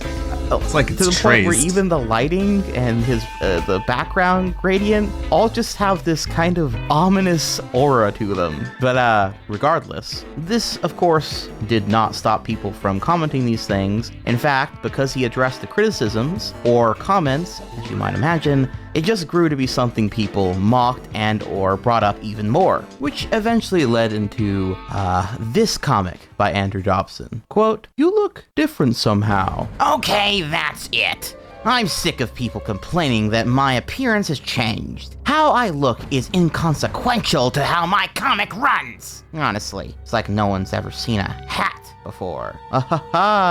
So that's it, unquote. With this description under this piece reading, quote, "Despite the fact the main character isn't really me, people seem to really want him to be drawn how I look in real life. Therefore, the character will henceforth be drawn as a Care Bear for all future strips, unquote. Yes. I didn't know he for literally real. called the it a reason Care he's Bear. a fucking blue Care Bear in most of his most iconic comics later, and just in general online after this, he's out of pure spite for his critics and trolls, doing so in some sort of strange attempt to own them or whatever, seemingly not understanding that this unironically gives them a win in a way none of them could have ever even began to come up with by themselves. I mean, you gotta give Andrew Dobson this. He certainly is a very creative person, even when it comes to making himself look like a fool. And this, as you can probably imagine, only would lead into more angry and spiteful comic strips about even more issues that he had with his critics, but also eventually just the world at some point, with some of these being some of the examples of this much more iconic era. Quote, ready to learn some really awesome rhetorical judo? First be as nasty as you want. Don't hold back. This technique protects your ego, not theirs. Before you finish, make sure to add a passive-aggressive remark like, I just want to see you improve and grow out of your stagnating funk. Now you're a champion for your artistic growth, and they look like they can't handle criticism if they try to defend themselves. Congratulations, you won! That's so messed up. Could you possibly misinterpret this comic? I planned it out almost like a diagram. Art can be interpreted in any way the viewer wants. If art is interpreted in any way, how am I supposed to convey my art to you clearly? It's not my fault you can't seem to express your art in a way that I'll understand easily. I am so excited to draw today. Why bother? Someone will just rip it apart online later. Everyone hates what you do. People are talking about you behind your back online. Oh, no. There are thousands of better artists out there than you are. You can't draw anyway. Your art is crap. You can't even draw simple things like hands right. You're out of practice. Why fool yourself into thinking Some of that your is work true. matters? You don't deserve to be where you are. You're Some a of it's true, worthless some and of it's just pathetic like person. opinions. Nobody likes you. Don't even bother trying. Your life is meaningless. Why You should bother kill even yourself trying? You're now. just going to fail. It says You're it the right worst there. artist in the entire world. You are the epitome of Your crap. life is Your art meaningless. is so bad, you should just kill yourself. Please stop Now. using obscure references in your comics. I don't get the jokes You are when nothing. you do that. And it's your responsibility to make sure everyone in the world gets them. Hey, there's a very simple tool that you can use to get the jokes in those instances where I've added an obscure reference. Google. Where is the joke? Don't worry, What would I it'll type be into hitting Google home to- fairly soon, pal. You can't sell that art because it has copyrighted characters in it. I won't. Calm down.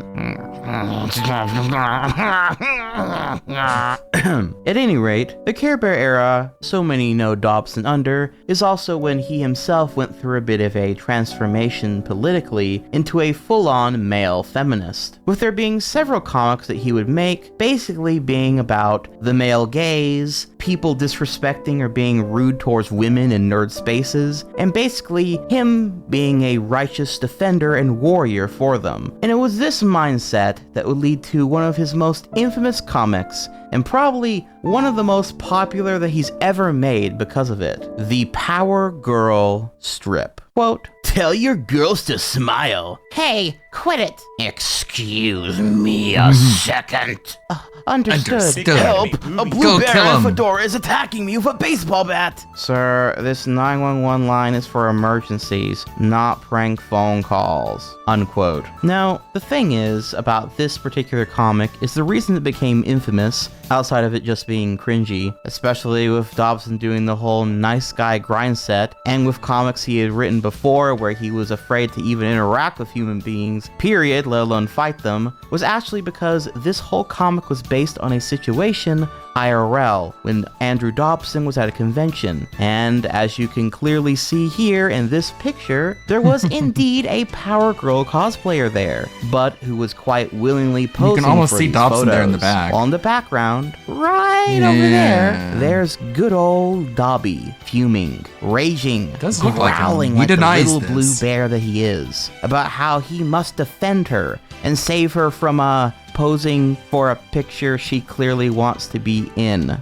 Or in other words, he made the whole fucking thing up in his head and made a comic about it, which is already super fucking funny and led to quite a few edits of the comic and a ton of mockery his way, and deservingly so. But it also pointed a spotlight on one of Dobson's biggest issues, his perception of reality. See, while in this case he imagined a situation where he was the hero defending a woman in need, so many of these comics, while on the surface are a means of addressing criticisms he gets and defeating a straw man so he looks like the smart guy, the thing is it's also a means of presenting himself as a victim. In this case, a victim of someone who he's invented in his head, or the culmination of comments he's gotten. Since you'll notice he never starts to fight in these comics, he is basically always reacting to someone else attacking him. His bare persona is made both out of spite and symbolically also represents how he's a victim of this mob, forever changed from man into a caricature, cartoon character of himself. Oh, and also, he ended up making a comic in response to this Supergirl comic and the mockery he got online from it. Yeah, bet you didn't know that the iconic comic actually had a sequel. Quote, "A while ago, I made this comic about cosplay harassment and consent. Some of the comments left on that strip were less than enlightening. But now there are comic conventions putting up posters like this." And it says right there, costumes do not equal consent. "Gee,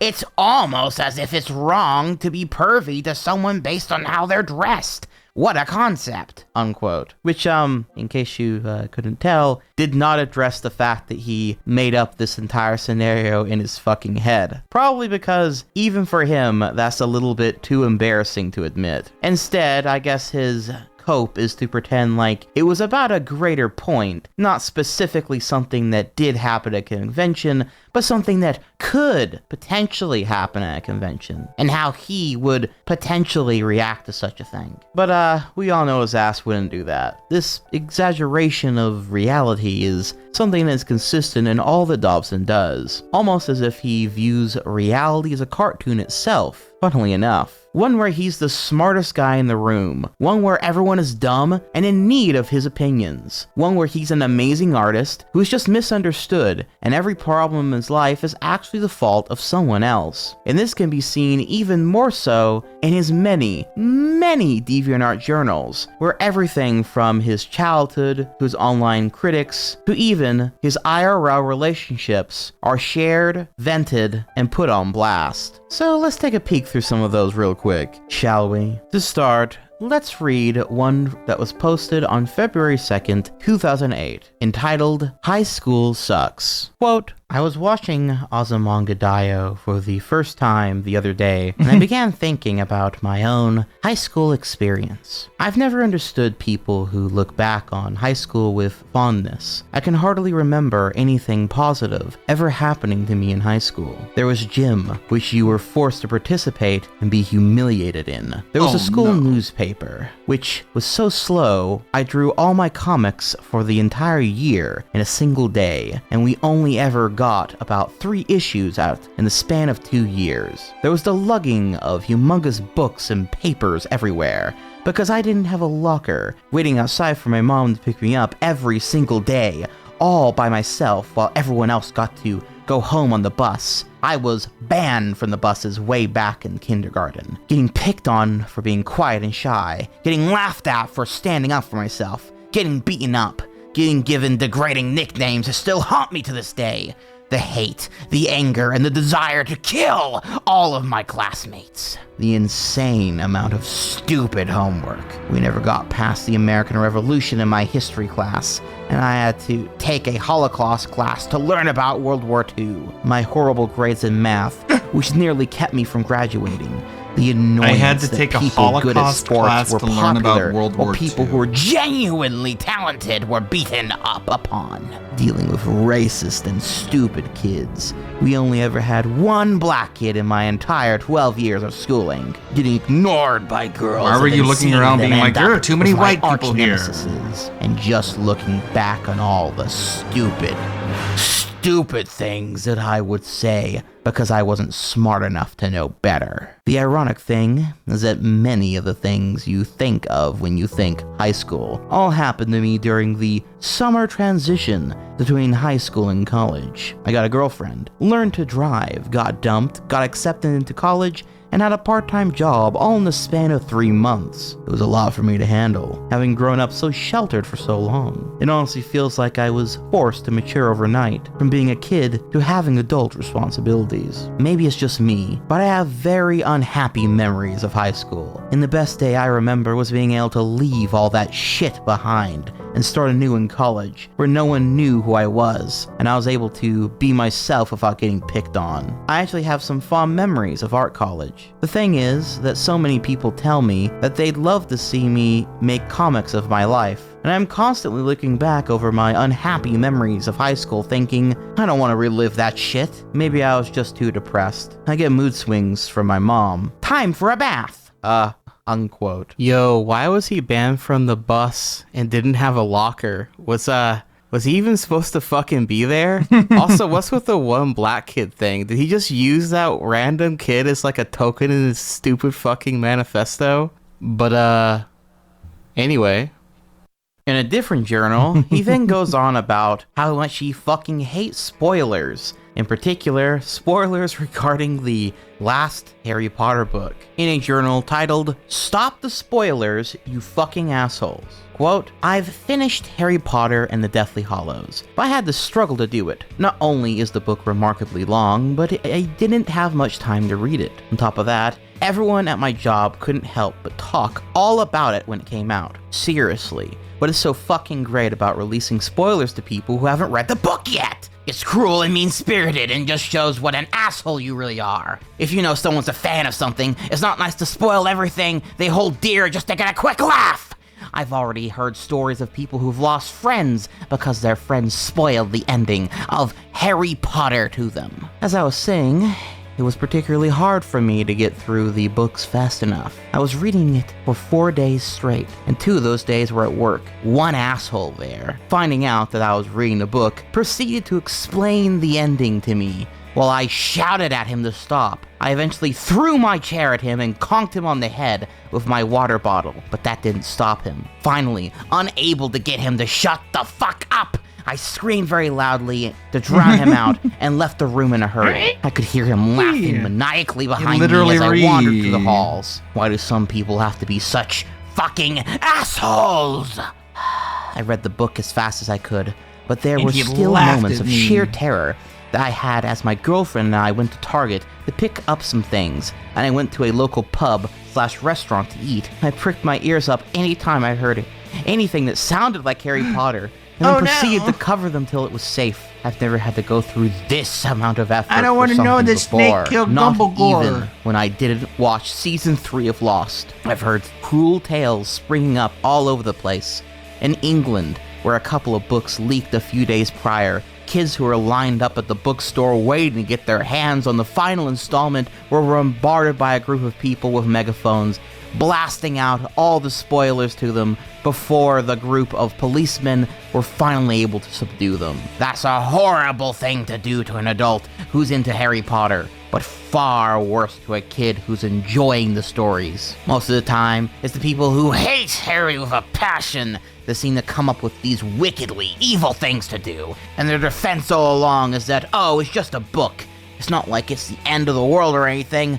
Fucking wankers is what they are. What's worse now is that not even a week has gone by, but people are presuming that we all know how the ending is. They just want to be able to talk about it, man. People have sat up all night to read the books. A lot of people have done this, and it makes it harder on people who are a little slower or aren't able to get the books on time. I ask that if you've read the books, try not to release spoilers for at least a month so that everyone can get caught up. And if they haven't read it by a month's time and still call themselves a Harry Potter fan, it's their own fault. Still not nice to release the spoilers, but by a month's time, I think it will be just common knowledge for everyone, and they'll all stop talking about it. If anyone releases a spoiler in this journal, I'm going to delete it. Plain and simple. They're ruining the Harry Potter meta. They're gonna ruin it for other people. unquote. Now, don't get me wrong, it is rather Fuck mean you. and rude to, purposely try to spoil something for someone, but nonetheless, this whole rant. But if you does tell seem people like you don't a want them to, wee they're bit of going an to. overreaction, I especially love how he notes that trying to avoid spoilers for the last Harry Potter book is the most amount of effort that he has ever put into anything in his life. Which is, well, it's his words, not mine. This journal, which I am not going to read the entire thing because it is rather long, but it's a further showcase that weirdly everywhere Dobson goes, he seems to get ridicule or be mocked at some point. In this particular case, it's about where he works, evidently being an airport, and there being an incident with a toilet being full of shit, and a rumor being spread around that he was the last one in there, and so he was responsible for the big poof bowl. And while apparently it was proven by the supervisors that this was not the case, people thought it was so fucking funny that they kind of just kept mocking and taunting him, teasing him anyway. Mix that with the supervisors being kind of shitty or demanding to him that day, and he started to snap and started being snippy at people, not doing his job exactly the way he was supposed to do, and eventually he proceeded to flip off a group of people that work there, which the supervisor saw and ended up suspending and firing him because of it. Again, that's just a quick summary, but I can't help but feel the whole scenario really feels like a sitcom or goofy ass comedy skit at some point. Not just this story, but kind of his life in general to a degree. However, what's a whole lot less funny and more so sort of sad and disturbing in its own way is a journal he posted on December 19th of 2006 entitled I'm Stupid, which I'll go ahead and read in full. I'm Quote, stupid. Today started off in generally good spirits. I woke up, got a good response to a $140 commission that was never paid, took a shower and got all clean, and my girlfriend and I were gonna go out to do some errands. Well, it's I a drew good thing you took a picture shower. for a We painting really needed last to know night, that. and today I started to fill in the flat colors before I began painting.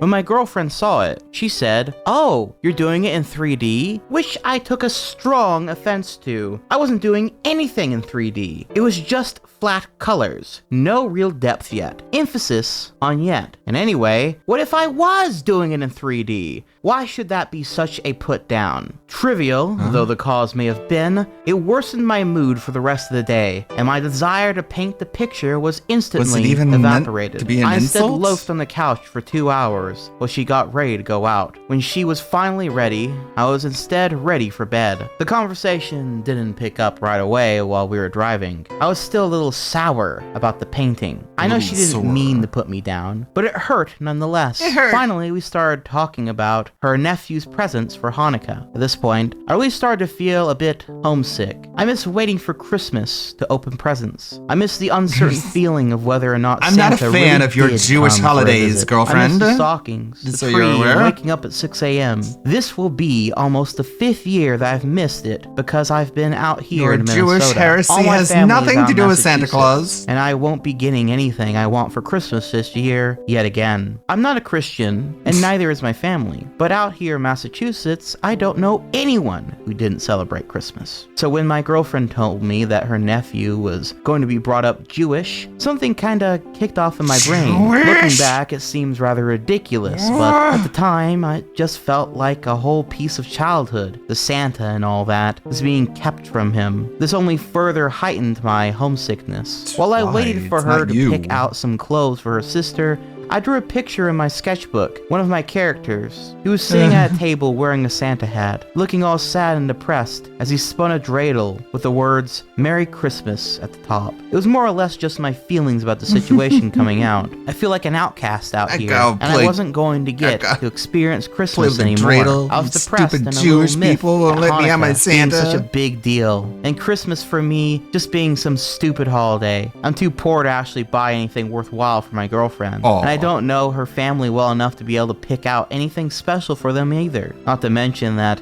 They all celebrate their holiday together as a family, while I just sit there, on the side, not knowing what to do or anything, feeling more and more depressed. I couldn't celebrate my holiday with my family My back home. holiday. Work and bills have amounted to a great deal of obligations, and I can't just up and leave them and visit my family, which is a horrible thing to have to say, but it's true. I took a 4-day trip and it's nearly bankrupted me because I didn't work and wasn't able to pay for rent. I can't take that risk again. So seeing my family, no matter how much I want to, is totally out. So while she gets to be happy with her family, I'm just miserable because no one really cares about me and my stupid traditions. Naturally, she saw the drawing and got seriously offended, as any good Jewish person would. I didn't mean to knock her holiday. It was meant more for me to express my depressed feelings. Drawing my feelings out like that makes me feel less alone in the world. It's like me and my character can both be feeling the same thing too. But in my attempt to defend what I had drawn, I said some really stupid things, and now she's locked herself in her room and won't talk to me. So this day has gone from good to bad to worse to absolutely fucked up. I can't defend what I did. That was really mean picture to draw, and the only consolation I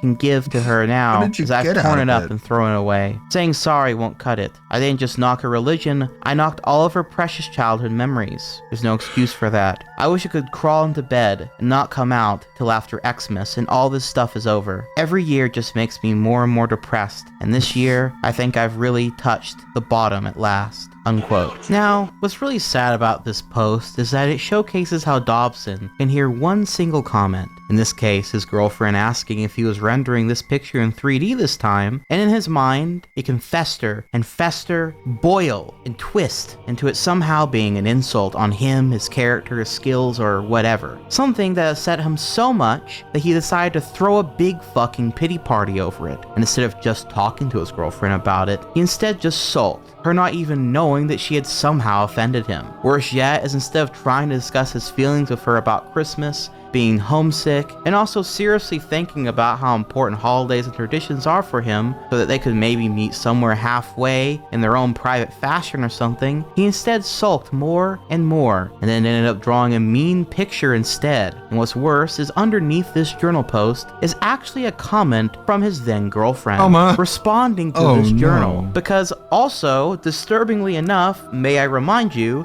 he wrote this journal as this was going on, as she was in her bedroom more than likely crying. Instead of Dobson keeping this to himself and trying to find a way to console this issue with his girlfriend, he instead posts a fucking journal about it on DeviantArt.com. The following was her response. Quote, I wasn't putting you down, and I didn't know it came across as such. Also, when you responded, no, it's not 3D, you made me feel like an idiot, like I should know that it's not 3D. Now, as far as your other drawing went, all I was looking for was for you to say I'm sorry. I didn't mean it that way. I'm just upset because I can't go home for Christmas. And when you didn't say anything, I brought it up again in the car on the way home, looking for an apology. God, does and this you really have to happen didn't say anything. in front of everybody? That was a slap in the face for me, and that is why I had dinner in my room. I know that Christmas is important to you, and that's why my family always has you over, because we don't want you sitting depressed all day. My family does care about you,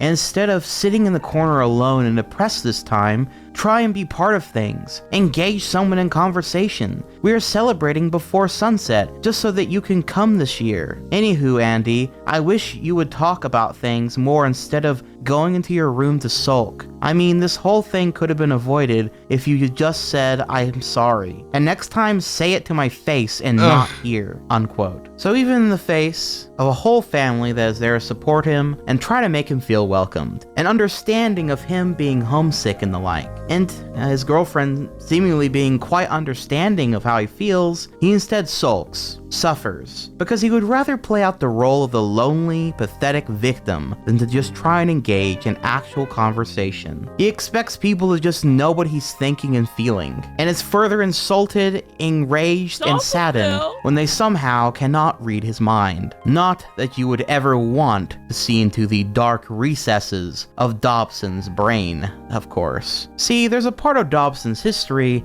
that I didn't bring up until now. I may have lied about his online career starting in 2009 with his Danny and Spot webcomic. No. See, that was when his Tom Preston persona started his online career. But Andrew Dobson in general? Well, he actually started all the way back in 2005 under a different name. One that would come to haunt old Dobby in the years to come. And one that some might say is what launched Dobson into true lolcow status on the internet in combination with a smug Definitely attitude inflated and lack of his being able to lolcow take status. criticism once people finally put all the dots together. For you see, Andrew Dobson also had a bit of a dark secret. His intro online was that of the user Caddy In, an inflation fetish porn account.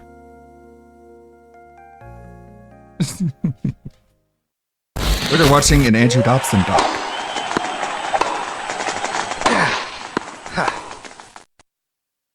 Perfect score. Wanna try Perfect and score beat in it? tennis. You bet. My Wii, no! All the good games! Boy, I'm good. His most powerful spell is his dry spell.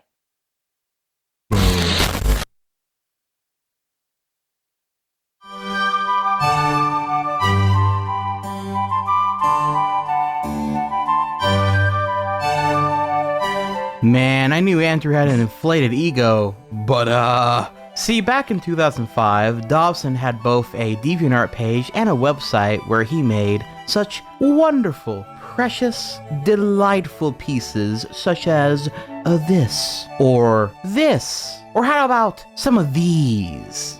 Pretty fucking cool, am I right? Yes, Sweet. Andrew Dobson True started his fine online art. career by making various anime characters, as well as some of his own characters, into these inflatable monsters. Sometimes he'd just inflate them entirely into a big orb, and other times he would just inflate their boobs. There was even some comics that he made on the topic, featuring the characters of Azumanga Daioh. These are all teenagers, by the way, I should probably note that. All while also pretending to be a woman, making all this art, I suppose, as a way to hide his identity a little bit more, or maybe he just liked LARPing as a woman, who knows. And trust me when I say that I am only showing you the tame stuff, as there is actually a ton of nudity, God. and honestly some really fucking curse shit mixed in all of this It's just stuff. like In killing particular, one image involving breast milk and a bath comes to mind, and I guess I'll just let you use your imagination to fill in the rest of the details. Truly,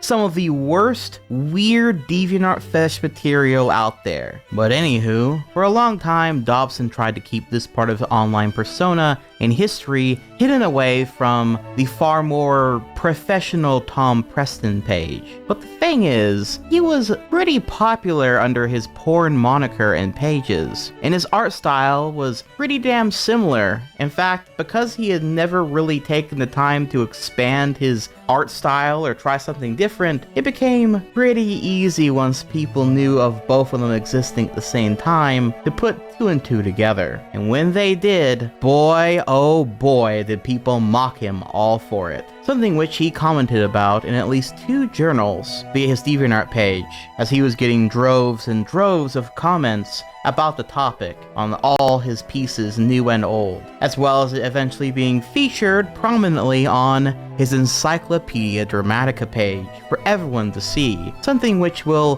come back to again shortly. But for now, here are the 2 journals he wrote on the topic. Quote, "While I could have sworn that I already explained this publicly numerous times, with the recent insurgence of trolling I've been getting, it probably wouldn't hurt to publicly announce it yet again. I was a very prolific fetish artist for about 2 to 3 years after college. Heaven forbid. Honestly, by DeviantArt standards, my stuff was pretty damn tame. I don't think I did anything ever that went beyond an R rating. Heck, I watch artists who occasionally draw stuff far more sexually explicit than I ever did. I try to keep my account separate, but as it's become clear with the internet, that just wasn't gonna happen. People started to find out, and I was embarrassed, rightly so, thinking that I had kept it secret. While under the other account, I pissed off a number of people who I shouldn't have. And for the past 5 years now, I've been trolled pretty much every day and night from people who fed off my fear of being found out. I kept it secret for as long as possible, while, but recently I just gave up and decided to come clean and admit it. I had removed from the internet pretty much everything I did when I was using the other name, but some pictures just couldn't be removed, or were saved on people's hard drives, or were reposted to places like 4chan, where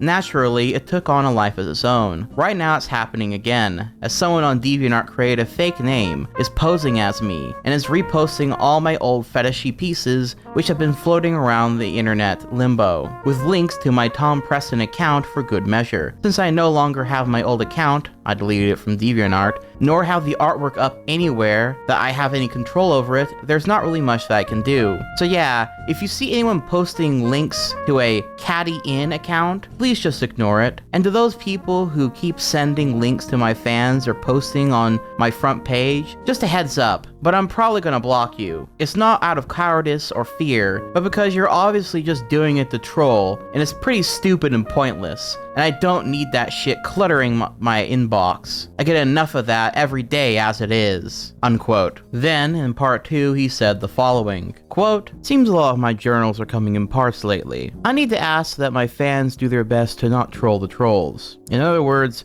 don't give them the attention that they're seeking by going to their page and badmouthing them. Since this whole trolling thing is already out in the open, I should probably explain another aspect of it. I've become a meme. This is how it works. As soon as I post a new "So You're a Cartoonist" comic, someone then takes it and re-edits it to show how much I suck, then reposts it somewhere for the lulz, usually on 4chan's /co section. It's not a new thing and has been Dobson going on got his revenge on 4chan, didn't he? So You're a Cartoonist has existed. Numerous troll accounts have been created on DeviantArt to repost these comics, and every single time these accounts have been deleted or the works removed because DeviantArt has clear violation policies against reposting other people's artwork. This Rusty person isn't the first to do it. It's just more apparent now because of my last journal. More often than not, my fans have been extremely vigilant in reporting these things before I even find out about them. Half the time, I get a note in my inbox saying, "This guy is saying bad things about you."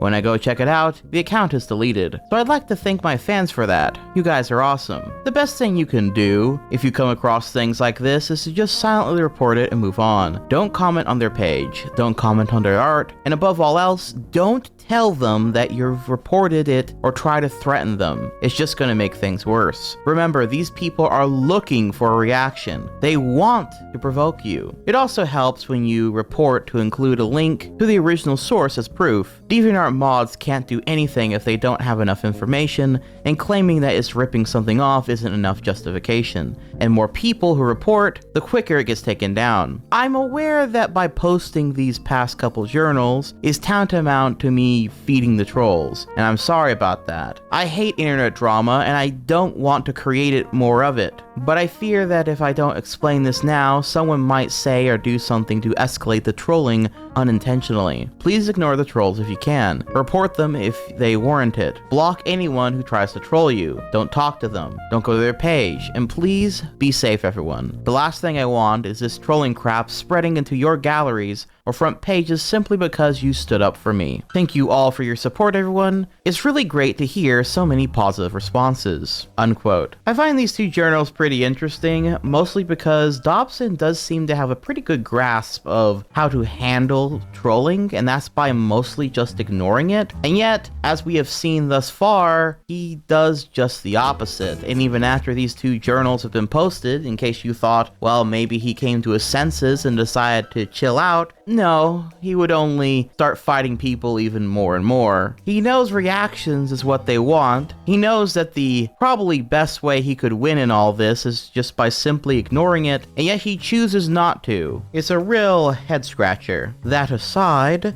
if we go to his old Caddy In website, there are also several archives of old blog posts, where you can clearly see that even under his old fetish account, he had trouble with trolls and criticism as well. Furthermore, when people started to discover the connections, he tried to delete his history but found it rather difficult. At one point, writing a huge fucking blog post in which he writes, "God, I feel like crying" as the opening part. And while I don't have to go through the entire thing here, it basically can be summed up as, "Holy fuck, I accidentally wasn't able to delete all my stuff and now a bunch of people have my art. and I don't know how to fix it. My real name was actually connected with some of those pieces, and so if people find out, it's going to ruin my current career, that kind of thing. This was kind of before it became super public knowledge. Which is then followed up by this much shorter post, which reads, quote, "Despite how much I desperately need the money, I've taken down my art collection for sale because those assholes at 4chan just can't respect anything. They're trying to get someone who has my $30 collection and hoping that they'll post it on 4chan so they can get all my artwork for free." Here are some comments they've made about me, and people wonder why I'm such an asshole when it comes to copyright infringement. So, that talented asshole Caddy N has re-released all his works on a downloadable zip file for $30? Anybody downloaded and willing to share? Asshole, yes. Talented, debatable. I certainly wouldn't pay unless it's got a whole shitload of new stuff, then it's not worth it. It has things he's never put on the interwebs before. So yeah, till further notice, my collection is down. Fucking assholes they are. Unquote. Also, funnily enough, he was even getting harassment and trolling from his own then girlfriend, as noted in this post from around the same point in time. Quote, "Honestly, inflate? I don't know. We're kinda at a point where we just don't talk about it. I don't say anything, so she doesn't either. She knows I come to the internet and I have a lot of friends in those circles, but we never really talk about it. Every now and then a movie might come up with some inflation in it, such as Harry Potter 3, and she'll look over at me and cock an eyebrow as if to say, 'This is what turns you on?' But that's about it. Other times, however, she's kind of encouraging and disencouraging at the same time. She knows that sex sells and that I could make a lot of money off of working on commissions, making inflation-related material. It's just for the money, and since honey. we're so poor right now, I don't that's actually always like this tempting. weird, But then she crazy doesn't stuff. give me the time to do it, and she doesn't like it. So it makes me nervous to even consider working on it when she's around. I really wish it was just acceptance. Just her saying, I understand it's weird and it's okay. I personally don't like it, but that's okay if you're turned on by it. But instead, it usually devolves into conversations about what the roots were to my becoming an inflation fan. Almost like she's trying to disrespect my brain and find out what caused my abnormality so it can be psychologically repaired as if it were a mental illness. It's a little natural for her to be diagnosing me like that, given her own personal history, but she doesn't accept the I don't know, I just do answer. There has to be a logical reason for it, and that's kinda what's barring us from being able to agree on something. I love her greatly and would never give her up, but not liking my sexual fetish is kinda hard to cope with sometimes. I can only hope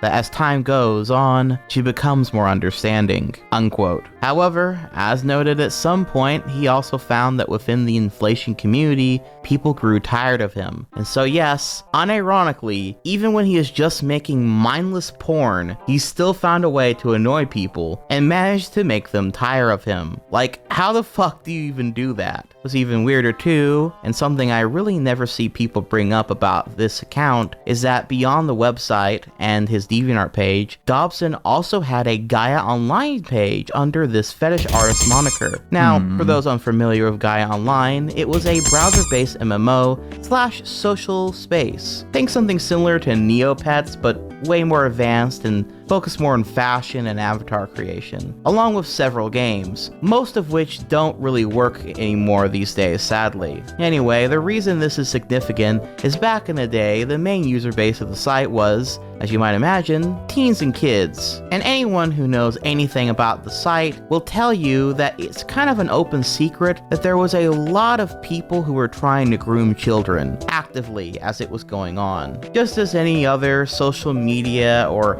game where kids are kind of able to just play and have fun, predators found their way onto the site when they realized that its user base was mostly kid and teen girls. Fun fact, did you know Yandere Dev used to be a huge user of Gaia Online? Just thought I'd note that. But anywho, let me be clear, I'm not accusing Andrew Dobson of doing anything like that on the website, but he was actively advertising and discussing inflation porn fetish stuff on the site where it was mainly kid and teen girls on the forums, which there is actual evidence for. And while there is not proof of this latter thing, he was more than likely also in the several game lobbies where there was active instant message chats where people talk to each other, and it's pretty likely he probably talked about his fetish stuff there too, though I cannot confirm this completely. I'm not saying Dobson is a child creeper, mostly because nothing said in the forum seems to indicate that he was trying to harm or groom anyone there,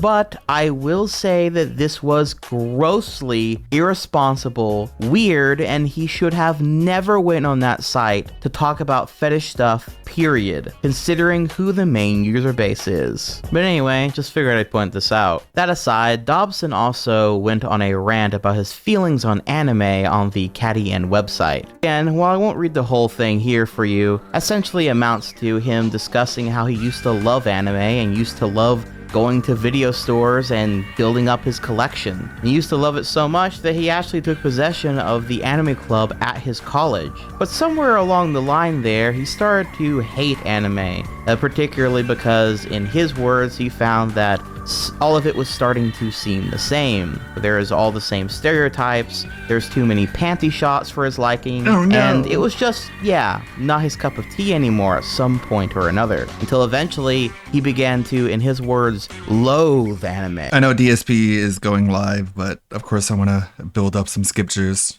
The whole thing being a bit of an inner turmoil for him. Now some of you might be wondering, okay, so he doesn't like anime. What does that have to do with anything? Well, let me explain. See, Andrew, while he grew up loving anime, and clearly some of the anime he grew up with still very much influences his art style to this very day, that newfound hatred for anime also made him pretty famous in a few occasions, with one such example that I often see shared around when talking about Andrew Dobson is this piece, where I guess his Western characters beat up several popular anime characters, in a piece that he calls West versus East. But the thing is, while this hatred seems to come from a place beat of up all of growing out of anime. an interest for it, particularly cool they because are. I guess in his words, they're all seeming the same, which I'm sorry, but it's just like a cringe take. But also, I do kind of agree with him that the panty shot shit can be pretty cringe and weird in anime when it happens. Get over But, you know, he's also literally drawing these same characters completely naked, blowing them up with a balloon pump shoved up their ass. So I feel like his thoughts and opinions on that front ring a little bit hollow, you know? Well, it turns out that all that stuff that he just said was completely bullshit, as there's a much more deep-seated, petty, and honestly, fucking absolutely psychopathic reason that he hates anime. And that's because he believes that anime ruined his art career, ruined his only chance to work at Disney, and ruined all of his dreams. Basically, he believes anime ruined his life, leaving him the sad husk that he is today. Now, you might be wondering, how the heck did he come to that conclusion? Well, let's read his journal post all about it in response to the negative feedback he got on his West versus East drawing, where he finally reveals fully why he actually hates anime and why he believes it ruined his life. Quote, "So, my West versus East picture, which involved my Disney-inspired cartoon characters beating up prominent anime characters, has gotten quite a bit of attention in a very short amount of time. I'm quite surprised that, ironically, a lot of the feedback has been good. I was sure that I was going to get flamed to death for doing something so sacrilegious to these wonderful shows. It's true, I've gotten a little flack, but even that was mostly people saying, don't hate it because it's popular, rather than, you hurt Naruto, you evil, haha. Also, I see a lot of people reading too much into the picture too. You have to understand that I used to love anime. I got into anime long before anime was even known. There was no internet to download it like there is today, and the only way you could watch it was through Viz or US Manga Corps. You actually had to drive to a little store off in the middle of nowhere and just pray that they had what you wanted, because supplies were so limited and scarce. The only anime on TV was Dragon Ball Z and Sailor Moon, so you couldn't just flip on the channel and find it everywhere like you can today. I had a deep, profound respect for anime. I even ran an anime club in my college for 3 of the 4 years I attended. In short, I know anime. However, as the popularity of anime became more and more apparent, he knows the anime, you interest guys. I held and the desire I see new anime began to wane. Dubs, which were once good, started to slip in quality just to get it out to the States faster. New kids who just got into anime knew all about the most popular shows on TV, but not about some of the really greater older works that I was into back in the day. I even heard a kid utter this remark at an anime convention in which a Japanese artist was explaining how you need to know about perspective in an anime. He said, "Well, I don't need to know perspective because I draw manga. The amount of arrogance and annoyance new fans filled me with just got too much, and I started to distance myself from anime." That was when I rediscovered some things I took totally for granted as a kid. American cartoons. I rediscovered Disney and their wonderfully fantastic animation and stories and characters. I rediscovered a lot of shows I used to watch as a kid, and I realized how great they were and how influential they were without me knowing. I rediscovered so much more than I was expecting, and all the while anime is still chugging on and totally wasting this stuff. I'm an animator. I have a BFA in animation. The I'm only an reason I don't animator. have an animation job Prove right it. now is because Disney fired their animators after their anime-influenced movie Treasure Planet tanked at the box office. If they weren't trying to be more adult cartoons, Treasure Planet maybe ruined they my might career. still have some respect in the industry. But now, thanks to anime, I lost my job. Thanks and to anime, Disney has I lost become a my sequel job. factory that mass produces for money. I miss the old days, and I For can't help money. but resent anime slightly. I spent a good 18 years of my life following anime, only to realize everything I really wanted and needed was right here in America. And now, thanks to anime, that's all being threatened. So, if you sense any Thanks, anime. resentment from me towards anime, that might explain it a little bit better. Don't get me wrong, there are some fantastic anime out there, especially anything by Hayao Miyazaki. See my Miyazaki tribute in my gallery. And Rumiko Takahashi, but from someone who's struggling to make a living because of their BFA is now invalid thanks to anime? Yeah, it's a little hard to bear sometimes. Unquote. Yes, you heard that right. Because Treasure Planet didn't do well and seemed to be anime inspired, in his eyes anyway, anime was now the death of Western 2D animated films in his eyes, and thus the reason all his college and life's work up until then was for nothing. Why his dreams could never be fulfilled, and why he not only hates anime, but also believes that he's a victim of anime, Japanese influence, and perhaps the world. It's one of the main reasons he sees himself above others, and thinks them to be stupid because they didn't go to watch Treasure Planet, and thus destroyed his life and dreams, and because they continued to watch anime, the very thing that ruined his life. Now, this, of course, could not be further from reality. In fact, it's all just a massive cope at the end of the day. Just like in his comics, and in all of his DeviantArt journals about his life, Dobson always believes that he is the victim. He loves Lesbian being the victim. If he's ever not being the victim, he'll find a way to be one again. It's why he wouldn't communicate with his girlfriend during that Christmas time debacle. It's this mentality that made him believe that he was the truly talented one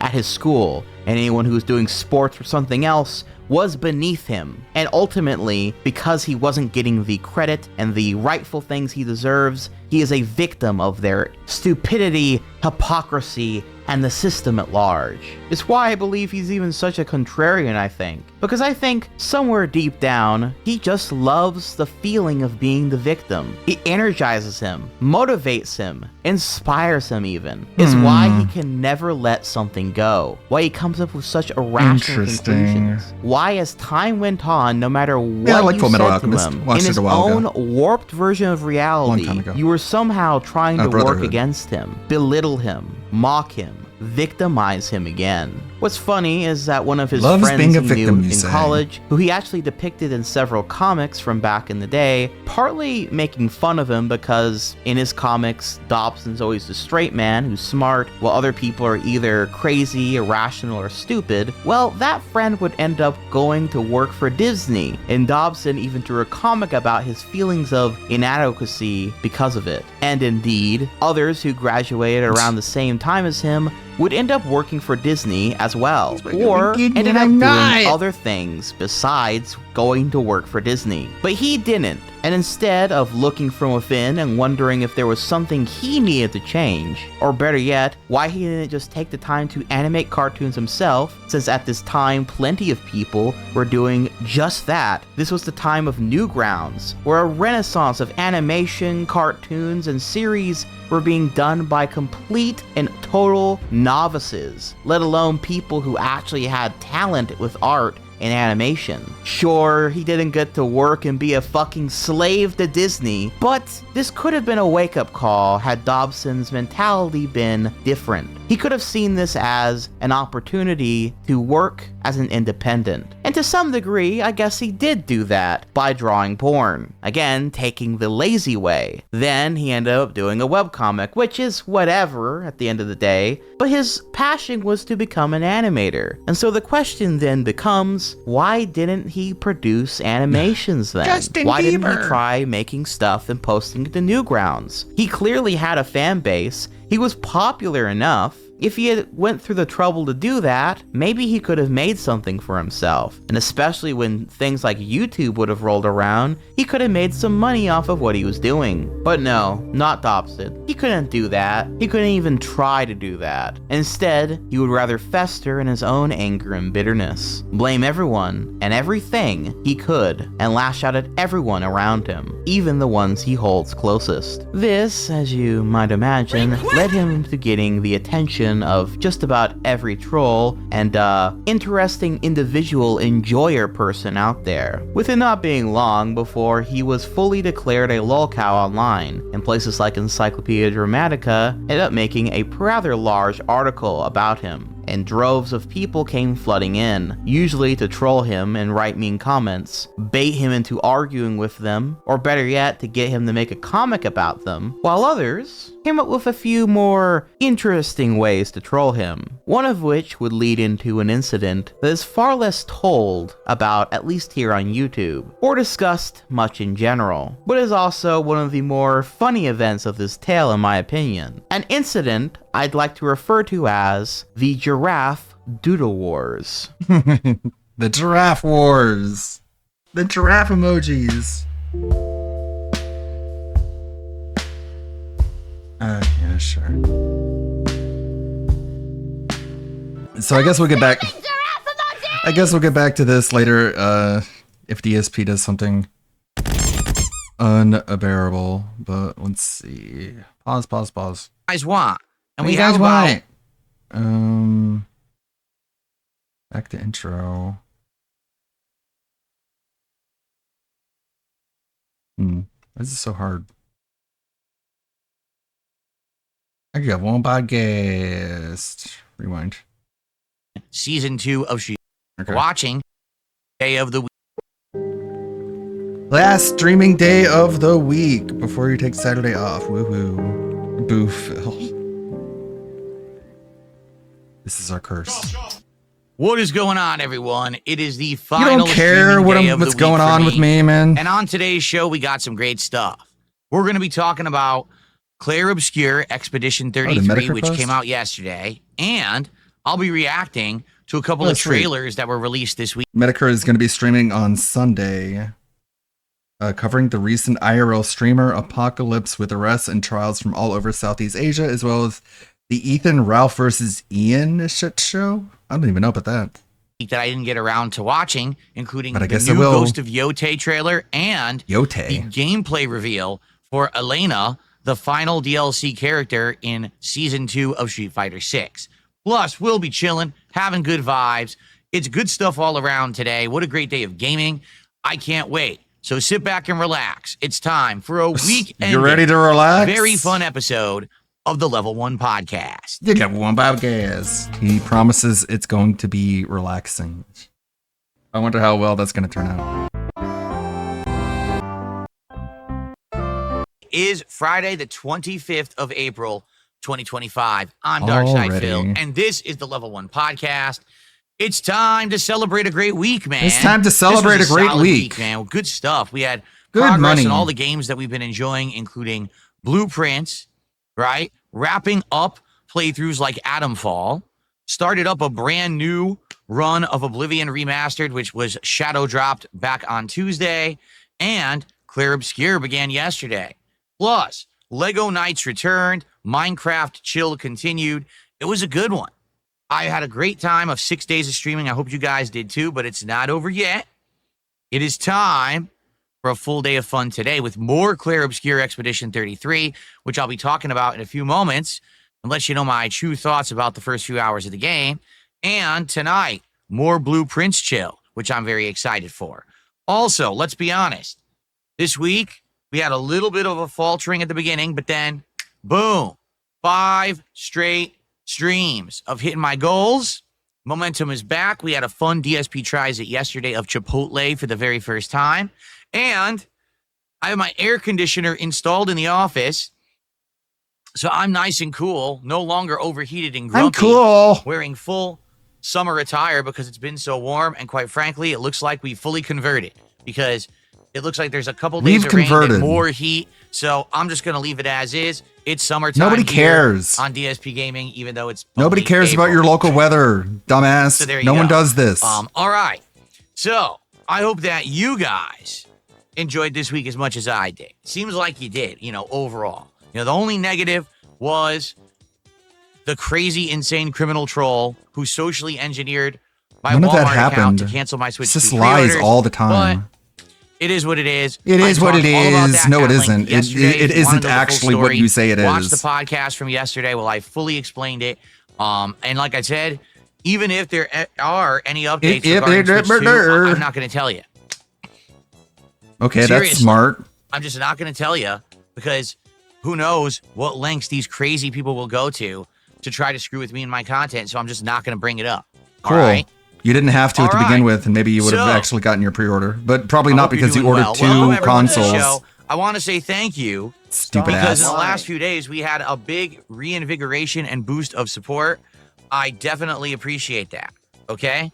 So, He appreciates money, if you didn't realize. we are currently at 33 out of 40 goals hit. And I just want to let everyone know up front, yesterday we came to a really interesting determination Did we? on what we should do for our next goal reward at 40 goals hit. For the next DSP Tries It, we're doing something unique and different.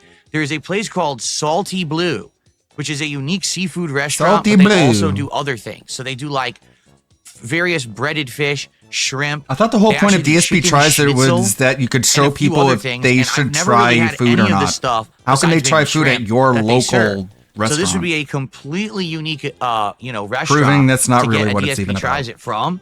Kind of similar to, remember when I did Katsu Burger back in the fall? It's kind of similar to that.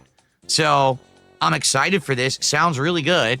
And that's what we're going to do when we hit 40 goals. The sooner that we hit those goals, the sooner we'll do this special edition of DSP Tries It. And then at 50 goals hit, we're going to do a marathon, which will be perfect because if you look at the timing, it's likely going to be about a month since the last marathon, which was my birthday marathon event, right? But the question is, what should the marathon be? And, thinking about it, Of course, kill yourself, you I would moron. say the 2 ideas. Yeah, well, I don't care. Okay, it's just I want to eat food or dish food. If you guys give me $1,500, I'll eat this food or that food. What the fuck is going on with his Blue hair? vest. The gray vest. What the fuck? The Marty McFly orange vest. The Look at gray his ear. vest. The Look at his ear Marty just twitching. McFly orange vest. Look at The your- gray vest. The blue vest. So 1, 2, 3, greasy. 4, 5, So 6, 7, oily. 8. I think I have about 9 vests, 10 vests, something like that. No one cares. Okay. So, with the incredible amount of stuff that we have there, the idea for the marathon would be this. Okay. Go and Blah, blah, blah, blah, blah, blah, blah, blah, blah, blah. where we'll retire them. I'll actually get to the. Yes, you just say I this. think that could be a fun Bro, he talks about these events more than the actual length of the event. marathon over the goals and do DSP tries it around the middle of next. Okay, so let's start talking about it. What's the stream? The viewers. Yeah. Viewers' choice is better than a spring cleaning. I'm down for viewers' choice. Last four of Phil's Visa card, 2792. Last four of Phil's Visa card. Boys, I really am. Also, he you look at the order details. No one cares! He also gives away his gate code, so as if we didn't already know that. But we need to figure this out because if it is going to be viewers' choice, I wonder if he knows that. Phil, you gave away your gate code. You're not safe anymore. then I need to put up the post next week, probably like Sunday, Monday of next week. The perimeter has been breached. Start nominating games, and then we'll have about a week to nominate and a few days to vote, and that'll determine the marathon. Okay? Okay, I don't care about the fucking marathon. Big Boss says, are we going to do the signed vest goes to the highest donor? Only if, like I said, maybe if we have a goal to raise that day, and if we hit that goal, then, right, whoever was the biggest contributor by the end of the marathon, I'll, do a vest I mail to them or something. It's possible. I guess we'd have to talk about it. The police. What's up, King Michael? How you doing today, man? It's just like, Phil, acknowledge me. Acknowledge me, Phil. I didn't even see him in chat. Look at chat. He's not even in there. Well, you guys think about it. Let's figure it out. Oh, What he's I like in to say is kick let's chat. determine it Hi, maybe Phil. on Sunday. On Sunday, Hi. let's figure out exactly what the marathon Hi, will that be. being Savreal. All right, so that way, Hi. if we're going to do Viewer's Choice, I have the thread up. You guys can start nominating games right away for the week, okay? Cool. All right. So, all that being said... Shout out. This Cade retard I'm is gay, just... and that's okay. I don't have to hide. He's just an attention seeker. He gives Phil money and then he goes into Raw Phil's chat and talks to people in Raw Phil. And they just call him a retard and a cuck and a simp. And he enjoys it. He just has fun from doing that for some reason. These are your DSP fans. Will Walmart do anything about the Thank Switch you 2 guys thing? for a great show week. No. I hope that you guys have had a good time. Let's get some support on the stream rolling. In fact, Let's as I get was some money literally as I said that, our first as support of the day came in you from have Kate. I'll shout that out shout in a outs second. to do. Let's get some dipshit. support in, guys. How about some super chats, some tips, some memberships, and How about some bleach? I would love to keep goals to go. How about some arsenic? Well, let me do the shout out for Kate. Kate, Walmart super chat. Will Walmart do anything about the Switch 2? No. Walmart doesn't care. Walmart has no power to fix anything. They You gave me an have account no credit. power here, Walmart. I have an account credit. That's a big deal. I can't use it on a Switch 2, so it's pointless, but they gave me an account credit, okay? That's it. That's all they're willing to do. They gave him money, admitted bro. they screwed up. It's their fault that this whole thing happened, so they I credited can't my believe account. that shit. He's Not such that a fucking not that it's gonna Karen, get man. me it, so. He's such a fucking just giga social justice grifter. He puts his order number out there. People cancel his order. No, that didn't even happen. He ordered 2 Switches, which is against terms of service, so they canceled his order. Nobody fucked with him whatsoever, but he bitched and moaned and cried and convinced Walmart he was being victimized, so they gave him money. What a fucking loser. What There's a no- I already fucking said there's no point in talking loser. about this moving forward. As I told you, if I get one, I'm not telling you anyway. Cool, I No don't one sees this care. because I don't want these people messing with it. So just, No one cares. You cannot have my Walmart credit. Why I'm apprehensive. Blue You didn't Tree have to says, talk about it in the first place, I wonder what the dipshit. cost of international shipping would be. That's why I'm apprehensive about being like, yes, if we have a marathon and it's well supported, the top contributor, I'll mail one of the vests.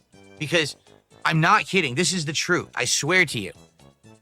Decade ago. You ready to this be was lied 10 years to? ago, I was I was giving out the Project 7 t-shirts from 2012 for people who were pledging to my Patreon.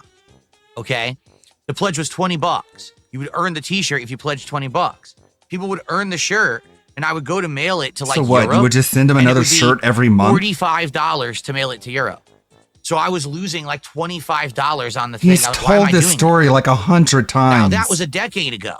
Now, can you imagine what it's... Yeah, whatever. You're being paid $1,500 to do it. Flatman B is here. He did a $5 tip, our first tip of the day. God bless everyone on our "Much little love, flat everybody. Earth. Jesus bless you all. and Jesus positive loves you vibes." in Thank our you, Flatman. flat Good Earth to see that you here totally today. isn't Let's get round. you on Thanks, the Flatman leaderboard B. for our first tip. Stupid retard. It says in the Bible that the Earth is flat, right? No, Jesus never said any of that dumb shit. You guys are the fucking dumbest Christians ever. But of course, DSP fan. What are you doing? The fuck? He's having like strokes on stream? Finally, it's about time. How do you add 5 and 2? 5 plus 2, that's oh fuck, it's 5? Oh, where are my fingers at? 5, 6, 7, that's how it is. What are you doing? Minor brain fart. Minor brain fart. Your brain is a fart. Asshead. Rubger just did a 20 knock super chat, which is the equivalent of $1.90. I know because they did one the other day, so I actually remember what it counts for. Cool, he remembered. Says, "Hello, boss. How What's going impressive. on? Good morning, and thank you for the super chat." Loser. Stormforce Gamer says boss. maybe do like a $50 Amazon voucher instead of mailing out vests. Well, here's the thing, Stormforce. There's no point. If the idea is the top contributor gets the reward, what value is a $50 Amazon? See what I'm saying? No. Oh, I contributed $100 to Phil's stream and I get $50 back on Amazon. I get it. The point is, these are vests that I've worn on stream. It's kind of like a piece of clothing that you've seen a celebrity wear or a pro wrestler wear. People like that as a collectible, right? I get that. And the truth is, no one has that. I have never given out anything that I have worn or anything like that on a stream ever before. So I get the I'm like a value pro of that. wrestler. I do. But you know. I silly, and again, the logistics of it and everything. Okay. Anyways. No, not the cowboy hat. The cowboy hat I'm keeping. Absolutely not. The cowboy hat is my hat forever. That will be a hat that I wear from time to time for special events and things. That cowboy hat ain't going nowhere, man. Yeah, I remember when Panda Lee bought it for you? I guess you don't care. Too much history between me and the cowboy hat to be giving out the cowboy hat to viewers. Hell no. The vests I don't give two shits about, to be frank with you. I don't care about the vests. They don't really I thought they were a symbol. But the cowboy hat I've had for so long. I wore it on every Ask the not. King episode and everything. So there's no way I'm giving that out. Okay.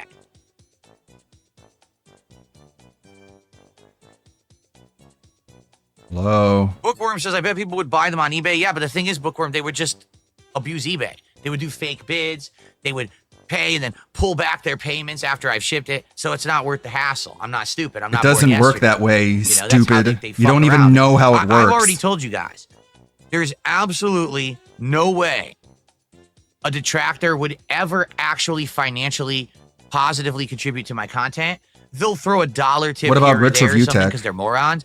But you noticed when we tried on Smart Guys to have entire segments that they would have wanted to see, and we said, well, all you got to do is let's hit the goal, and then I'll do 10 push-ups or I'll do this or that. No one contributed because they're not actually wanting that. Because they at hate all. you. Do They you not wanna make realize fun this and yet? ask for stuff, thinking I'll Are never you do still it. They struggling don't with the actually idea want that the people thing. fucking hate Get it? you? They want to say, ha, we found something Phil won't do, rather than actually saying, Moron. oh, we actually made Phil do it. They would never pay for it. So, like I mean, I No would do this shit, stupid. eBay They don't like auction you. For the platinum vest, we'd have $1,000 bid on it, and then it wouldn't be real. It'd be fake. You know? How? No, I don't know. But whatever, you don't want to do it. Just say that.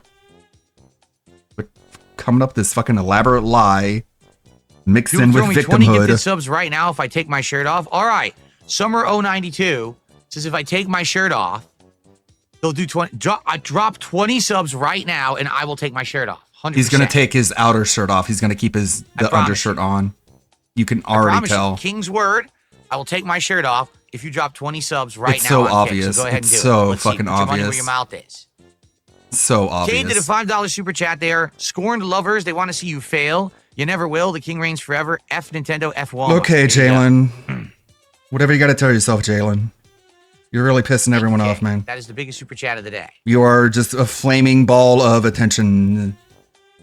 All eyes are on you, man. 13. It would make me so mad if you gave him more If of your anything, money. my arithmetic will never falter because I have to daily add all day Bro, there's small numbers. for contributions, so that's good. It keeps my mind sharp. When people say, Yeah, why don't sure you it do these things does. automatically? Well, hey, it keeps my mind sharp. I got to do math all day. It's good. You have to add 5 to 7, man. Give me a break. Sell a spurt of my cologne in a jar on Amazon. There you go. You are retarded. I added 5 to 7. See, I have to keep my mind sharp. That's why I'm so smart. You guys can tell? You guys wonder why I'm so smart? That's why. I added All right. 6 to Well, guys, 2. like I said, let's get some support Money! rolling. All right, one thing this week Give me more money! has been definitely slow has been Kick. Usually on Kick, You're we on get a good notice, amount of Kick. 50 subs. This week, we Better probably start have giving me money or I'm not going to stream on you anymore. But usually I get way more than that, okay? In fact, on Kick, subs are way down to the point where I'm looking and overall, Well, this is what they we've love to lost hear, man. over They love to hear you just beg right to their faces. 100 This is the subs content over that they're the course looking of the for. So, if you're watching on Kick and you like the stuff and you want to hit the goals and you want to see fun content, please support it. Please gift some subs. All right? If you Yeah, can. sure. Why is he typing will in type chat? Why did he say okay in chat? All right? Let's get it going.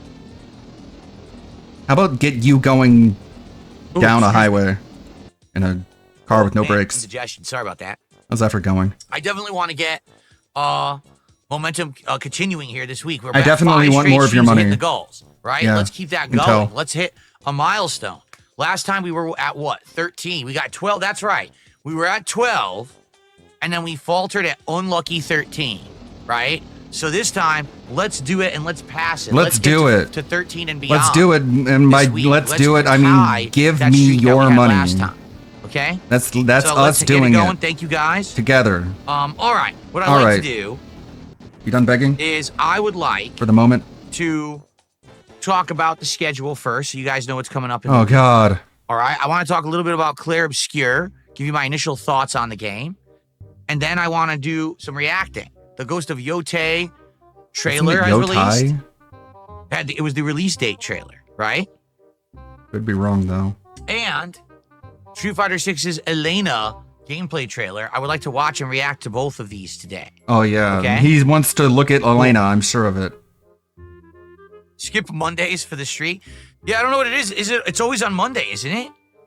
It seems to be a Monday that I never hit my goals. I hit my goals every day, but Monday. who's What's wrong with counting? Monday? It's not like it's any What a big happens on deal. Monday? Is it a bad day or something? I don't know. It's not really a day that people watch streams. By the way, you notice the person said they would drop a 20 sub bomb, really take my shirt off, and they've dropped nothing because they're a liar. You see? I think you That's what lied, I mean. actually. I think every detractor says they'll do. retard. Everyone can see 500,000 miles away that when you said you were going to take your shirt off, you just meant the shirt that you were wearing over your undershirt, and that you'd leave the black shirt on. Everyone knew that, and they just weren't going to get scammed by you. You're not convincing. You're not manipulative. You're not persuasive. Everyone sees right through your lies.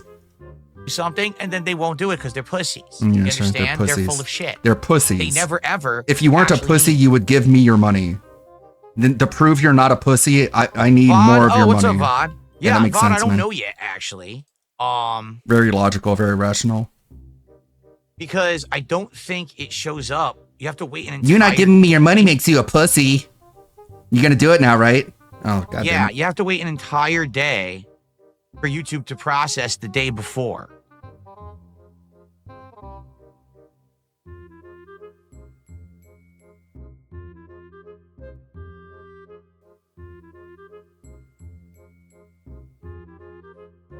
But yeah.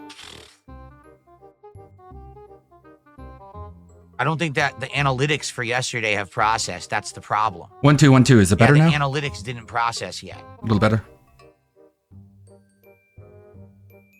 Okay, Phil. He's checking to see if yesterday's sub bomb was real, I guess. Nope. Yeah, it's only up to the 23rd. Yep. So there's no way for me to see until a day or two has passed. So it's just dumb.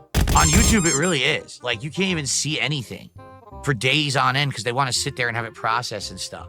So How? Okay. They want to sit there and have it process. In other words, it needs time to process. VOD 44. Just make it process already. Why make me wait?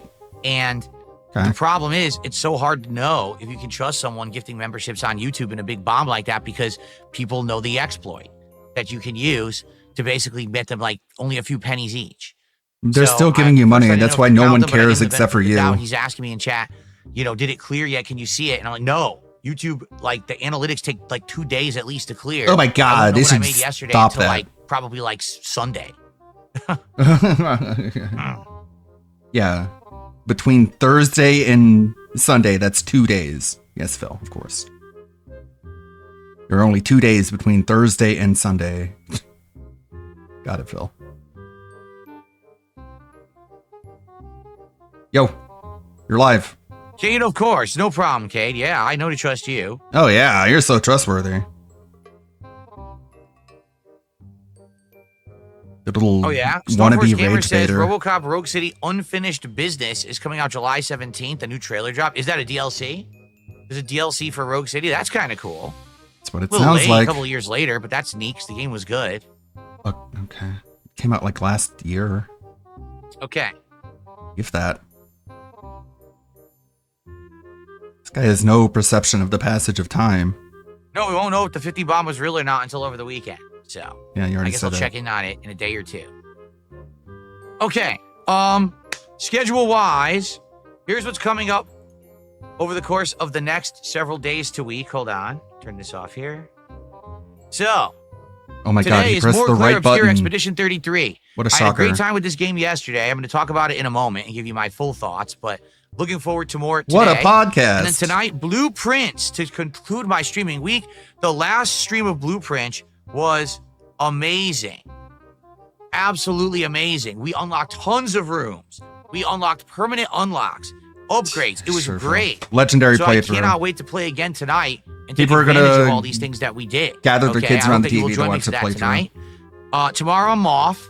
Then on Sunday, it's Oblivion Remastered continuing. We're going to keep going with that until we see if it retains interest or not. I'm not sure if it will, but we'll find out. And then my weekly Disco Elysium stream will be Sunday night. And then Monday, More Clear Obscure and Minecraft Chill Night. And then Tuesday, Oblivion and Blueprints and FYI. All right, I guess I'm going to skip this. Music, outstanding soundtrack. Was actually story. Really? Are you done with schedule already? Or is So he she just has like taking a Persona. break from the other Each screen enemy's- to show himself more? Already I fought an option. That's what it feels like to me. And I'm having a blast with it so far. Already I fought. Does that such weird tongue thing? Incredibly tough and would insta-kill you if it hit you. So you had to play it perfectly, dodging every attack, or else Go you back couldn't to beat the it. placing guy. We can get Pretty through neat, this. Pretty challenging. Pretty neat. Okay. Cool. Anyways, I guess we're done with schedule. I received a $2 tip. Someone says, you should do a bad game marathon. Stuff like terrible NES games, like LJN crap. I think someone trusted could set up the emulator, but it's pretty Already easy. suggested that. Right, like that's the problem, is the availability and the way to play the games. That would be the challenge there, because sadly, there just is no way to legally play a lot of old games anymore, right? Like Nintendo put out some of them on the Switch emulation, but they're not terrible games. Everyone knows that there's a huge game catalog of NES, Super NES, Genesis stuff that's terrible, but how do you play it? You're right. I'd have to set up some kind of emulator, and I don't have that right now. That would be a lot of effort. No, it wouldn't. For me, my biggest problem right now is time. A lot of effort. My problem used to be my tech and money. No one cares. Because my man. tech was super outdated. Just don't say and you're I didn't have using an enough emulator. money to really formally upgrade it and do good things with it. Now, my tech is fully upgraded. I have the funds to play or do whatever I need to do. The problem is, I don't have the time. These ideas that you guys come up with are like time-consuming things that I just don't have time to figure out because I'm here streaming all the time, right? Time. So, hopefully we can figure some stuff out. Maybe I you guess could we'll like see. shut the fuck But that's- up. I like the idea. I do like the idea, but the question is, how do I You'd make have it more viable, time if you'd right? shut up. What a concept. Zangief over on Kick says Nintendo would send you to the Shadow Realm in seconds. See, I don't know. I think it depends. It depends on what it is. So, okay. All right. Well, good stuff there. Is it? Shall we go ahead and do some reacting? Yeah, sure. I think this will be fun. Do some reacting to some trailers. Remember when he said React content was the lowest form of content? That's cool. Okay. So Ghost of Yote has released a release date trailer. And what that means is it's a trailer that has a lot more revealed about the game information, but also its actual release date. I like it. Funny, it says likely mature 17 plus because I guess the ESRB didn't rate it yet. And they're like, well, they know there's gore and combat with blood and stuff in it. It's probably going to be mature. So I have not seen this at all. Okay. So for the first time, we're going to watch this together and let's see what we can figure out about Ghost of Yote coming out later this year. Here we go. Trump. Unreal.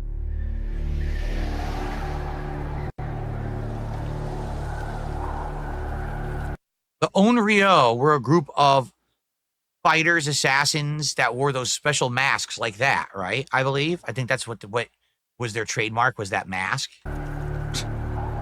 Man, what a spirit seeking vengeance. description. I had a blank canvas and he filled it up.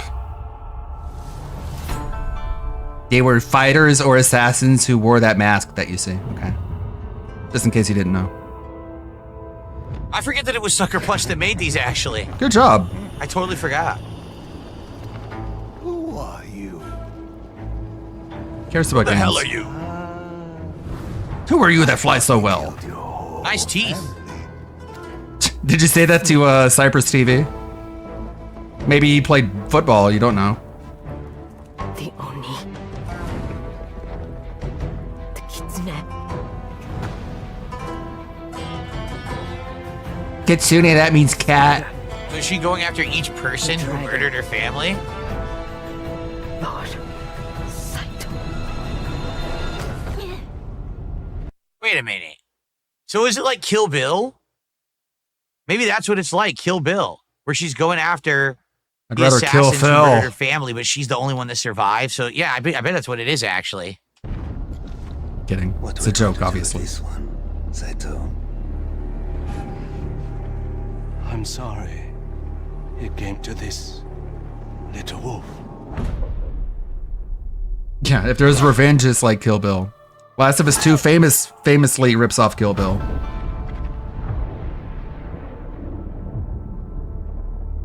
So did they try to kill her and fail? And then she grew up, came back, and she's out for No, revenge? they killed her, Phil. You're That's playing the as a story. ghost. You're playing as a zombie because they succeeded in killing her. God.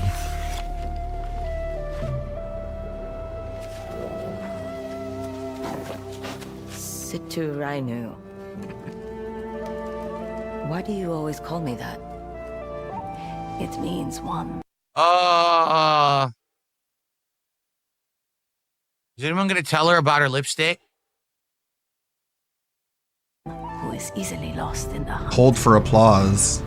Don't tell Granny about her lipstick. She's very self-conscious. She gets very upset. Bring it up.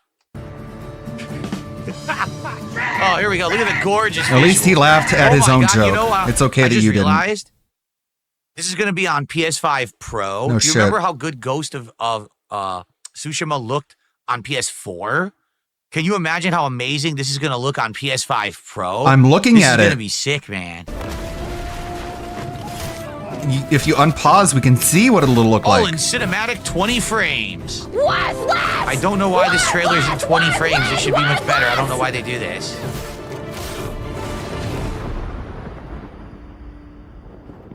Imagine how it'll look as you look at how it will look. Imagine. Imagine it looking like what you're seeing. Yeah, I'll try. It'll be tough though. I have to go home. Back where all this started. So There basically you Kill go. There's Bill, your right? date. Awesome.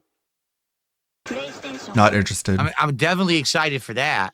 Like I said, Ghost of Tsushima. I'm not. That was the summer of 2020. Everyone was stuck at home because of COVID.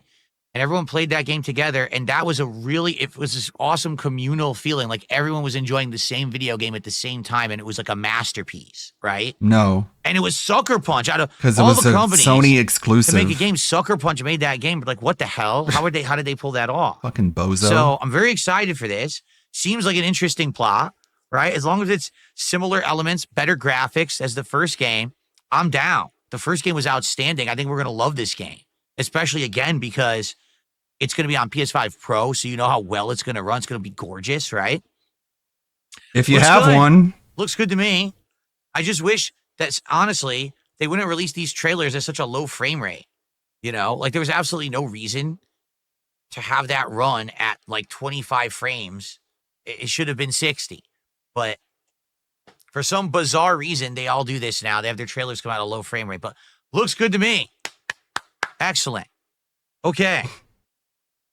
You happy, All right, that was the Sucker first Punch? thing You got I a round of wanted to applause watch. from Darkside Phil. By the way, I'm being told this RoboCop. What is this RoboCop? Let's go to YouTube. What is it called? RoboCop. Rogue City. Unfinished Business. Is that what it's called? Yes, here it is. Official story trailer. What? Oh, it's a standalone experience? Oh. Oh. I didn't realize it's a standalone. I thought that it was a DLC. That's actually good because that's actually really good because I played the original on console, so it wouldn't carry over, but I can just play this just on PC then. Yeah, but you wouldn't have your save. By the way, hello Voltage. Thank you so much for a $2 super chat. It says, get some Taco John's tonight. I don't know what Taco John's is. I'm pretty sure it doesn't exist where I am, but thank you for the super chat there. Thanks for the money, idiot. I don't know what you're Hello, talking Voltage. about. I'll be enjoying some Italian food tonight. Haven't had Italian food in a long time, and my wife is making a Italian bake tonight. So I'm very She's excited making spaghetti. for some pasta. She's putting spaghetti some, in a delicious pot chicken sausage, and it boiling. some chunky Italian tomatoes and sauce. And No everything. one fucking cares. So either stop talking about your wife or stop complaining about people bringing up your fat wife. I was just Pick told one. that RoboCop is going to have a new standalone game experience this summer. It's called Rogue City Unfinished Business, and it's a spin-off and follow-up to Rogue City from a couple years ago. I loved Rogue City for what it was. Certainly it had a lot of shortcomings because it's not a AAA studio, but apparently this is cool because this is a standalone. Which Yeah, is this is excellent. old A news. standalone game means you don't This have is to really have the old original news. game or have played it. I played the original game on console. This time I would play this on PC. So here we go. Let's see what happens with this. Unfinished Business. What will make Detroit safe? The right people with the right tools. OCP's technology is such a tool. However, Such a tool. wielded by the So are wrong you, Phil. hands. Breaking news. An attack on a Metro West precinct has occurred. Hypothetically, it's possible to make a machine. Do you have anything to take say, control Phil? of all the OCP devices. Does that building you call Omni Tower possess such capabilities? Oh, so Wasn't it's this an the actual Omni plot of one of the Tower. RoboCop games or RoboCop movies? I feel like it was, right? I totally feel like that happened. Like all the OCP devices got taken over. Yeah. All squads, code red. RoboCop is Thanks. here. Backup is needed in the main lobby.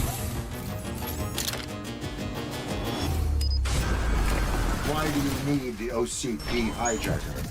You'll find out. I don't know, I might like it. I just never played it. I like FPSs that have a lot of mobility, I am the only verticality, one who can guide and you like through speed. it. And my It seemed name's like a little Miranda, too by the way. clunky This for me. is the day we've been waiting for. But I don't know, I might like it if I did play We're it. ready.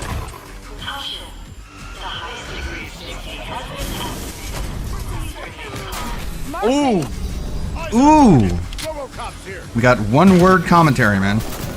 Who are you? At the end, he's gonna be like, well, that's cool. All right, July 17th.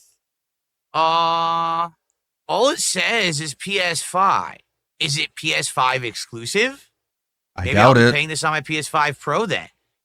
But I mean, even then, still, you know, I played the original on Xbox, so good that it's a standalone experience. I wonder how long it'll be. I wonder what it'll cost. Does it say?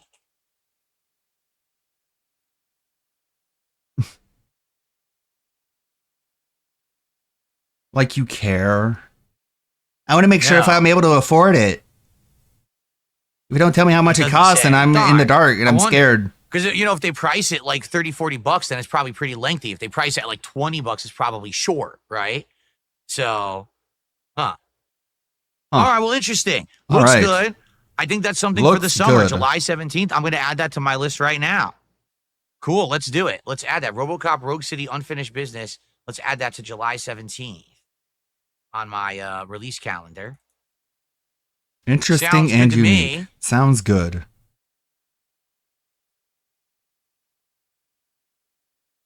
Just bumps his head into his microphone. Same day as Donkey Kong Bonanza. So it could be an interesting release day. Cool. I could play Donkey Kong at the day stream and shuffle RoboCop to the night graveyard right away, immediately. Let's see here. Did I like the first RoboCop movie? Yes. What did you like about it? I guess it's unclear if it's a PS5 exclusive or no not. elaboration. Usually says, I think it's going to sell for 25 quid, so around $34. Then we don't know. It could be lengthy, it could be short, you don't know. It's kind of middle of the road, right? Rick Grimes Dime says it's $60. What? Then it better be a full-length game.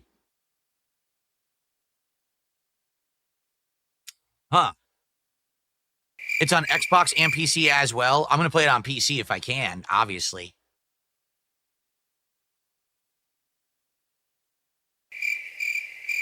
Is it on Steam right now? Can I look at it? Why? Let me take a look if it's listed on Steam. I have to know how much it costs immediately. I have to drop everything.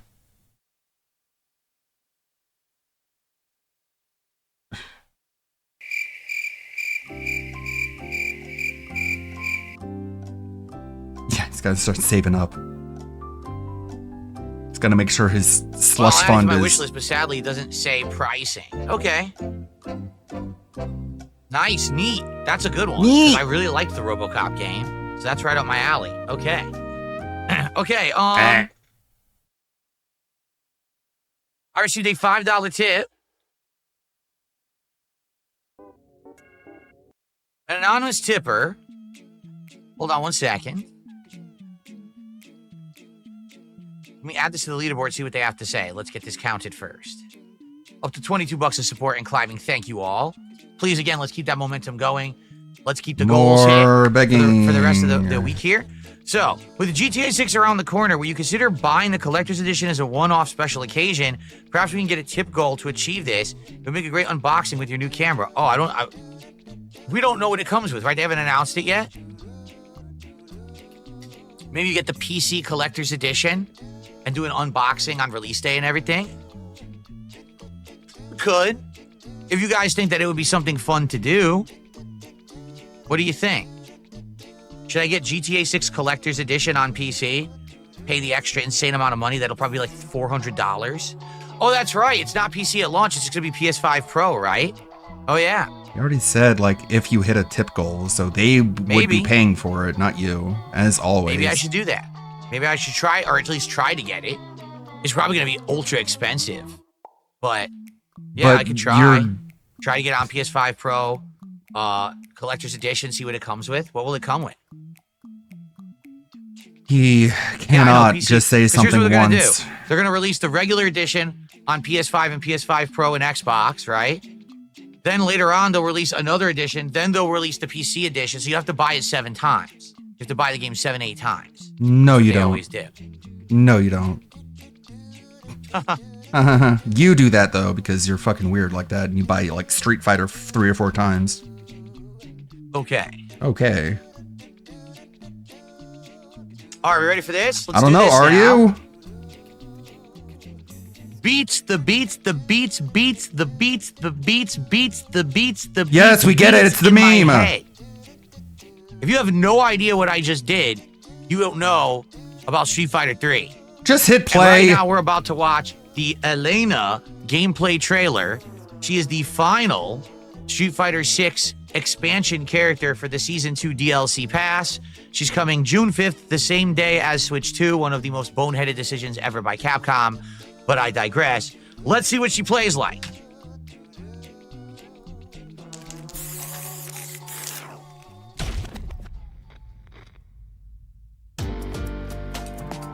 Taking a life and giving life?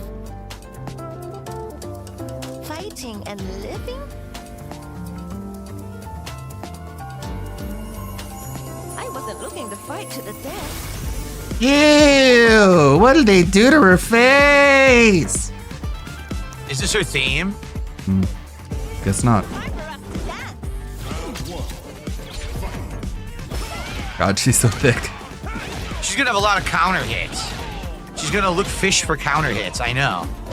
And crumples. Oh, that's the overhead. What do you say? How about you dance with me? The capoeira dance style fighting. No shit. A launcher into her anti-air. Yeah, see? This back, her boob, step back counter hit. Her boob?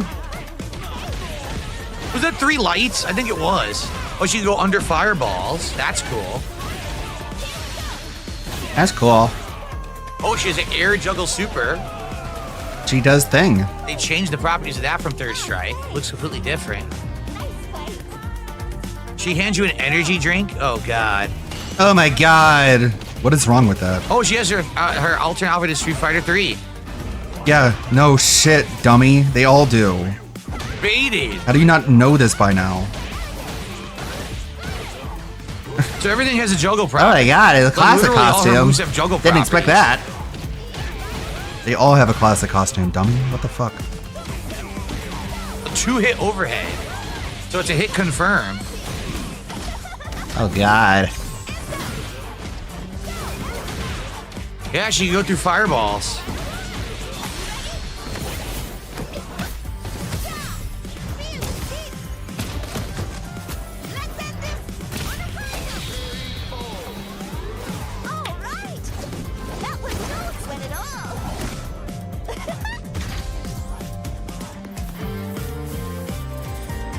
So there's more. Basically, she can go under and over fireballs.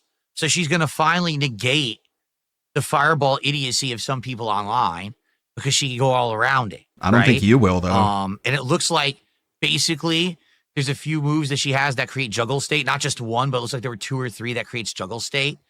Although you're not sure how viable it is because it looks like they all used meter.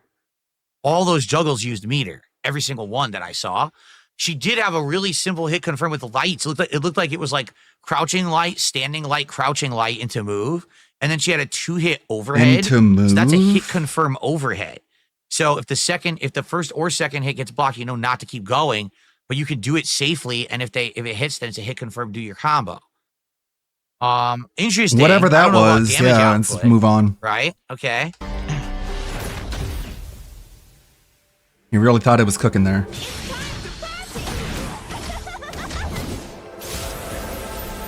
Healing. Yep, she has healing. She has a super. But you saw that? She has a super that heals, but she has to connect first with the combo. So she does have healing, but it's not like it used to be in Street Fighter 3. In Street Fighter 3, her healing super would literally be just you knock the enemy down, heal, and you get like a chunk of your life back. Now you have to combo into it, I guess. Right? Okay. Obvious. Okay, anything else? Nope. Commentary for the blind. So June 5th, and yes, they're selling a special edition of Street Fighter 6. It's all of the DLC characters and all of Outfit 1 colors for $60. And they're selling that on June 5th. So if you don't want to be nickel and dimed by 1 million season passes, you can buy the basically complete edition. I do find it absolutely ludicrous. If you don't want to be nickel and dimed, then just spend all your nickels and dimes. That way they can't take more from you. Have everything. Because let's be honest, someone might actually just buy that, even if they own the game, and be like, oh, I can get every outfit in the game in every color for $60. I'll just buy it. But it's not. No matter what, if you want to get all the outfits and all the colors, you have to spend like hundreds of dollars on the game. Seriously, it's like, I think it's like someone did the math. It's like $300 or something like that to get them all now. Someone did the math. It's like something or whatever. So, she looks interesting, but I don't know. Like I said, she seems like a character where she'll be good for getting around certain types of characters. Anyone like who throws fireballs, she can get under or over. But can she hang? What is her, how are her priorities? It looks like she's a character that throws out moves for a counter hit, and then she can rush in and do a punish combo. But how viable will that be? Will the other rushdown characters be able to just blow her out and dominate? Right? That's the problem right now is the rushdown characters have such high priority that when you try to get a character who's a new character, Elena get blown out because their priority can't hang. So I wonder. I guess we'll have to see. I guess we'll see. Okay. All right. Elena and Street Fighter 6. There you go. People are asking me, am I going to get Street Fighter 6 on the Switch too? No. Why would I do that? I'd be a moron. Well, you bought it for PS4, for PS5, for Xbox, and for PC. So why not buy it a fourth time? All right. They're kind of making fun of you, actually. We covered all the stuff that I wanted to do on the show today so far. What would you guys like to do? I'll let you guys direct the show. Tag me in the chat. Let's see what you want to talk about. Q&A. Whatever. And let's get some support going, content. Please, Give me money. Right now, we got a super chat. We got a sub. We can go. We need a membership, and we need a. Excuse me. Wasn't that commentary super good? I was like, it'd be is a good membership and a thing, sub, guys. I guess we'll see though.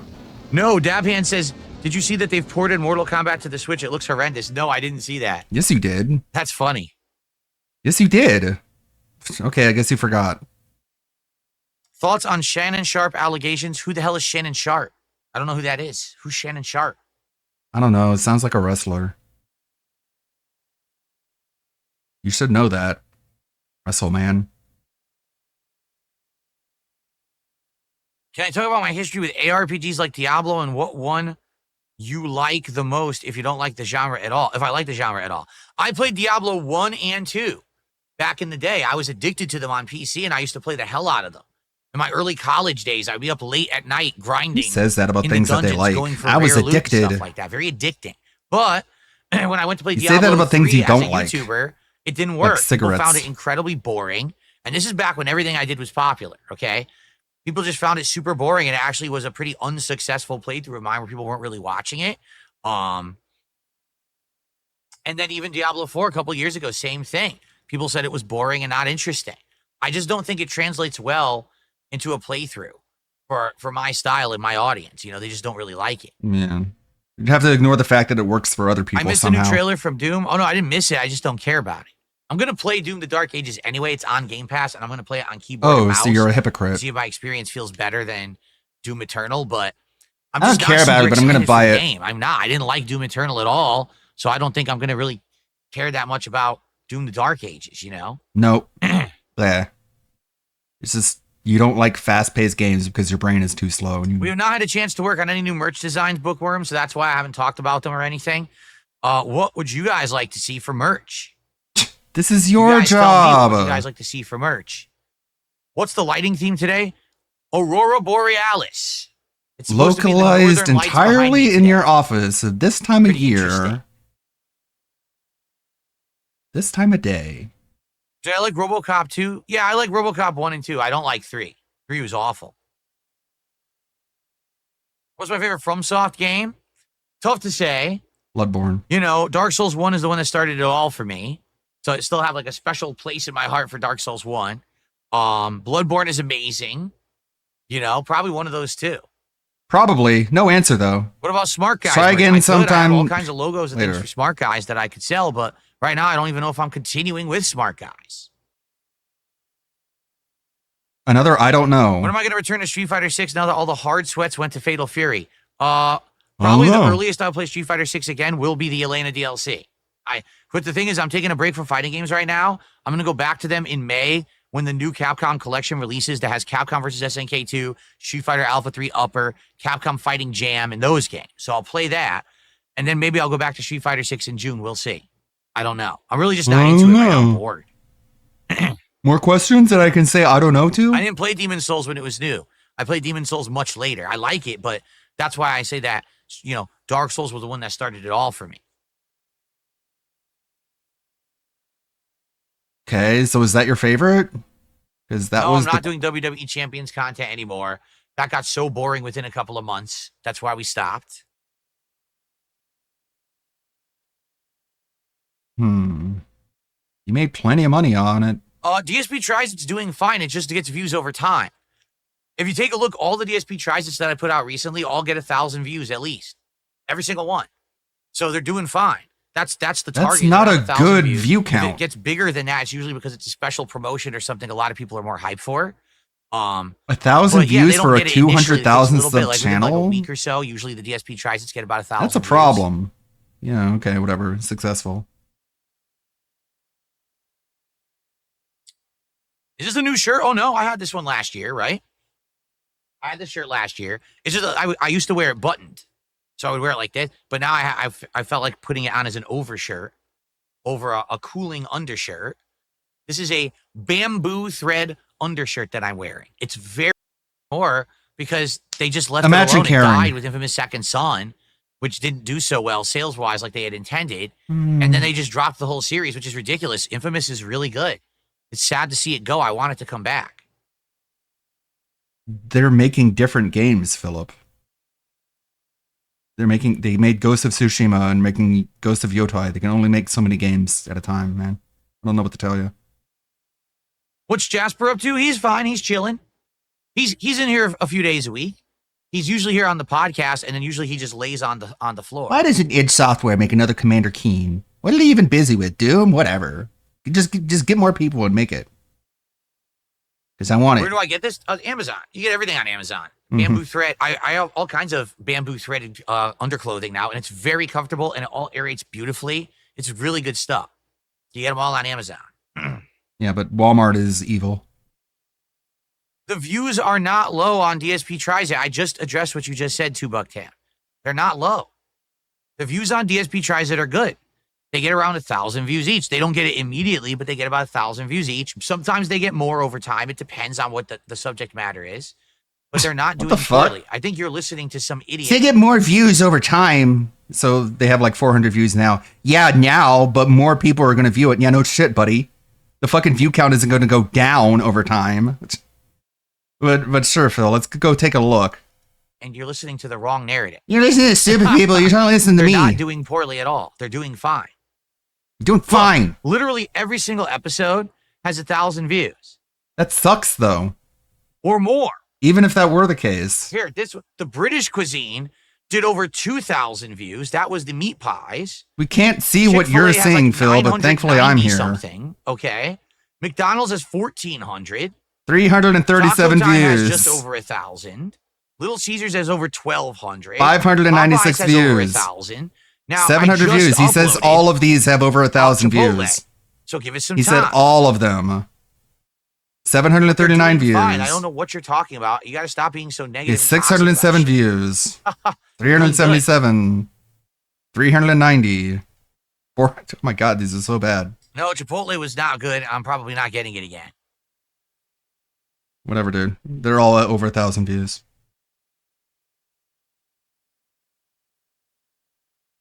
Stop listening to bad narratives from people who don't like me. That I think didn't resonate. Well, a couple things, okay? Number one, the main character I feel was not as interesting. You don't even know what his name is. Cole McGrath was an interesting character with different levels to him, right? He said Cole, right? He didn't say like Paul McGrath. The main character I feel was not as interesting. His name was Delson Rowe, Phil. As Cole McGrath. Cole McGrath was an interesting character with different levels to him, right? His backstory and stuff. Like what? With the character, I can't even remember the name of the main character. Okay, yeah. So it's going to tell you all about it, though. From Infamous Second Son. I feel like he was way more boring. His powers weren't as interesting, right? Because remember, he could have different kinds of powers.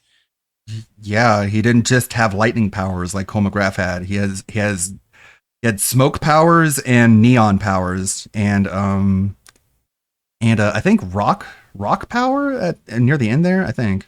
which didn't make sense. Like, that wasn't the point. The point was that you have one kind of powers that you can level up.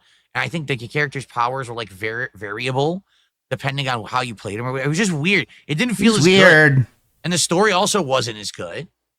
How? You don't even know what the story was. Graphics. The graphics for the time were quite good. I Yeah, remember because that. it was PS4. But outside of that, the character wasn't as interesting. The story wasn't as well written. And I think that the powers weren't as fun. It was like a triple whammy.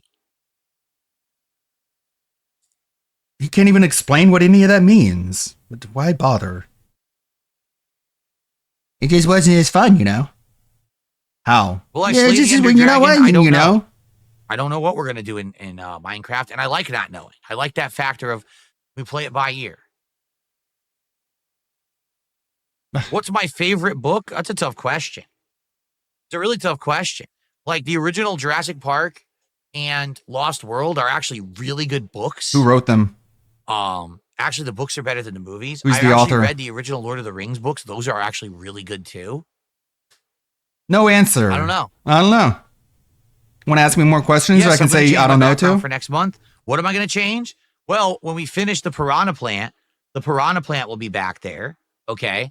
I'm going to get rid of the Pac-Man lamp. I'm going to get rid of the Metroid Lego. I'm going to replace those. I'm going to have new animations here. So I'm going to mix it up like I always do. No, I'm not into watches. I feel like a watch at this point, to wear a watch is just, it's a thing of luxury that you don't need. Huh? And, you know, everyone has a phone that tells time. So having a watch is basically a show of like, oh, affluence. I bought a fancy watch that looks good. What the right? fuck? You don't need it. It doesn't really serve a purpose. It can So, keep I track don't of your have- pulse and your health and your sleep schedule. No, I never played RuneScape at all. Guess he Don't know doesn't know anything about about any it. of that.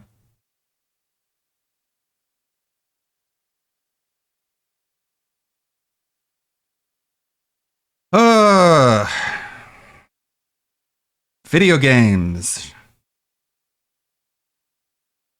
Video games. This is a gaming streamer. Yeah, I can't wait to play more Expedition 33 right now. I'm very pumped to play Oh, it. really? You can't It looks wait? outstanding. You can't wait, huh? Nom, nom, nom, nom, nom, nom. All right, hold on. I'm busy chewing on my fingers. Okay. Well, anyways, I That can't means wait. that watches these days are Ooh. more Fitbit type things, counting your steps and calories and all that. Yeah, no shit, dummy. Any reaction? No. What I had for breakfast, I had a egg white, turkey sausage, and mini ciabatta bread sandwich. So it was healthy. Like 200, I think it's like 250 calories and a whole bunch of protein. And a lot of bread and with a black carbohydrates coffee. because you use That was bread. my breakfast. Whatever, dude. You're so healthy. What about your wife, though? Is there a chance I'd go back to console Minecraft and tour my old world? No. No. It's gone. It's dead. No. It's been destroyed. Through utter sheer incompetence. It was completely obliterated. Yo. Hello? No, I don't buy the sandwiches at Costco. I buy them at the grocery store. Oh, I thought Kat made them. I guess that was a lie. Yo.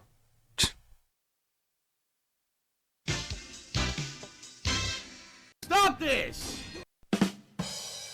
What advice would I give to my younger self?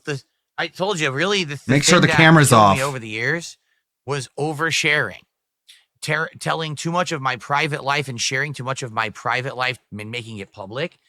And then, you know, these Like showing nutcases your turned order that stuff number and your against me invoices whenever you order things online. and used it to hurt me. It's a good thing he doesn't do that many, anymore. many times. You know, it resulted in horrible things happening to me that Like put what? me into a lot of problems.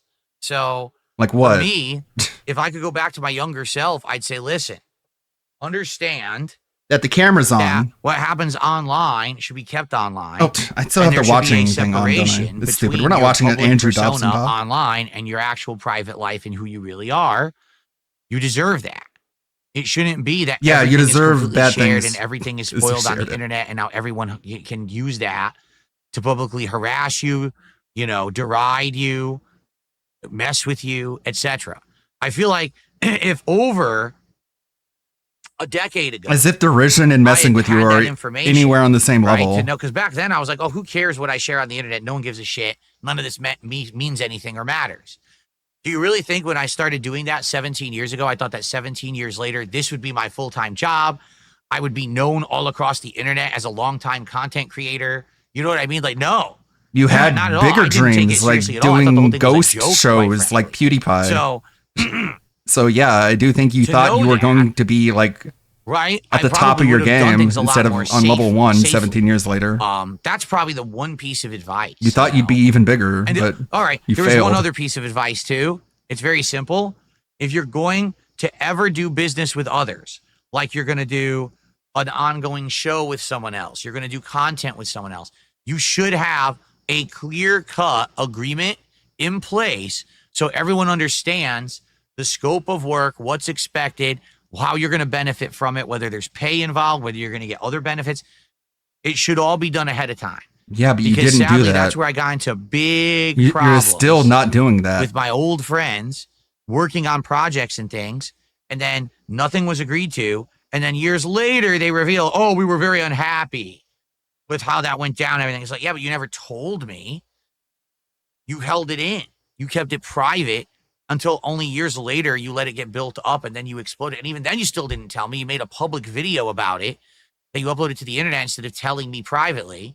So how would I ever have a chance to fix the things that I was doing wrong in your opinion? And the answer is I never did. So absolutely, those are the two things. Being more private, having that separation of public and private, So and not ridiculous. oversharing with the internet. They didn't tell me they wanted and money, so that's always the having fact that I didn't pay him is clear-cut their fault. Understandings and agreements in place when you're working with others, so that Who way there are we can't talking be about? misunderstandings and people who have bad Go back feelings and watch later on. my react to John and Howard Rambo. Brad Owen did a $5 super chat asking, did I ever get a chance to check out Bruce Lee's grave in Seattle? Because I enjoyed your Seattle vlogs. No. No. To be honest with you, I didn't even know his grave was in Seattle. So no, I did not check that out. Well, now you do. See here. I received a $3 tip. This should be an amazing playthrough. I can tell you the combat, music, and environments of the game get better and better. The fact it's considered a discount title, but low-effort annual games are full price is backwards. Thankfully, the game already seems to be a huge breakout sales success despite being on Game Pass. Yeah, can I be honest with you? No. Like, I'm excited to play more Expedition today and moving forward as a Then playthrough, do but it. I'm going to be honest with everyone here. I'm Shut nervous. the fuck You know up. Why? Yesterday, when I started playing the game, attendance dropped. No, and I have to support beg more. faltered. I have to make sure Like you guys yesterday, know we that I hit want your the money. support goal before The stream problem is if I started. play a video game, you guys And don't then know as if I was want. playing the game, if you- guess how much I raised? $40 Oh no. during the gameplay segment. So does that mean today when I start playing the game, all of you are going to leave? And then Are you it's gonna gonna be leave? Low attendance, low engagement, low support playing this Are you game. gonna leave if I hit a Because I think podcast? it's You better good, not. I'm gonna and keep I this wanna going play though. It. It looks like it's a great game, but I don't want this to be another metaphor. I need people who understand RPGs to actually show up, engage, and support when I play an RPG. And I am nervous So that relaxing. today already we're going to have an issue.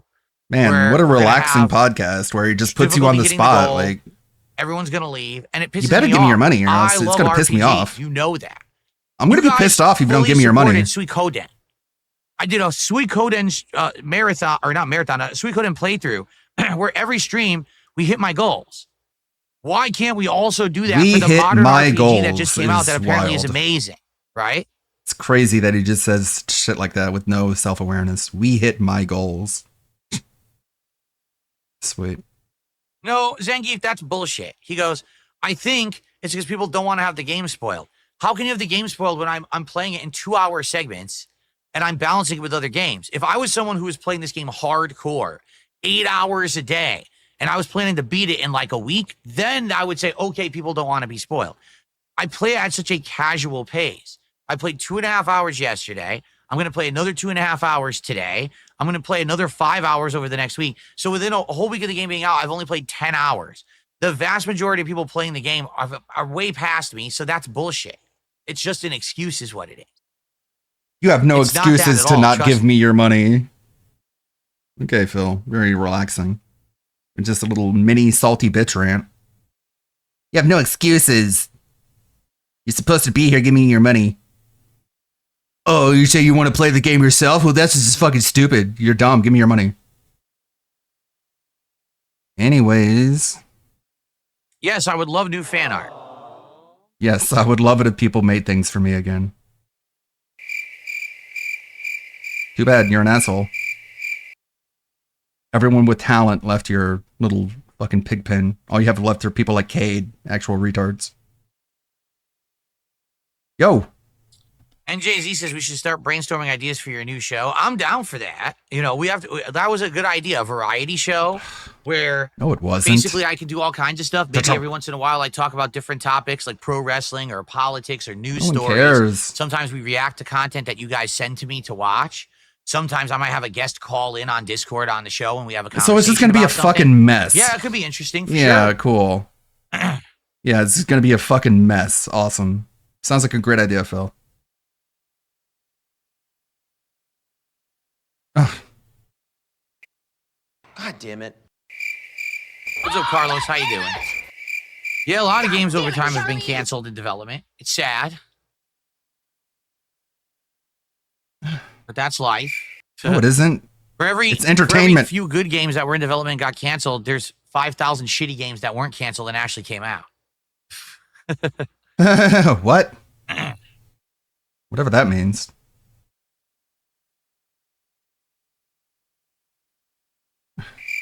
You want to wrap it up? I can't wait to play video game. Look, is there a special tag you need to use for sending fan art in an email? No, but understand that a lot of times email with attachments gets flagged, and there's nothing I can do about that. So I may not see it. You know, I don't know what to do about that. Besides, knowing if you sent something, I can check my spam. Why don't you just check your spam? Whatever. God damn it. God damn it. God damn it, dude. God damn it. Oh, God damn it. Game Boy, how are you today? Welcome. Hey, Phil, I'm here. Phil, acknowledge me. Yeah, hello. How are you doing? Don't tell me how you're doing. I don't actually care. What did I think of Fighting EX Layer? It was crap.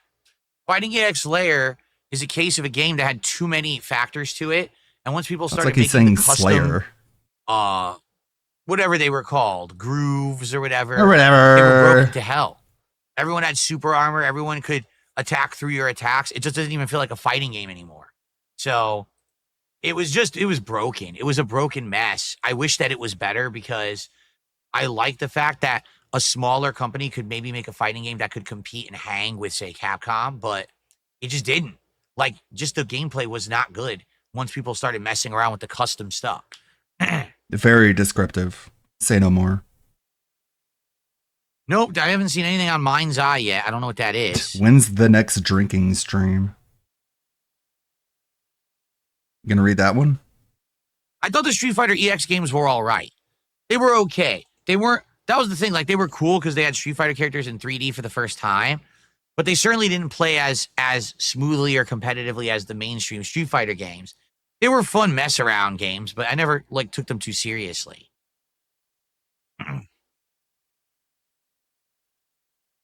What does he take seriously?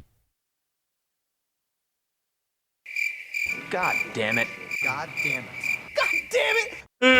Oh, I'm so excited. I can't wait to play a video game.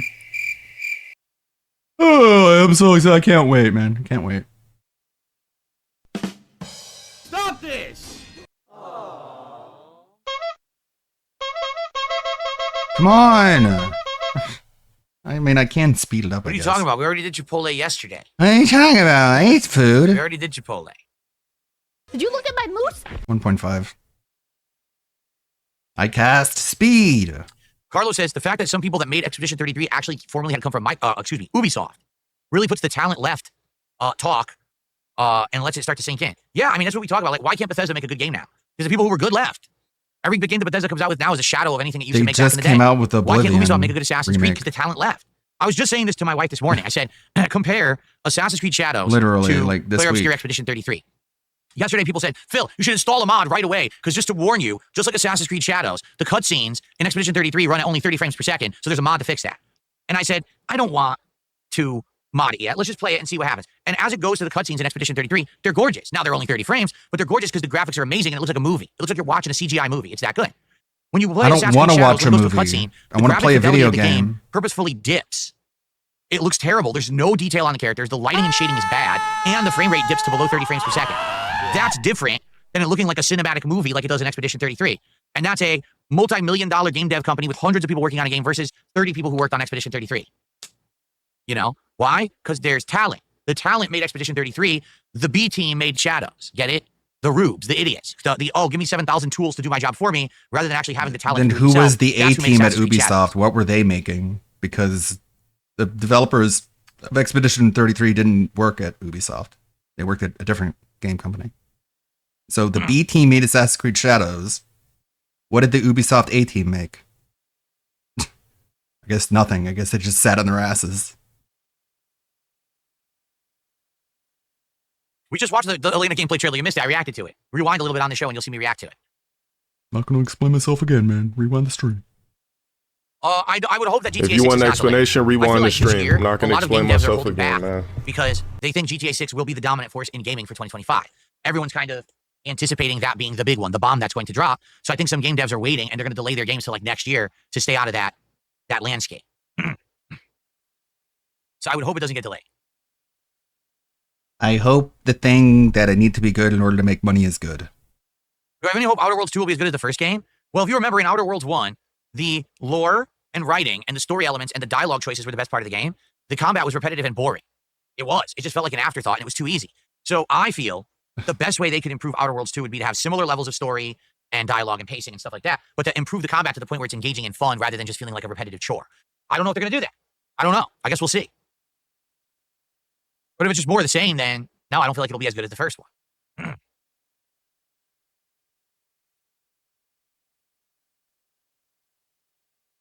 What badges are there on Kick? There's the VIP and the OG badges. The VIP badge you can get if you give 25 subs, and it is a cool crown that you get next to your name that's very unique. It stands out. The OG badge I only give out during special circumstances. I don't always offer it. Usually it'll be like a day where I want to be sure that we hit our goals, or maybe if we're rallying to try to get to an end goal, then I'll do it. But it's not every day, and right now I'm not offering it today. So.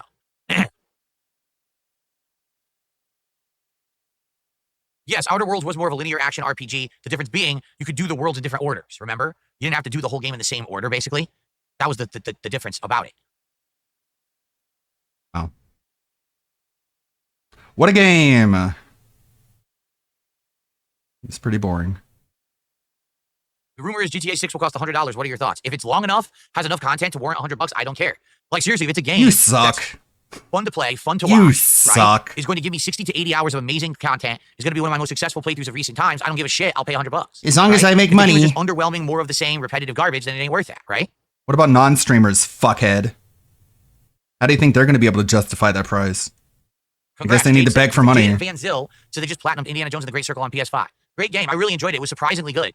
It's pretty much better than my expectations, so. Usagi Jojo, I didn't even do a Lego City Undercover playthrough. I only played it like twice.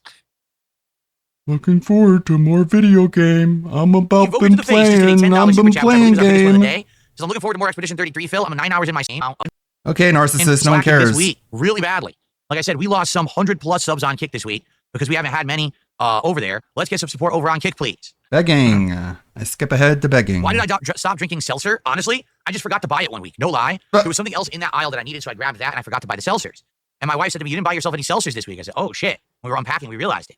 So that week I just drank the filtered water and I realized the filtered water's fine. Oh my god, he's such a child. I burp way less because I used to belch profusely when I was drinking the seltzer because of the carbonation. So now I don't belch like crazy anymore, right? So oh my god. There you go. At the ripe old age of 43, he realized he shouldn't drink carbonated beverages. Capture from retro hardware. For example, if I could get a working PS1, what a play an ancient PS1 game, and do it on my modern setup, that'd be amazing. But how do you do that? It doesn't have HDMI out. See? Better late than never, I guess.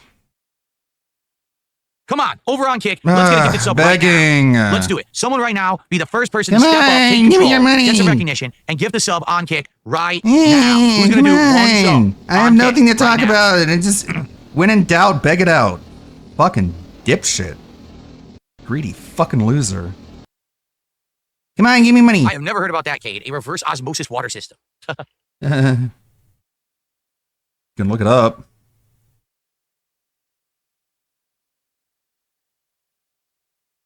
Look at, like, Kate is like 90% of the chats. He's such a fucking... No, Carlos says you can just buy an adapter. Wrong. That's a fucking the things that you're talking Melvin. about don't really work. They're horrible. Just look into it They used after to the sell them stream, for the Wii and please. stuff. They're garbage. Those adapters that are cheap. Oh, it's $10. You can play HDMI on your PS1. Lies. What happens is it completely destroys the signal. It desyncs the audio in the signal. The signal ends up being blurry and shitty. They're awful. That's why they're $10.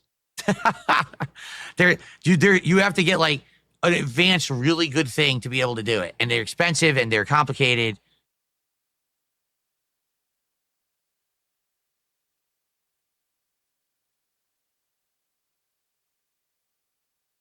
All right, you want to wrap it up? Dumpstack says Retro Tink 5X Pro is what you want, but they're very expensive. Shopping stream now? What the fuck? God, we're live. We're live. No. Can't skip.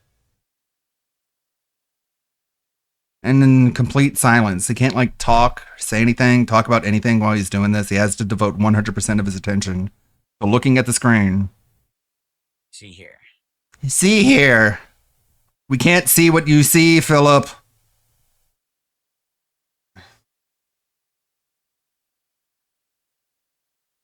There's one here.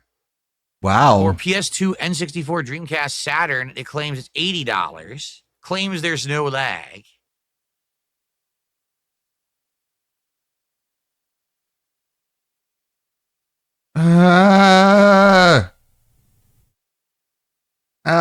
Retro Skiller 2X.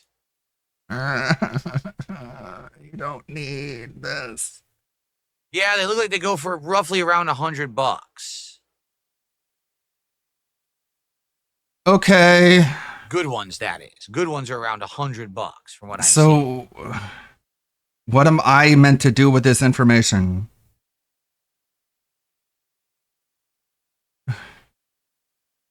Wonder if they really work or not. I don't know. By the way, I don't have PS1 hardware either. Show the record. Just get one then. This fat, short, slow, stocky. Where did I get this shirt? The store? I don't remember what store. I told you last Oh, year. shit. I went to a bunch of I thought you said you got everything from Amazon. Marshalls. I went to a place called Plato's Closet, and I just went and bought designer shirts for discounted rates. He just said he got everything from Amazon like shirt, and the shirt probably 20 minutes for ago. Like $50. I just went and got everything on a big discount. Yeah, sure. Very believable when you change your story within like an hour.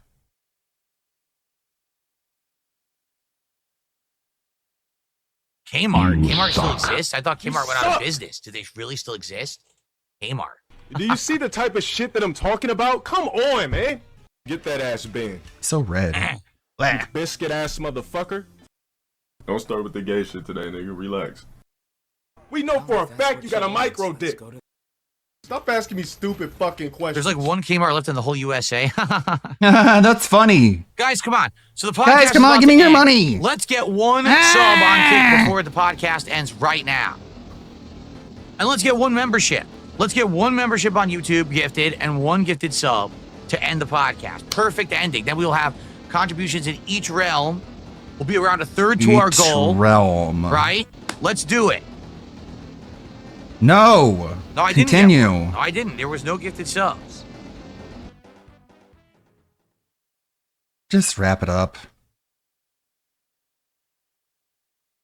He's the worst. The worst person to ever stream a video game. But you know what? The power of Satan compelled you to give me a fucking $1, and I appreciate that. What do you mean I'm gatekeeping where I got the shirt from? I'm telling you, it was just one of these discount places. Oh no! Where they resell designer products at a discount price because they didn't sell it at like the department store or whatever. That's where I bought most of the stuff. And then recently I went to like Kohl's and I got a bunch of new ones for this year. So it's a combination of stuff I bought last year and this year. That's what I'm going to be varying between over the spring and summer. Detractor Ball Z. I forgot I added that.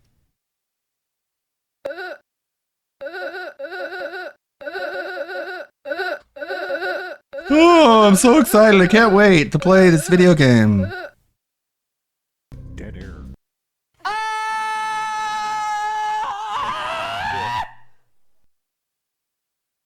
Oh. Come on. No one cares about. No, Come on, give me your money. So I just got to end the show. Yeah, fuck off. Looking like a schlub with no members. It's all your fault. So I look like a schlub now Well, because you that's didn't not give me your money. King has been Duty is gonna make a video about this now. Don't you understand? I'm I do want to say happy. thanks to Zangief. I don't know if he's still here, but Zangief did a bunch of subs last night. And that was appreciated. Thank you, Zangief, for that. Mm-hmm. I'm not going to VR. We're giving chat. like Fuck shout VR outs chat, to so Ghost Pay Pigs. It's shitty. Guys, you know there was someone earlier who gave me money and you guys aren't. That guy from earlier who gave me money, he's cool. I don't know about you guys though. I just wanted to give him a shout out. If I don't receive a gifted sub right now, I will disable all channel points on Kit. Fuck off, do it. Since no one will contribute, I will withhold the perks of being a Kick chatter. I will reverse them right now. Crack Threats the are whip. really great for terms of service, man. Take that. Do more. Do more threats. Companies love that. Threaten them more. Come on. That I was think funny. Clear Obscure could be game of the year. That wasn't I mean, it weird and depends. I don't pathetic. It know. was funny, actually, because they went ha-ha at the end of it. It depends. I mean, can it be game of the year at the Game Awards? No. No, I doubt it. The Game Awards are stupid as hell.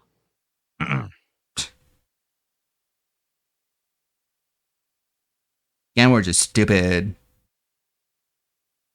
They didn't even You know give what's Stellar funny? Blade Game of the What was Year. game of the year last year? Fallout 76. What was it? Astrobot? Oh, was it? Yeah.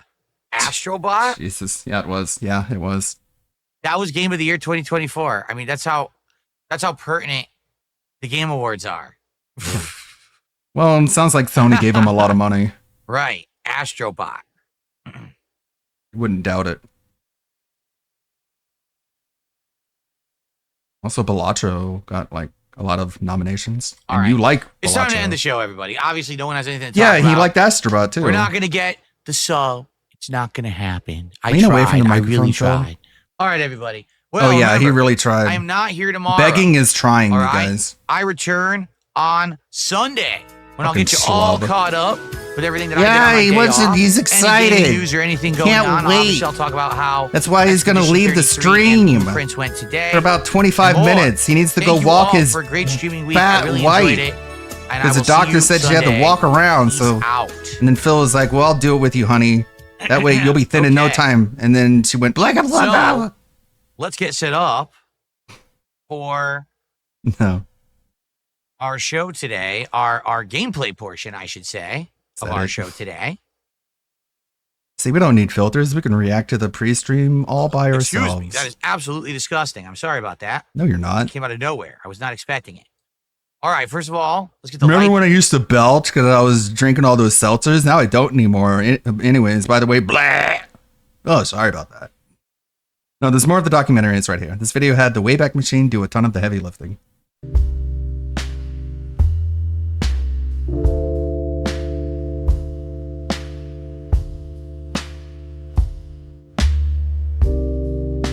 What did Doki Bird do?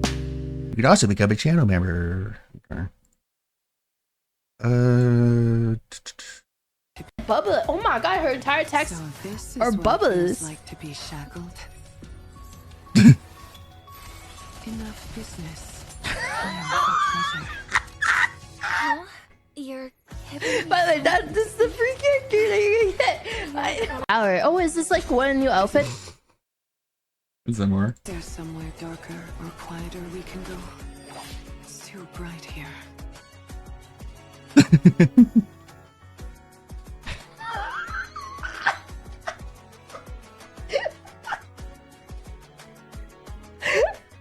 Bubba. Oh my god, her entire It's those boaty girls. Those boat girls again. Either way, thank you for watching. Now on with the show. Yeah, you're totally Adult Swim, dude. For who the bear trolls.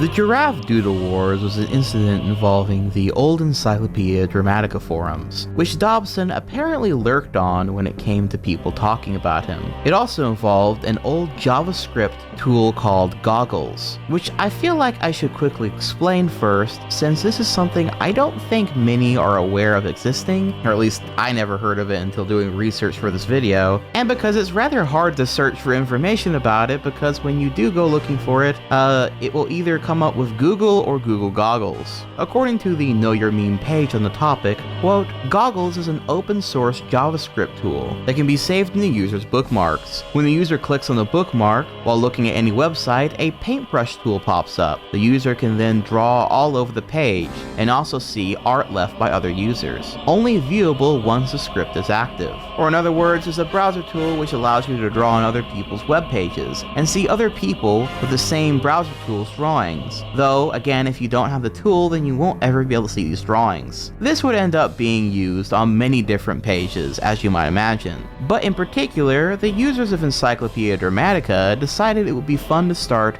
creating a gallery on Andrew Dobson's DeviantArt page, as well as several of his other drawing and comic pages. And when Andrew Dobson found out about this, he didn't appreciate it. And from here, I'm going to be reading the story as told in the ED article. Quote, at the end of November 2013, a lonely artistic soul on Encyclopedia Dramatica discovered a JavaScript tool called Goggles, which allows you to scribble on all non-SSL secured websites. The drawings and notes can only be seen when one activates the tool itself, so it's actually invisible to non-users. For the first few days, ED users doodled on Dobson's DeviantArt page, creating hate speech, cool drawings, commentaries, and one-sided lulls. This all changed though when Lord Preston looked beyond his valley into the mighty Encyclopedia Dramatica forums and saw those drawings in the Tom Preston thread. Immediately, he grabbed himself a copy of the program and started believing when I put on my goggles and I see into the spirit realm, I see pictures of giraffes. He went through all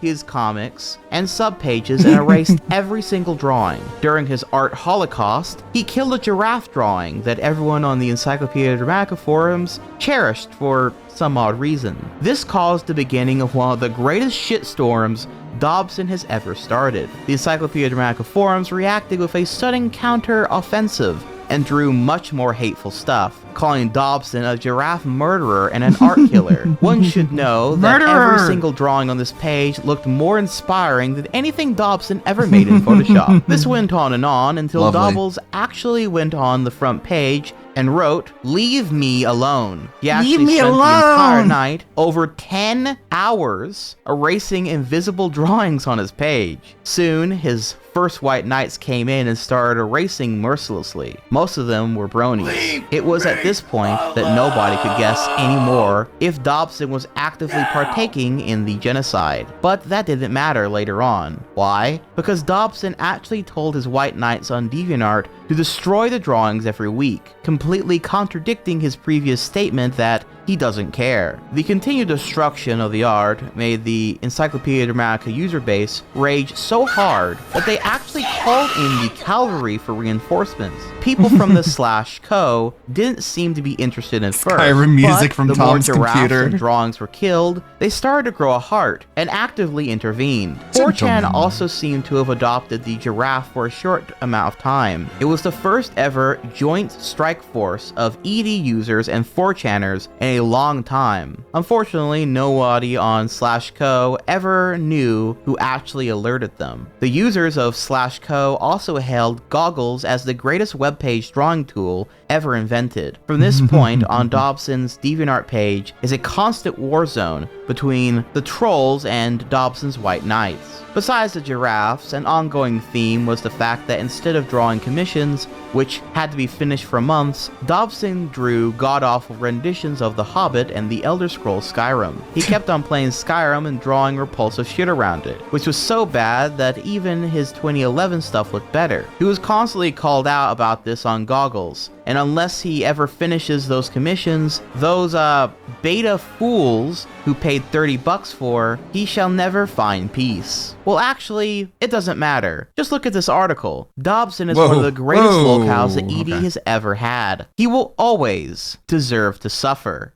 Unquote. Astounding. But the trolling didn't stop there, as eventually Kiwi Farms also took interest in Andrew Dobson, and it didn't take long before they were able to find several such cases of Andrew Dobson actually tracing stuff for his art, which, I'm gonna be real, I don't really care all that much about, but I know in certain artist circles it is considered an act of pure blasphemy and evil, but nonetheless, it was yet another example of Dobson being lazy as all hell, with the most popular example of this in this drawing he made where he traced the Big Ben Tower, and someone even made a little song about it.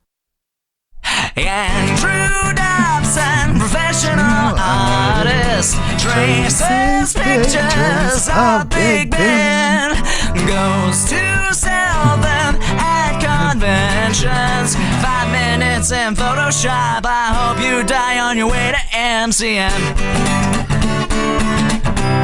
On your way to MCM. Classic. There was also a pretty funny story from someone who claimed to have known Andrew in high school, and they told their tale of what it was like back then and how Dobson treated others, which painted a rather different picture than the one that Dobson had so often made about himself during high school.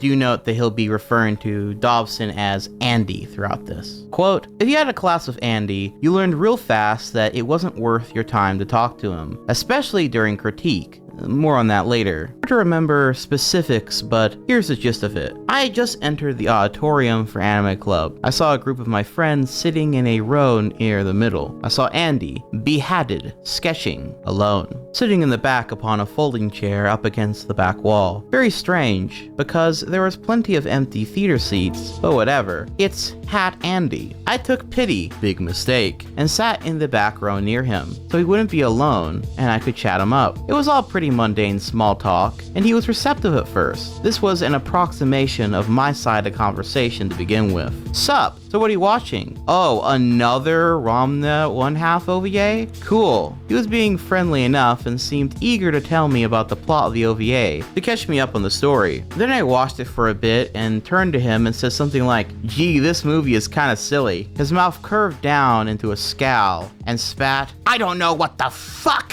you're babbling about." Then he waved his hand, flicking his fingers at me as if brushing away dust, and turned his full attention back, the sketch pad up on his lap. I was a little shocked. At first I thought that maybe he was making an awkward joke. Then it dawned on me that this guy was serious. As I said, I got up, stupefied, and walked over to my friends and sat down, in a daze. My friends greeted me and asked me, "What's up? Something wrong?" I replied, "Hat Andy." My friends exchanged knowing looks at one another, then turned back to me and said, "I know exactly what you mean." I feel the need to address this for people who may pity Andy. He is mean, nasty mean. The kind of mean you only find in young children who haven't developed social skills yet. As I mentioned before, he is extremely awkward and antisocial, yet every once in a while, I would start chatting with him, such as in the Anime Club, and everything would be perfectly normal. But then, suddenly, he would turn and verbally snap at you,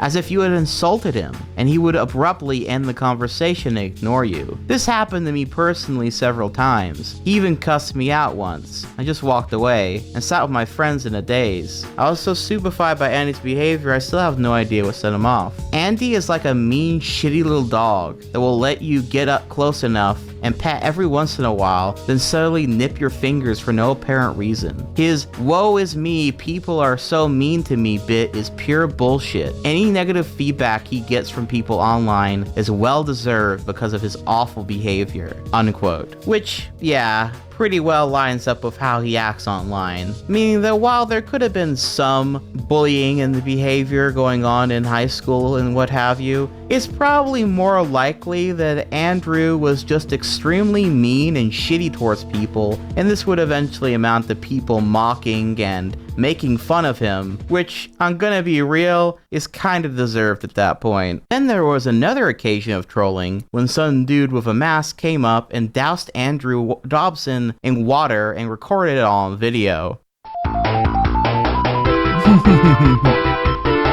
Go Mascog.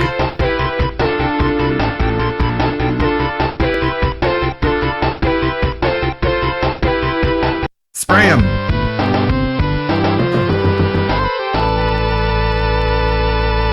This, at the time, only seemed to kind of annoy Dobson, since some of his art stuff got wet. He kind of took it on the chin, all things considered. However, he said this incident actually gave him PTSD, which is, well, I suppose there's no real way to know for sure how true that is. But given everything else we've discussed so far, and how Dobson seems to view reality in a rather warped way, I'll leave it up for you to decide on the validity of that claim. All of this trolling, I would say, then leads up to its apex, with an incident so embarrassing that it seemed to actually stun Dobson to his core. An incident so objectively stupid and embarrassing that there is really no smug retort left for Dobson to say. An incident I refer to as the commission debacle. Once again, like, you look at the headlines and you're like, I wonder if he's a Republican or a Democrat.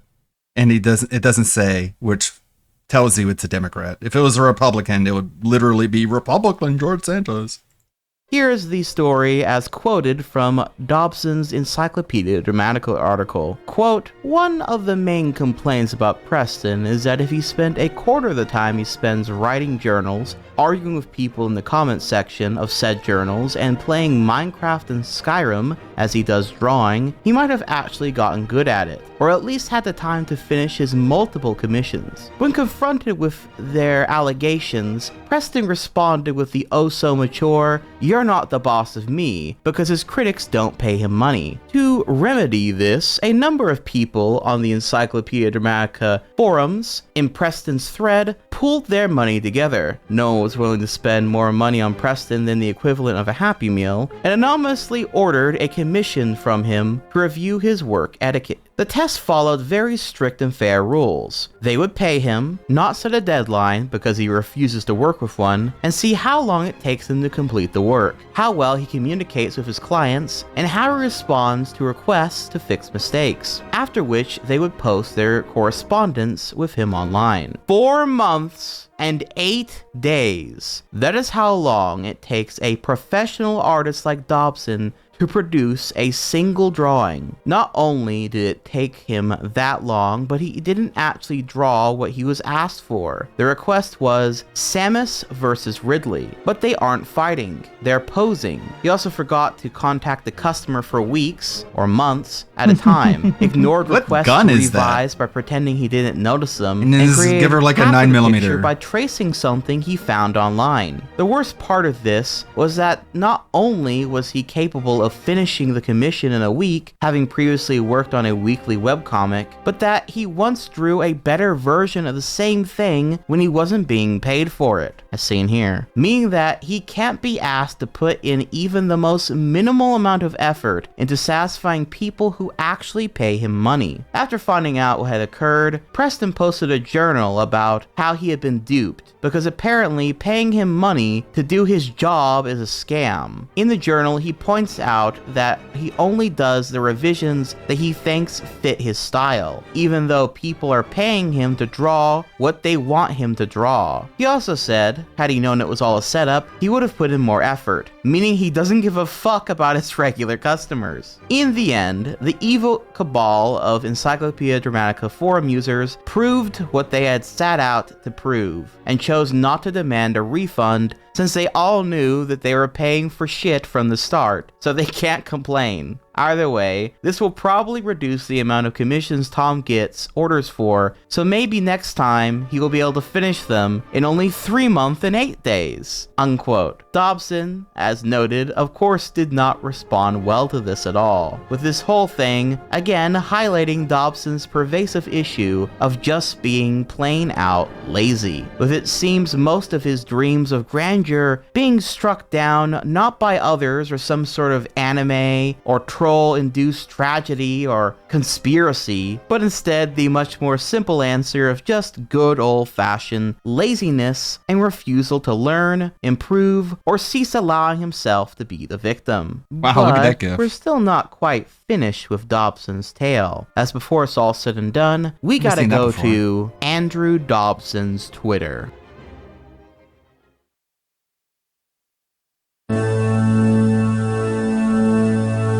Oh God, his Twitter.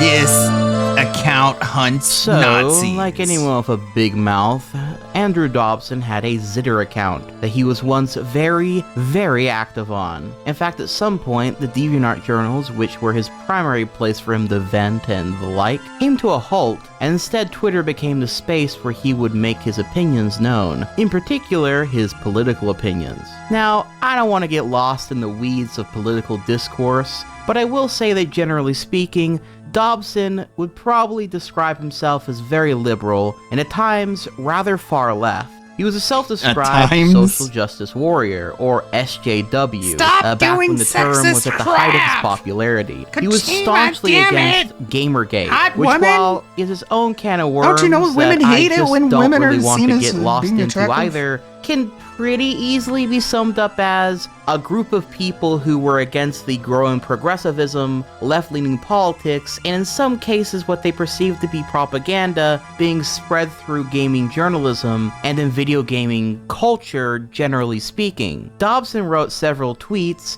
and made comics mocking the Gamergate crowd, painting them as misogynistic and sexist. This is something he did even outside of Gamergate stuff though, as he would also often make comics and write posts about sexism in gaming, film, and just in general, Oh my God. that he was again staunchly against. This is like something DSP would say. If the rumors about Metal Gear Solid's Quiet are true, I think we need to, as a nation, collectively take Japan to sensitivity training. Okay, you totally couldn't be a you problem. It has to be the entire nation of Japan is wrong. More than that, he considered himself a male feminist and sort of had a strange... As a white person, I sincerely hope we get replaced, and soon. Fuck the KKK and anyone who sympathizes with racists. Dobson, the Democrats created the KKK. And they're racist to this very day when it comes to hiring quotas and affirmative action. So, if you really believe that, you wouldn't be a Democrat. Guilt over being a white man as well. That bit of strangeness aside, what's interesting about him being a male feminist is, as often the stereotype, it seemed he might have been doing so and calling him such for ulterior motives. Something he often writes and depicts in his comics is men being brutally gross about women. There's even one such case where he drew this comic where he was sitting at a convention only to be disgusted by this other guy who was drawing porn and the like, also being there at the convention. It wasn't even but like there's porn. also, of course, the example. It just looks like an attractive female main character named a Death Bunny.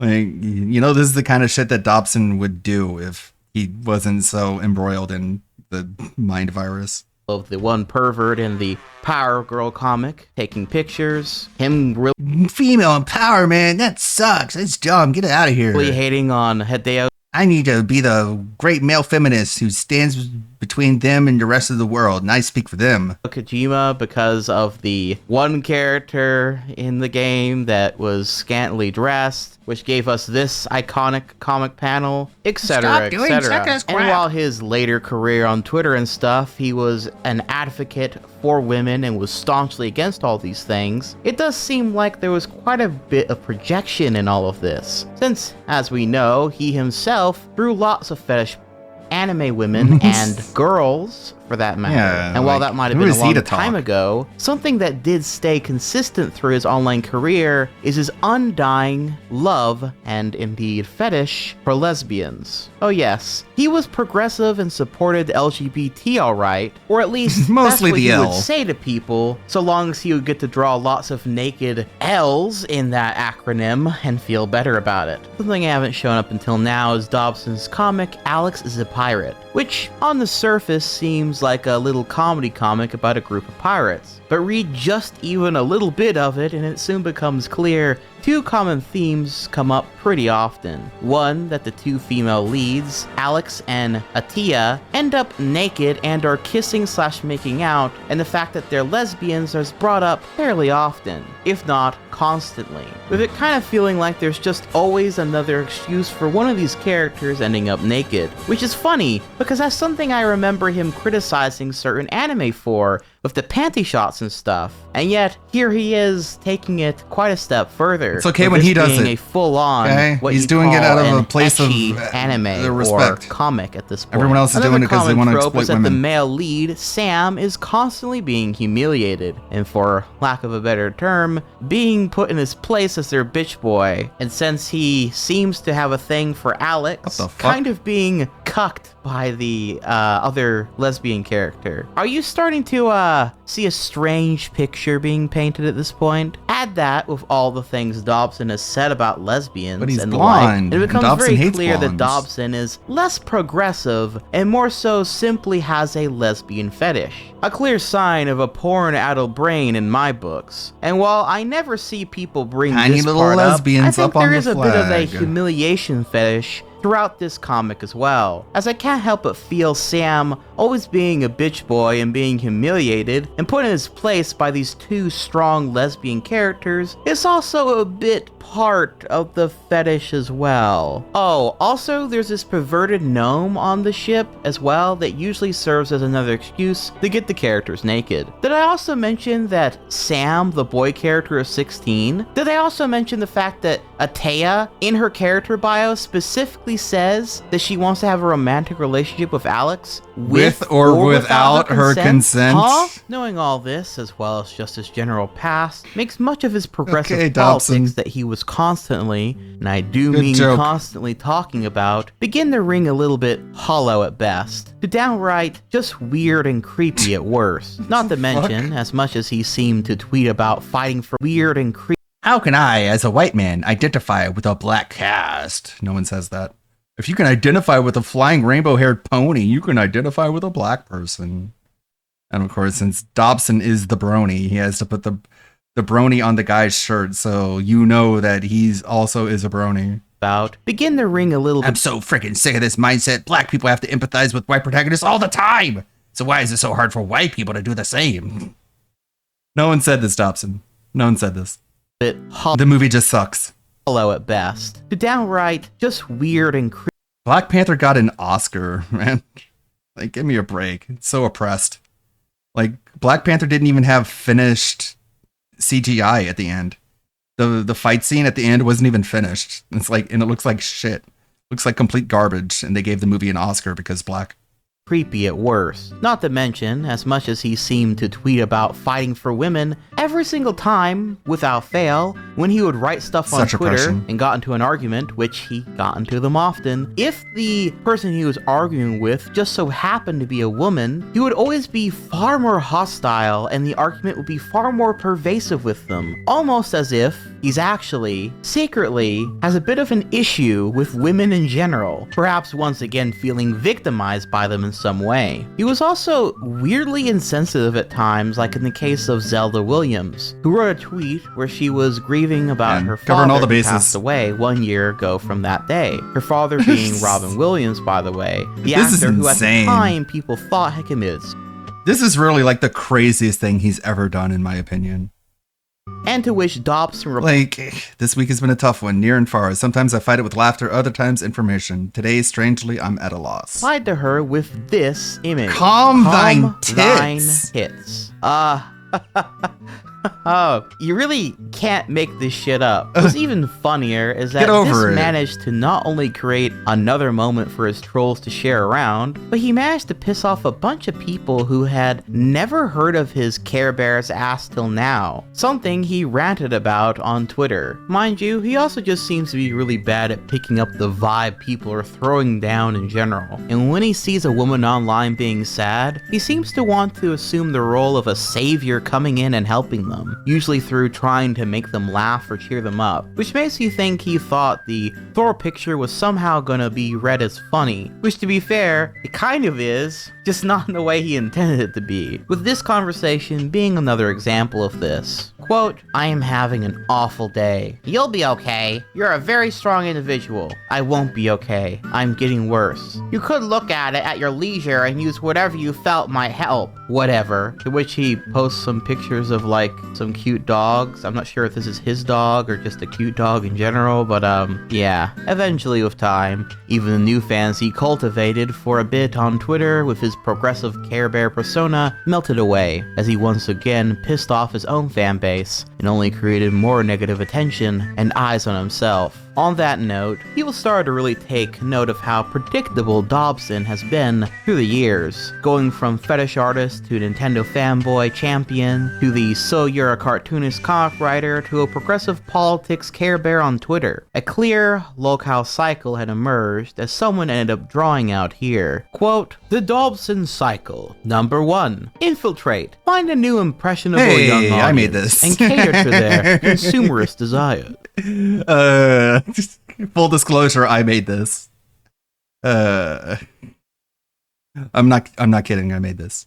Number 2. Indoctrinate. Preach to this fanbase about your political obsessions, telling everyone who disagrees with you that they're just beneath you. Number 3. Galvanize. Filter out everybody but your most fringe antisocial fans. 4. Self-aggrandize. Convince yourself that this small polarized misfit audience is normal and desirable. 5. Monetize. Expect this audience to subsidize your privileged lifestyle Yeah. when they can't even manage their own lives. 6. Fail miserably. 7. Obfuscate. Blame your critics for this predictable outcome. 8. Damage control. Tell everyone informing you why you really failed that they're wrong somehow. 9. Self-destruct. Realize almost nobody is convinced by your scapegoating. And finally, 10. Strategic retreat. Punish your ungrateful audience by depriving them of your efforts, also called running away. They can't make fun of your comics if you don't make any, and such is the Andrew Dobson cycle. Rinse and repeat. On that note about the monetization, Dobson did at one point create a My fingers in all the Patreon and pies. actually had this little video he made for the thing, which I'll show you now because it actually has a little bit of animation. Hello, I'm Andrew Dobson, and welcome to my Patreon. Over the past 10 years, I've worked on a lot of different projects, from my own independent works to collaborating with talented YouTube personalities. Perfect score. Want to try and beat it? Unfortunately, I've gradually had to move away from making comics for myself, and that's where this Patreon and you come in. Patreon is a simple and cheap way to help make Pay my me, dream a Thomas. reality once Hi. more. Think of it I'm as a John. tip jar. John By Dobson. pledging a little bit of money each month, you can help me get back into making comics and art for If you give everybody me to money, enjoy. I can You can pledge make as comics much or as little on the as way you want. I want to. And trust me, even $1 would be helping out. Even a if lot. you have $1, While the goal you is can give it to keep my me. artwork online for free so anyone can view it. The more money you If you only have $1, I'll take that dollar. From original artwork each month to book discounts to in-depth looks at my comic making process. You can even help influence which series I spend more time working on just by pledging. Art is a very time-consuming process, and overall, I just want to have the freedom to keep making comics for everyone. So thank you in advance for helping make this dream Thanks a in reality. advance. I hope you continue to enjoy the works that I create for all of you. I won't even pick up a pencil for less than $50. And while it never had a ton of people on it, I think it was getting around $150 or so at best, though I could be wrong on that. He too managed to kind of piss all that away by simply being lazy and not delivering on much of any of his promises. And once again, as more people started to see the real Andrew Dobson, as he couldn't help but make dumb mistake after mistake, this too ended up failing and left him in the same stagnant rut he always seems to find himself within. I could go on and on, honestly, but I think you've gotten the point by now, which means there's only one more thing to discuss: the final act and fall of Andrew Dobson.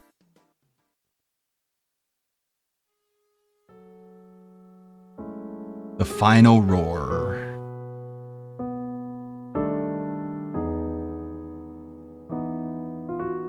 So, at some point, Dobson wrote on Twitter how he was considering deleting his DeviantArt account since he had stopped using it pretty much altogether. And yet, despite this, the page was still actively getting trolled. Funny thing is, if he wasn't using it anyway, I'm not sure why he would care at all if people were still trolling it. But regardless, he would end up deleting his DeviantArt account, noting how he suddenly has a strong desire to leave the internet for good, or at least delete all his accounts that he currently has. There was a rather long DeviantArt journal that he made before he ended up deleting the account for good. We won't read it all verbatim, but the basic gist of it is that he's been thinking about deleting his DeviantArt for a while, and apparently the straw that broke the camel's back was in one of his more recent journals, where he basically had people complaining that he wasn't making enough on his Patreon, as in he wasn't living up to the expectations people had for the money that they were giving him. This gave him anxiety, angered him, and he felt like it was too much to ask. And so he felt like all his haters and the people that were even supporting him just for the sake of, I guess, in his mind, putting pressure upon him were truly fucked up. He also noted how he felt like he had moved past the website in general, and was sure to note how he wasn't quitting art, but he would be simply posting it to other places instead. And he would then write this final goodbye before deleting the account for good, which I'll go ahead and read this part in full. Quote, "The long goodbye. I've been toying with leaving this site for quite some time. I've been hesitant to do so because I know a lot of you really appreciate my work and do support me in my art. I have around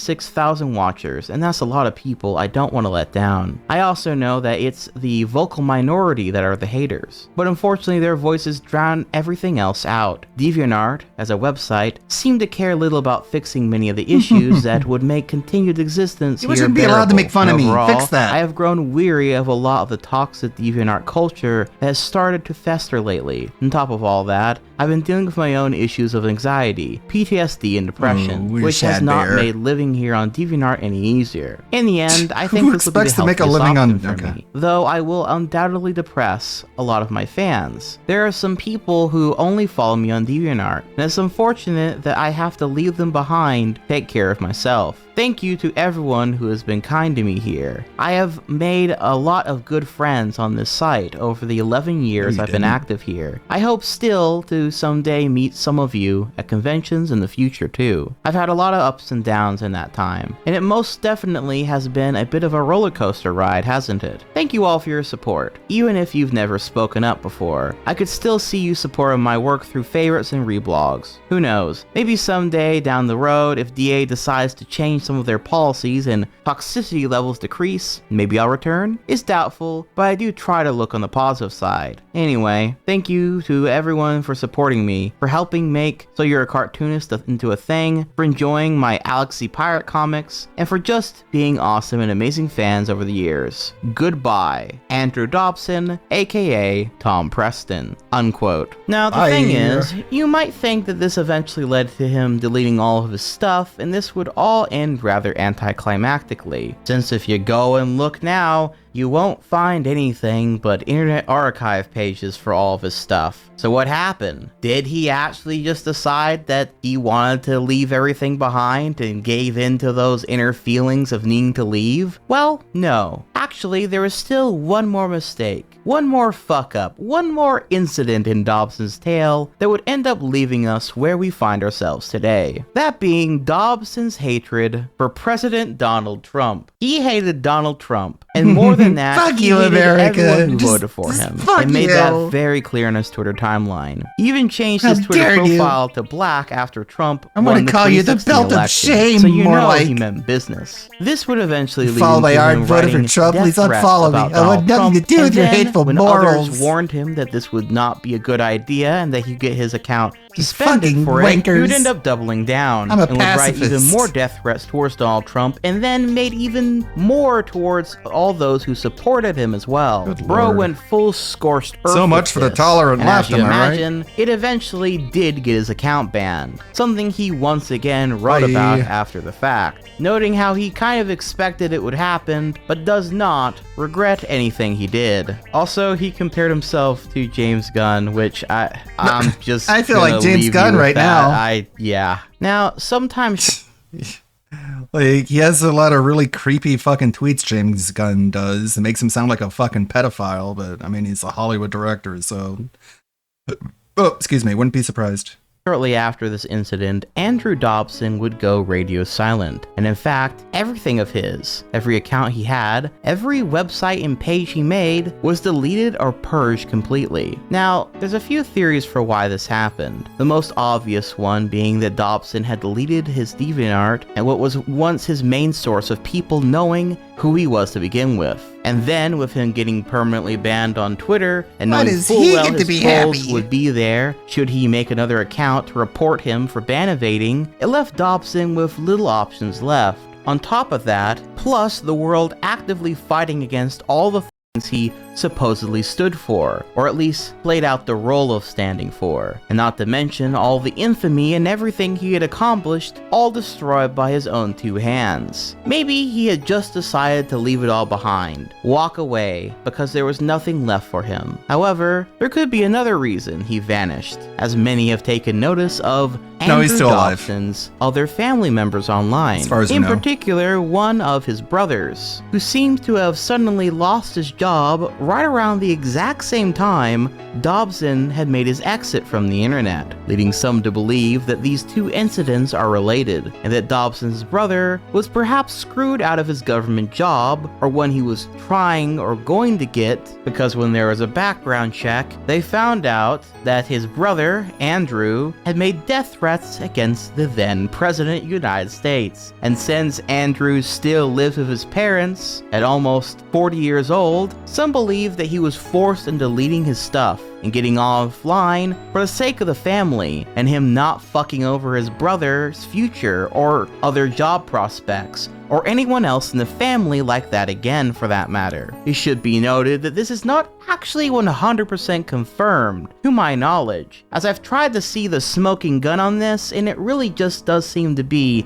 theories and people putting pieces together, but there's not that final smoking gun confirmation as of yet. But needless to say, the timing is definitely quite fishy, and at the very least, both of these answers could sort of run at the same time. Either way though, the result was still all the same. Dobson had left the internet for good. After years of non-stop posting, fighting, evolving, and yet staying the exact same all at once. Caddy N, Tom Preston, Andrew Dobson was no more. Something I felt I should note is about a couple weeks ago, a new account claiming to completely skipped over the Tumblr stuff he did. He was on Tumblr for a while. Be Andrew Dobson came onto the social media website Blue Sky. And if you never then he rage quit Tumblr because he was getting trolled.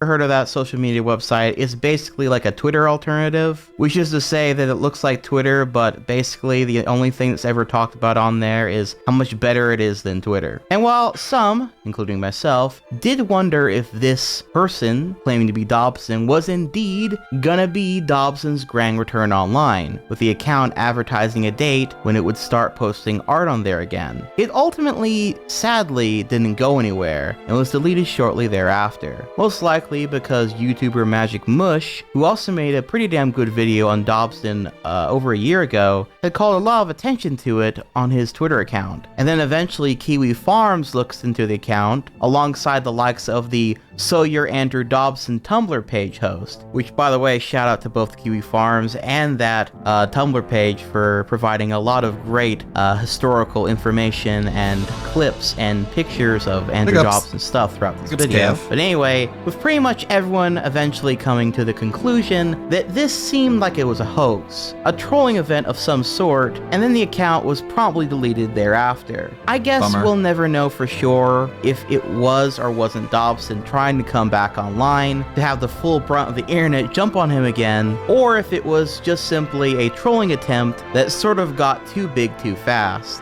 though many seem to side with the latter being the case. It does, funnily enough, showcase that Andrew Dobson, after all these years of being gone, and basically being just that guy that people sometimes say, oh yeah, remember the weird Care Bear guy who didn't like anime and drew the Power Girl comic, still, ironically, demands the attention of many. I guess that's something you can never take away from him. He is truly a train wreck that is hard to look away from. But as funny as it would have been to have this video end on his sudden return, I think this is probably the ultimate ending to his tale. Andrew Dobson is one of the most famous locales ever to grace the internet for a reason, because at the core of it all, every single issue he has ever faced was entirely his own fault. It was his own pride, his own laziness, his own lust for degeneracy, his own need for attention. Come on, Andy, to let's prove go. his intellect above all others. It was his own actions and words that led him time and time again into making a fool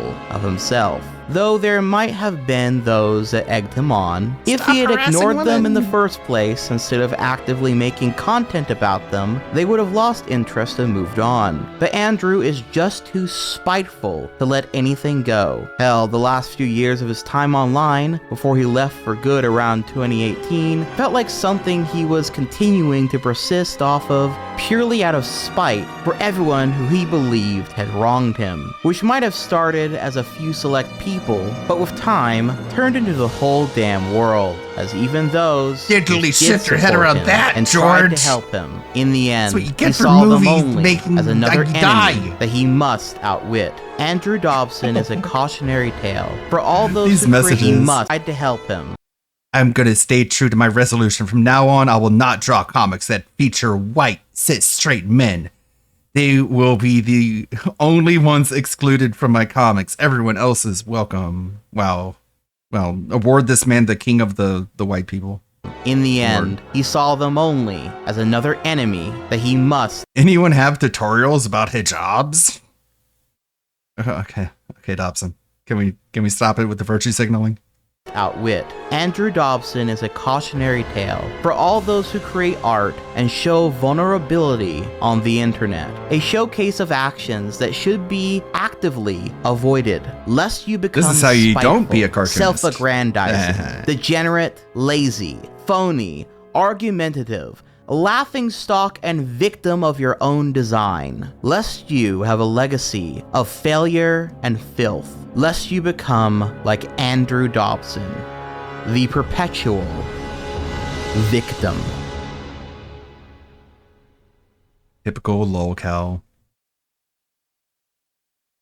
And that is it, ladies and gentlemen. Thank you all so very much for watching this rather extensive video on Andrew Dobson. He was a person I always wanted to cover on this channel eventually. It's both very fun and very cursed going through the Internet Archive to do as much research and get as much information about Andrew Dobson as I could. What are all you guys' thoughts on Andrew Dobson? And furthermore, who's another lolcow or interesting internet figure you'd like to see me cover in the near future? As I've noted before, we still have the Spoonie video coming up, and there is already another Internet Fables that I haven't fully revealed who it's about yet that I've been working on for some time that will be coming out very soon as well. But all the same, please feel free to send me suggestions. So make sure he doesn't Someone forget that you anything. think is a little bit more obscure, give me some details about them and I'll definitely look into them as another possible episode of Internet Fables. I also want to take this opportunity to thank all of my loyal patrons and channel members for continuing to support the channel and big projects like on these, Patreon. including all of my night eggs and my night owlettes, as well as a very special He's thank really you into to the my owl great stuff. night He's- owls, he really loves including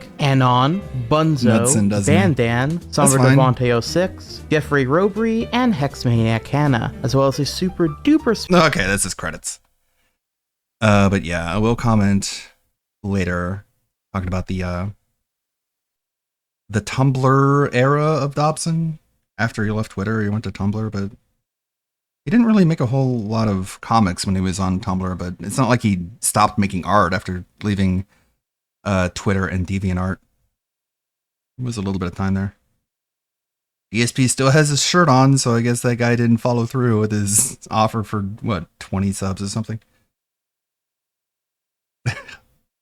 Kino Casino is going to talk about DSP and his whole Switch 2 fiasco. I think the side scrollers actually talked about it, didn't they? Who's this one? DSP pre-ordered the Switch 2, and look, this is not good. I'm gonna tell you this right now. Yeah, Like, don't pre-order don't Switch. do this. But it's also kind of his fault in doing this. But let's just kind of go through the saga with him really fast. Confirm. I got it from Walmart. Of all places, I got it from Walmart. We did it, guys. That was a nightmare, but we did it 100%. Oh, I'm muted. But did anyone just see the hand gesture he just did? What's that? No one else noticed the hand gestures he was just doing? The hand gesture? Let's find out. Hold on. Is that you think that how that word is Wait. pronounced? I'm sure That's highly inappropriate, Blabs. Yeah, well, ridiculously inappropriate, Blabs. What's wrong I'm with sort you? of like, wait, what is he doing? Blabs! Come on. Sorry, it was right there. It was too golden. It's DSP. You have to. Oh, damn. These are the kinds of things that side scrollers I really focuses hope everyone on. memes him. Flash over here. All right, let's see how this goes. Of all places, I got it from Walmart. Oh, We did it. no, Blabs! No, I cannot see it. Sorry. Now I can't unsee it, Blabs. Look what you did. Can you go back and play the very beginning of it, though? Just for prosperity. It's too funny. Damn, Blabs. You want me to play him making that hand gesture, please? You want me to full screen it too? I need it. Damn, fine, Blabs. Here, Blabs. Here we go, just for it. Blabs. Full screen. Here we go. That's right. Let's clip this shit. I'm going Here to we go. timestamp. Go ahead, 45, Blabs. 45. Here we go. Here we go. With no audio, just for you. There you go. Nice. Good job, Listen how Blabs. quiet Blabs got. Yes, Blabs over Whatever here just like, hey, invisible guy who's in his room is very happy right now. Timestamp. Golly. You're evil, Blabs. Yeah. You're the But those are the kinds of issues that the side scrollers takes a look at whenever they're looking at DSP. His hand motion. I mean, I guess we all do kind of focus on obscure things. Speaking of obscure, DSP is playing Claire Obscure Expedition 33. How's that for a transition? And we're going to watch DSP play more of that after we raid Tevin. Thanks everybody. Thanks everyone for hanging out. Thank you, Moiadis. Thank you, Lonely Sully. Thank you, Playing With Your Beliefs. Thank you, Skull E. Duggery, Hello Jericho, Wizard of Plum Billy, Zara Zabusa, Lawson Technicolor. Everybody who stopped by and hung out at the stream. I'm going to probably take a nap and then go back to editing. Thank you. Thank you. Thank you. May the good blood guide your way, everybody. How about Shroom? The Shroom or Tevin? Let's see. Let's let the wheel decide. Come on, wheel. No marked one. Oh. Shrom, yes. Tevin or Shrom? Looks who wins. Winner is Shrom Dukum. Looks like he's playing the same game as DSP, doing it side by side.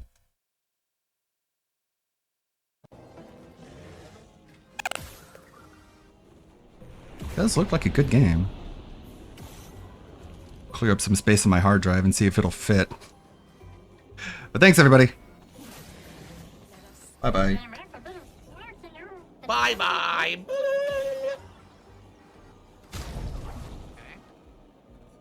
Try Thunderfall.